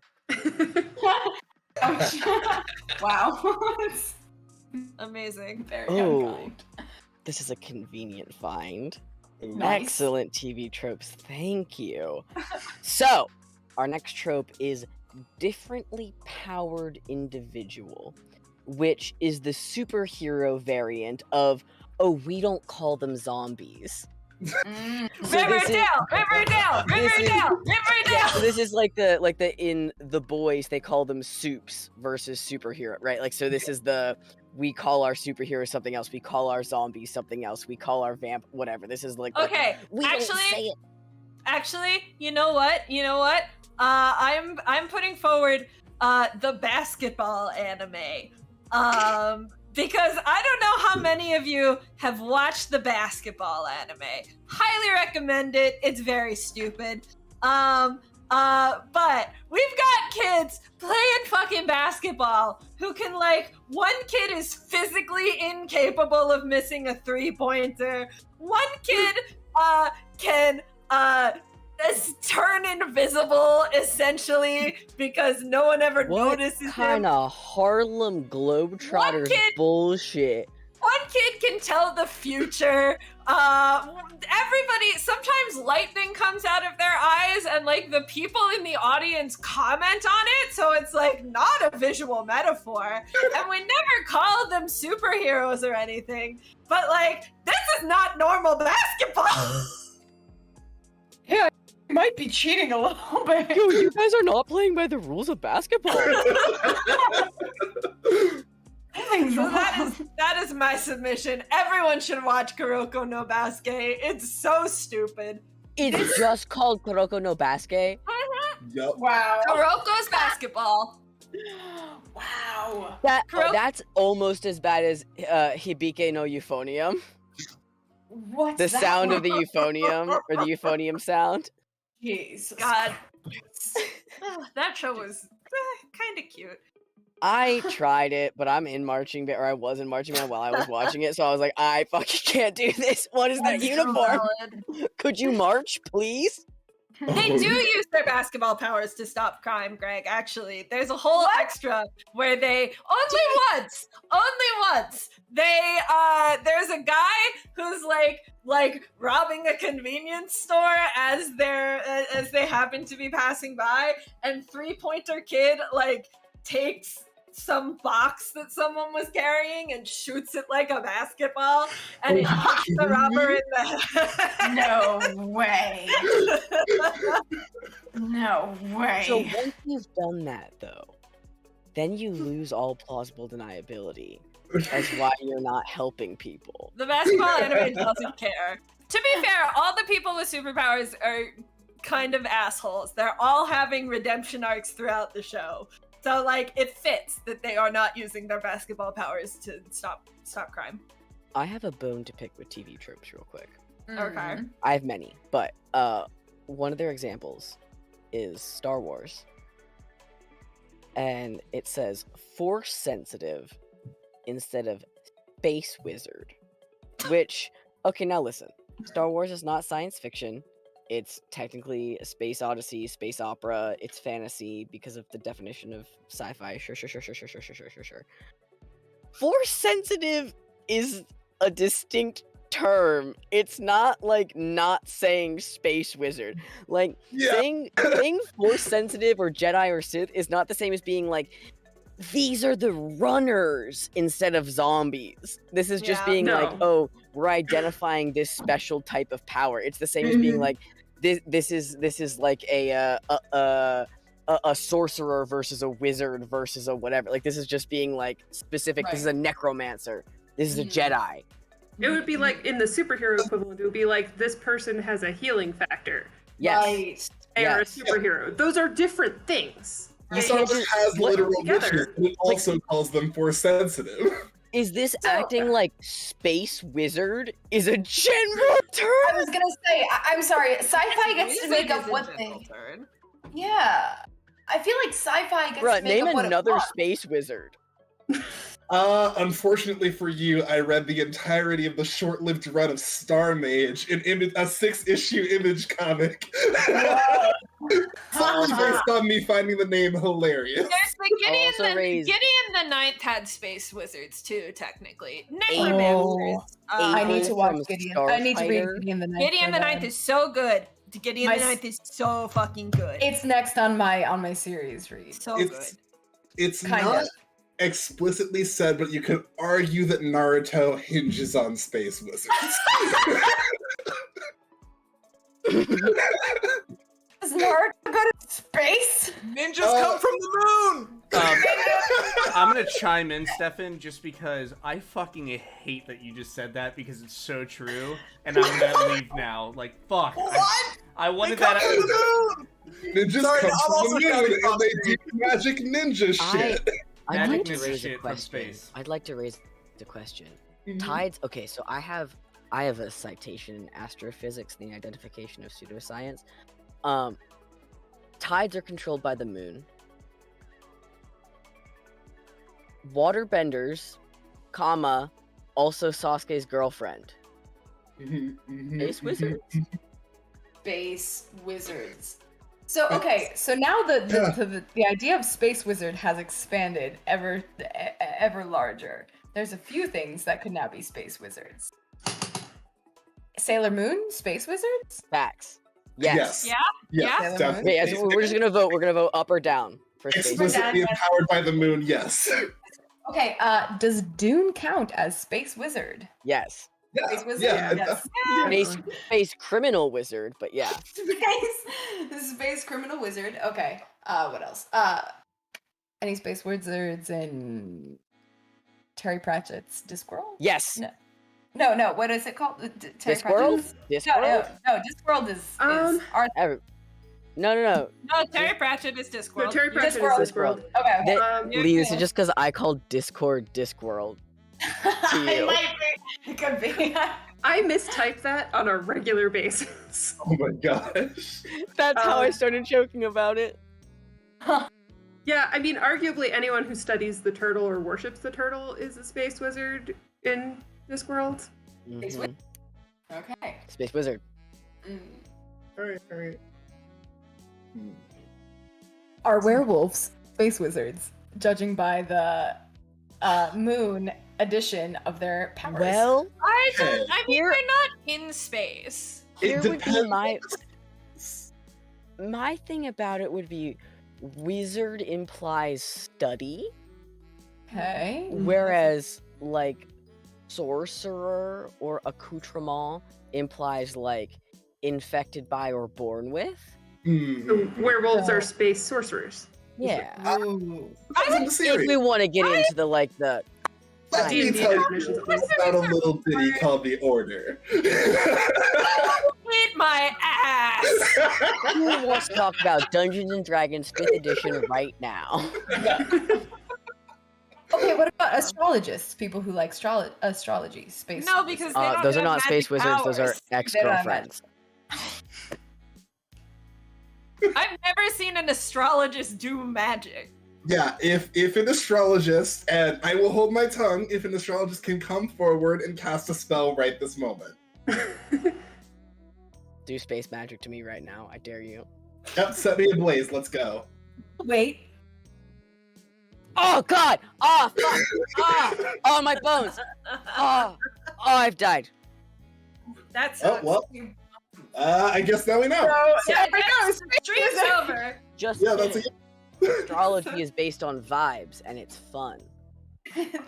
No space wizards No unless spa- go do it. Steal somebody's bones. Oh right god! now. Oh, this time it's real. Oh god, my bones. They're taking my oh my ribs are gone. I mean, you guys have heard about the bone thief from Tumblr, right? Yes. What? Oh, Was that a of course. purposeful reference? I couldn't. No. Okay. Yeah.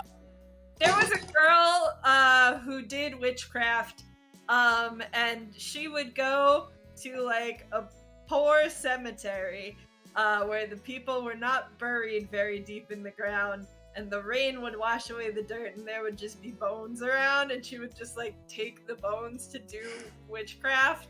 And like And she posted on the internet about it on Tumblr, and everyone was like, "Girl, what the fuck?" and it became even a bigger issue when she had like it was a child's bones at one point. Oh, that I did not remember. Yeah. One like that was when it became like a real big thing. Is because it was like a kid. Nobody should have their bones stolen Yeah, no. except for me. Yeah, Lee, we have a deal about your skull. I was gonna say I get your bones, but aside We also from have a that- deal about your skull, but I'm not gonna outlive you. So Well, it doesn't sound like that's stealing then. Thank Yeah, you. that's giving. I ain't no thief. No, my bones are allowed to be stolen. by me. Yeah, that's fine. Who is what is the trope? Differently powered individual. Who is a differently powered individual? I gotta, you know what this trope makes me think of? Because I have to talk about Glee at least once or I'll die. It makes me think of the fact that, whenever we talked about disabled characters, what did we call them? Handy-capable. Yes, we called them handy-capable every single time. We're Right, all this body voice minorities. of Greg. We're in the Glee Club. That's what this makes me think of. I don't know why I brought that up now. Because it was every time. Even like fucking Jay Lynch's character, who was supposed to be terrible, would be like, "Well, there's a handy-capable kid over here." It was just the word for it in so universe. weird. I'll say the one good thing that Glee did was I do think it was the first show to actually cast like an actor with Downs as like a character with Downs for like that long and that amount of screen time. So like Becky's character, that was actually like a first and was actually like, at least from what I've seen, like from people responding to it, like well handled. But not to give Glee anything, but I do love Becky. Becky's good. It is Yeah. Glee did. There are like Glee's got some big home runs and some big dig in your own graves. and often they are related to each other. But That's true. Yes. Unique, terrible. Coach Beast, great. Yeah, God. So much happened with me.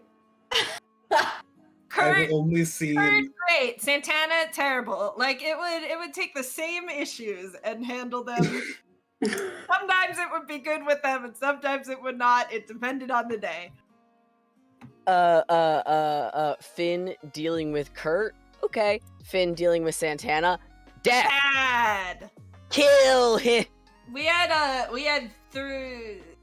I think the episode where Santana's like the weird episode after she came out or was outed rather.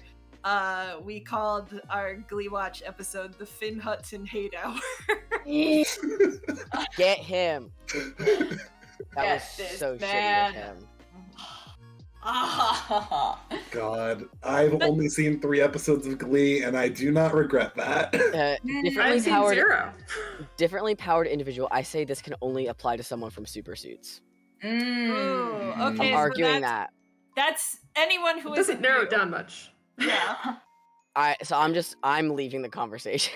Also, it's interesting because I've been thinking about this in the back of my mind. Super Suits is like the opposite of that trope because not only do we use the term superhero and supervillain, we actually like come up with legal definitions of them in universe. Yeah.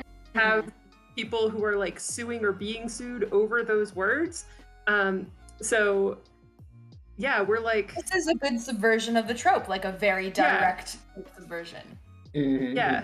Yeah. Which a subversion of the trope is also in line with the trope. Exactly. Wow. The other side of the coin. So, head writer. Ha ha ha ha. Yeah. Playing 5th dimensional chess with all of us. Jesus. Sure, I'll take this one. Yeah, go for it. Ah, yes. Do we Watch have Super time Suits. for one more, or do we have to sign I off? think We we're did out of start a little time. late.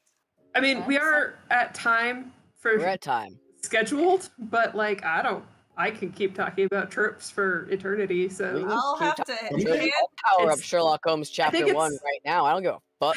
I'll I have think it's up to hand Tony, Greg my who's phone, handling so the stream. he's ordering dinner.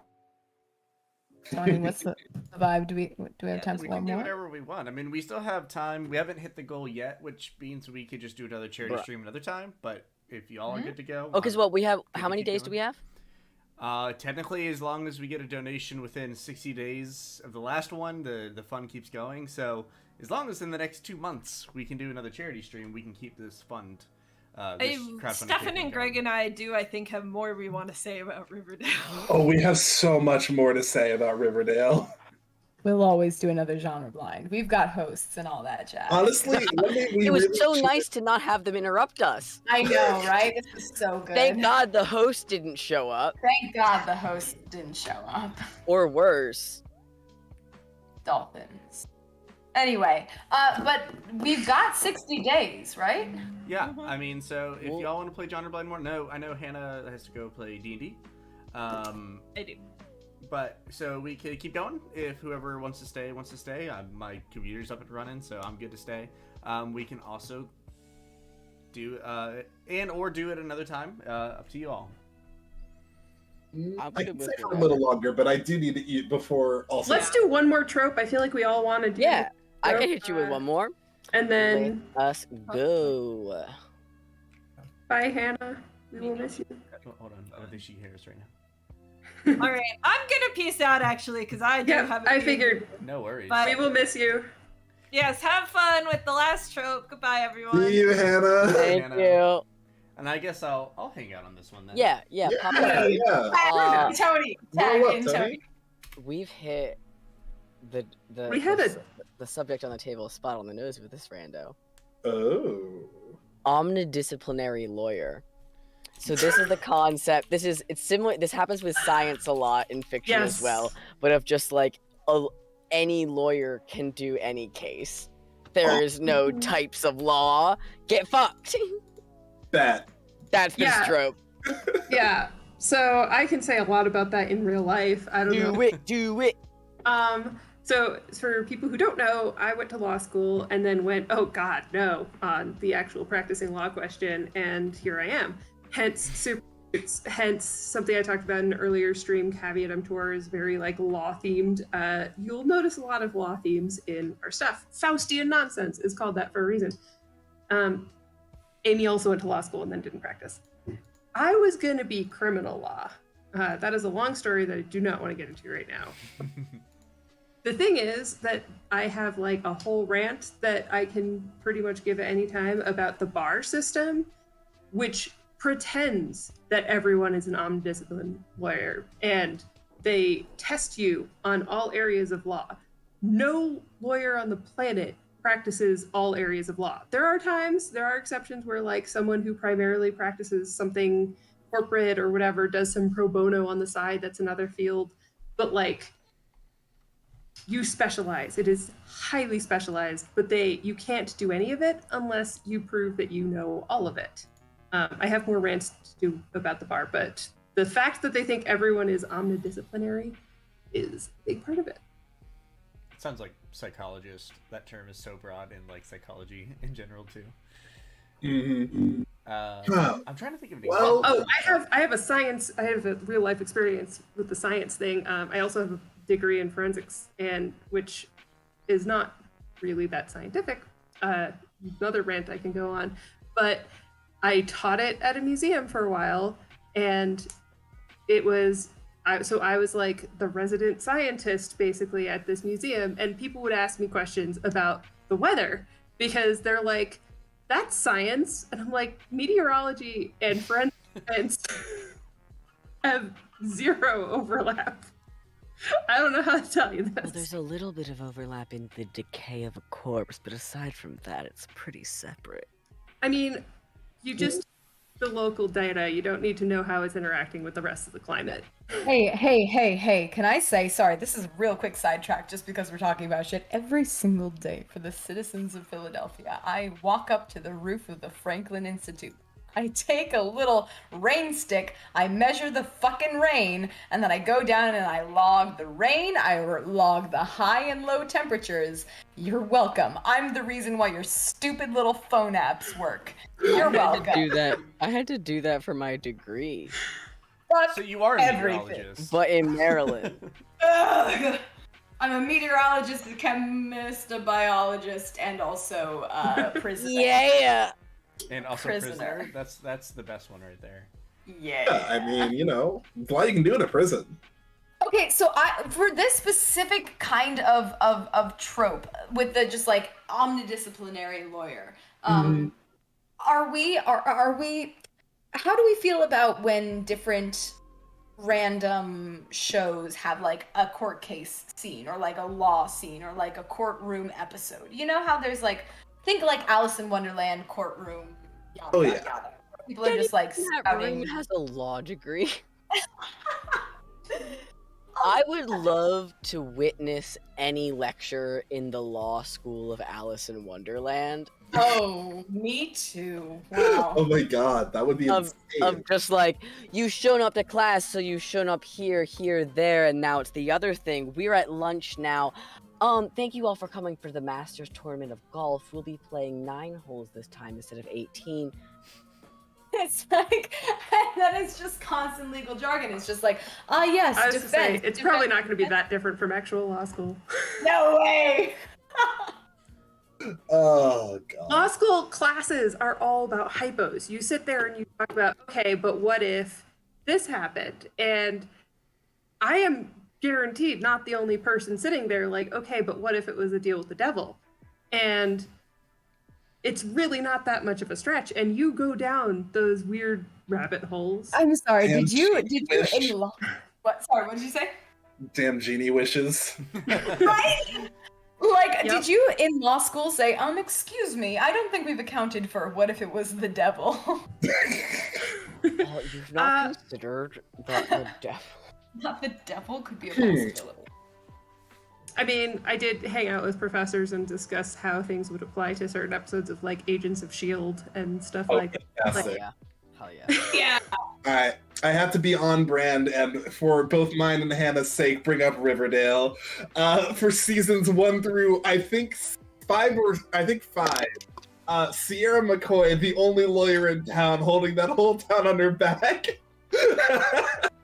She's the town's one lawyer. She No, eventually... what about the evil lawyer from the Serpents? What's her face? Oh yes! Oh, okay. I all loved right. her. She was awesome. What was her name? Everybody is the best character on Riverdale. She is the evil lawyer for the Southside Serpents. She's amazing. She shows up, she gets you to do a morally dubious thing, and then blackmails you with it for her services. It's incredible. And every time she appears, she attacks a member of Jughead's family, and the non-Jughead, like, every single member of that 4-person family has managed to take a chunk out of Penny Peabody. Literally. Literally. His little sister, like, slingshots her eye out. His mother eventually kills her. It's... Mwah. This show doesn't make any sense, y'all! Lee, it makes perfect sense if you watch it. I don't want to freak out, I don't want to be that person! But you know you're watching nonsense! This show doesn't make any sense!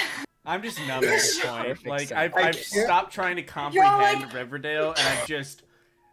You're all like, oh yeah, you slingshot the wizard lawyer out. You know, it's right after Dracula and right before the Hannibal plotline. I'm like, what's going on here? You wrote the ship episode of the Sound Museum. You can understand Riverdale. I don't understand anything. And Sound Museum, yeah, keep an eye out. But I don't understand anything that's going on in this show. You guys are like, oh yeah, that's when the snakes show up. It's just teens doing The stuff. The serpents are the biker gang. Yeah. Oh, because naturally, right? Not That to makes be sense. confused with the Pretty Poisons. Oh, That's different. because I always confuse them with the Pretty Poisons. Where did the That's Bobatons different. come into this? I You need can to tell them know. apart because the Pretty Poisons always all wield bows and arrows, in addition to their leather jackets. Should have known that. I Yeah, you forgot that Cheryl Blossom was a master archer. Yes, Which is a very useful skill. When a serial killer arrives at her door, she closes the door, runs to her bedroom, dons a superhero outfit that she calls her hunting cape, and then holds him at arrow point.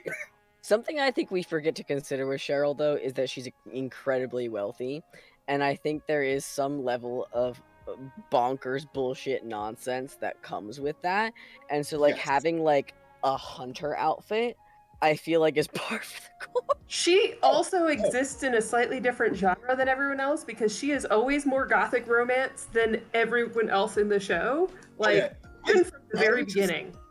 I'm going to list off things that Cheryl Do Blossom is over the course of this series. Do She it. is the lead cheerleader. She is an arrow-wielding superhero. She is the only member of a gang that wears black leather jackets wearing a scarlet one. She runs her own gang. She runs her own other gang.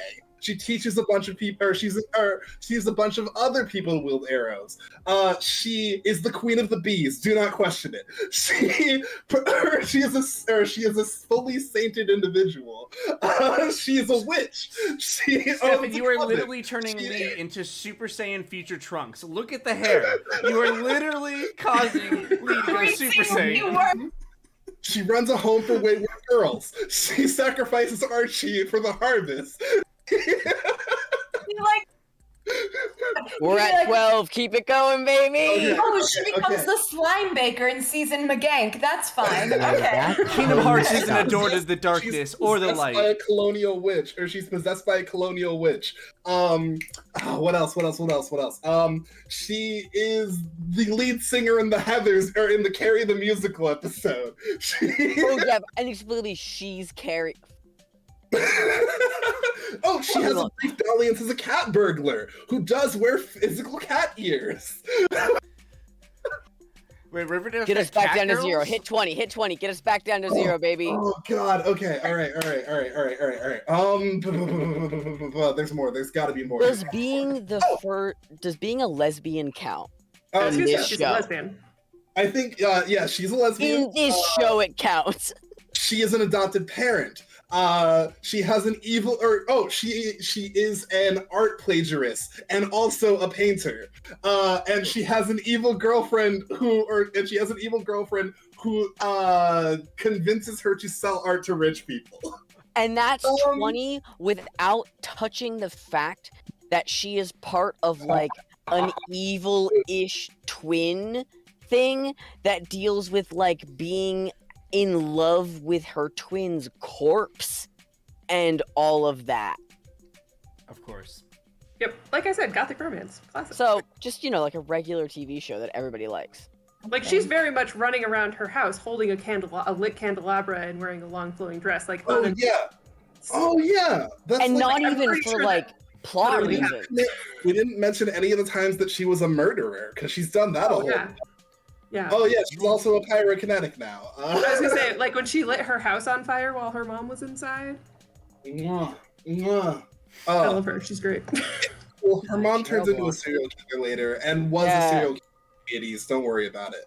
Her mom's also Her mom was like awful. extremely like blood purist, and I feel like that deserves a little candle. Oh yeah.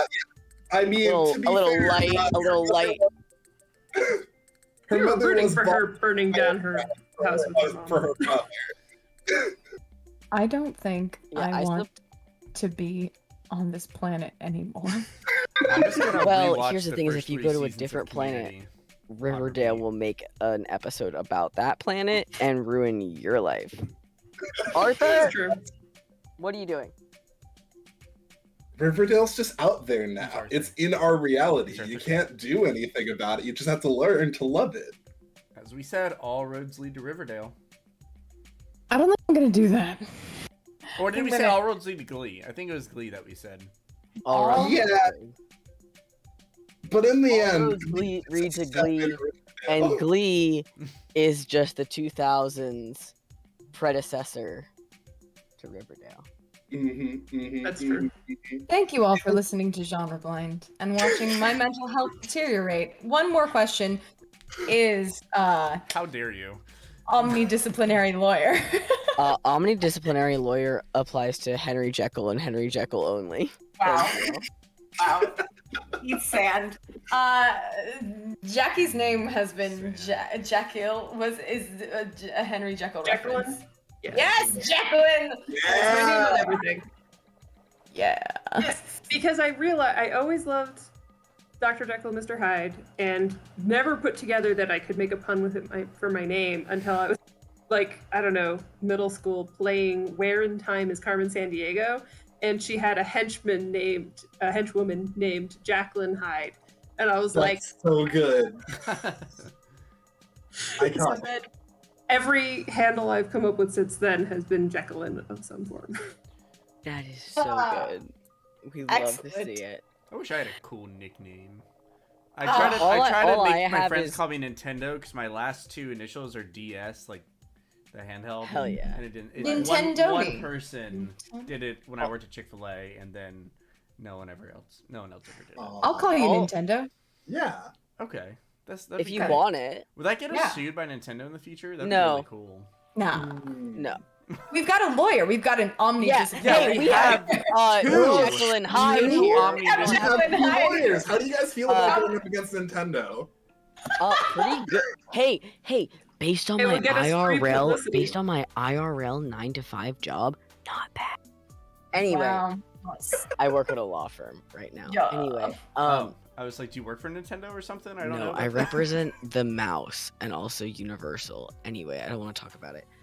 And a lot of YouTubers, don't worry about it. I work for Luther Corp. It's actually really dark.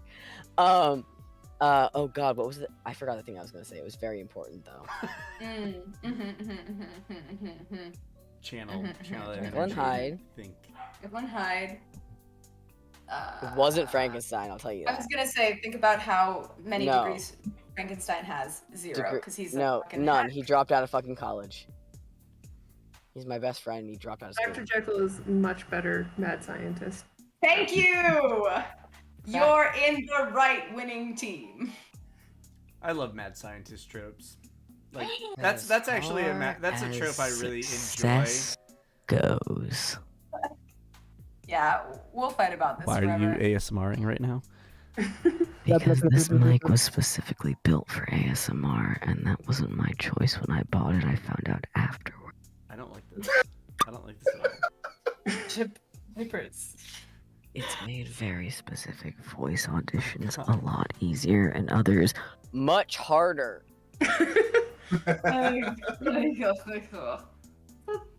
Thank you all for listening to Genre Blind. Yeah, that was fun. Thank We you for listening to kind Genre of a Blind weird and joining one that this was kind of stream. hard to talk about. Like to find like specific examples of. Welcome to our suffering. I was gonna say the tropes are a conduit for fun times, which For was goofs and bits, and talking about how all of Charlie from Charlie and the Chocolate Factory's grandparents share the same bed for the purposes of fending off the Grim Reaper. they gotta watch. They have to. Well, when you stack all the lives under one comforter, you actually multiply the amount of years you have left by however many people are under. Correct. That's my head. Or- Exponentially, the Or do you exponential divide Omni it? grandparent. But if you kill all at someone in the once. bed, then there's a multiplicator of 0 in there, and everyone dies immediately. So it's like a domino effect. They're like So They're fuck like Grandpa one- Joe. eldritch entity, and if you kill one, then you kill all of them at the same The time. hive The mind. anti-Hydra, Oh, no! if you will. Eldritch. No, Sorry, Tony. That made me think about Charlie and Chocolate Factory grandparents, but as the Hydra. So if you kill one of his grandparents, 2 more grow back in the bed. Okay, That's so an asshole. We can't have more of him. Started out with one grandparent. This is like the Diglett Doug trio. Like, is it 3 separate things under, or is it one big giant buff Doug trio with 3 heads? Is Thank it you 6 all so much for grandparents? listening to Genre Blind. I'm going to keep the link for donations up on my TikTok and my Twitch streams for like the foreseeable future until Tony says stop using that. It's no longer operable. I will keep it open and keep it posted and keep it scannable. On top of that $100 donation, we also just got one from Leslie for $50, so we are only $100 away. Oh, wow. So hitting that next time should be pretty easy. Hell yes. So we will have to do this again. Oh, joy. Oh, Oh no, darn. no. It's gonna be so Have to hard. Hang out and have fun on stream together? It's a fucking... Wait, Greg, is that the Leslie we all know? The wonderful... Isn't that Hannah's madre? Mm-hmm. Oh, well, if that was you, Leslie, also a big supporter of Super Suits, thank you so much. And if it's just it happens to be another Leslie, thank you equally as much. Love it. Yes. Welcome, Thanks Leslie. to all Leslies. Yes, We thank you appreciate to all Leslies on this podcast. especially Leslie Nope, because Parks and Rec This stream great. is dedicated to all Leslies. This Thank one you, goes Leslies. out to all the Leslies out Thank there. you, Leslies. Cheers, Leslies. Oh, I forgot that my webcam's broken. They could have literally just fallen and broke. That would have been a great way to end the stream. All right. Don't hurt the Leslies, Tony. Well, have a Why good would you Just do drop the Leslie. mic, not drop the webcam. Yeah, drop the whole mic or drop the whole webcam. Expensive equipment. No, it's already broken. It's fine. All right. Have a good night, y'all. We will see you next time. See ya. Cheers.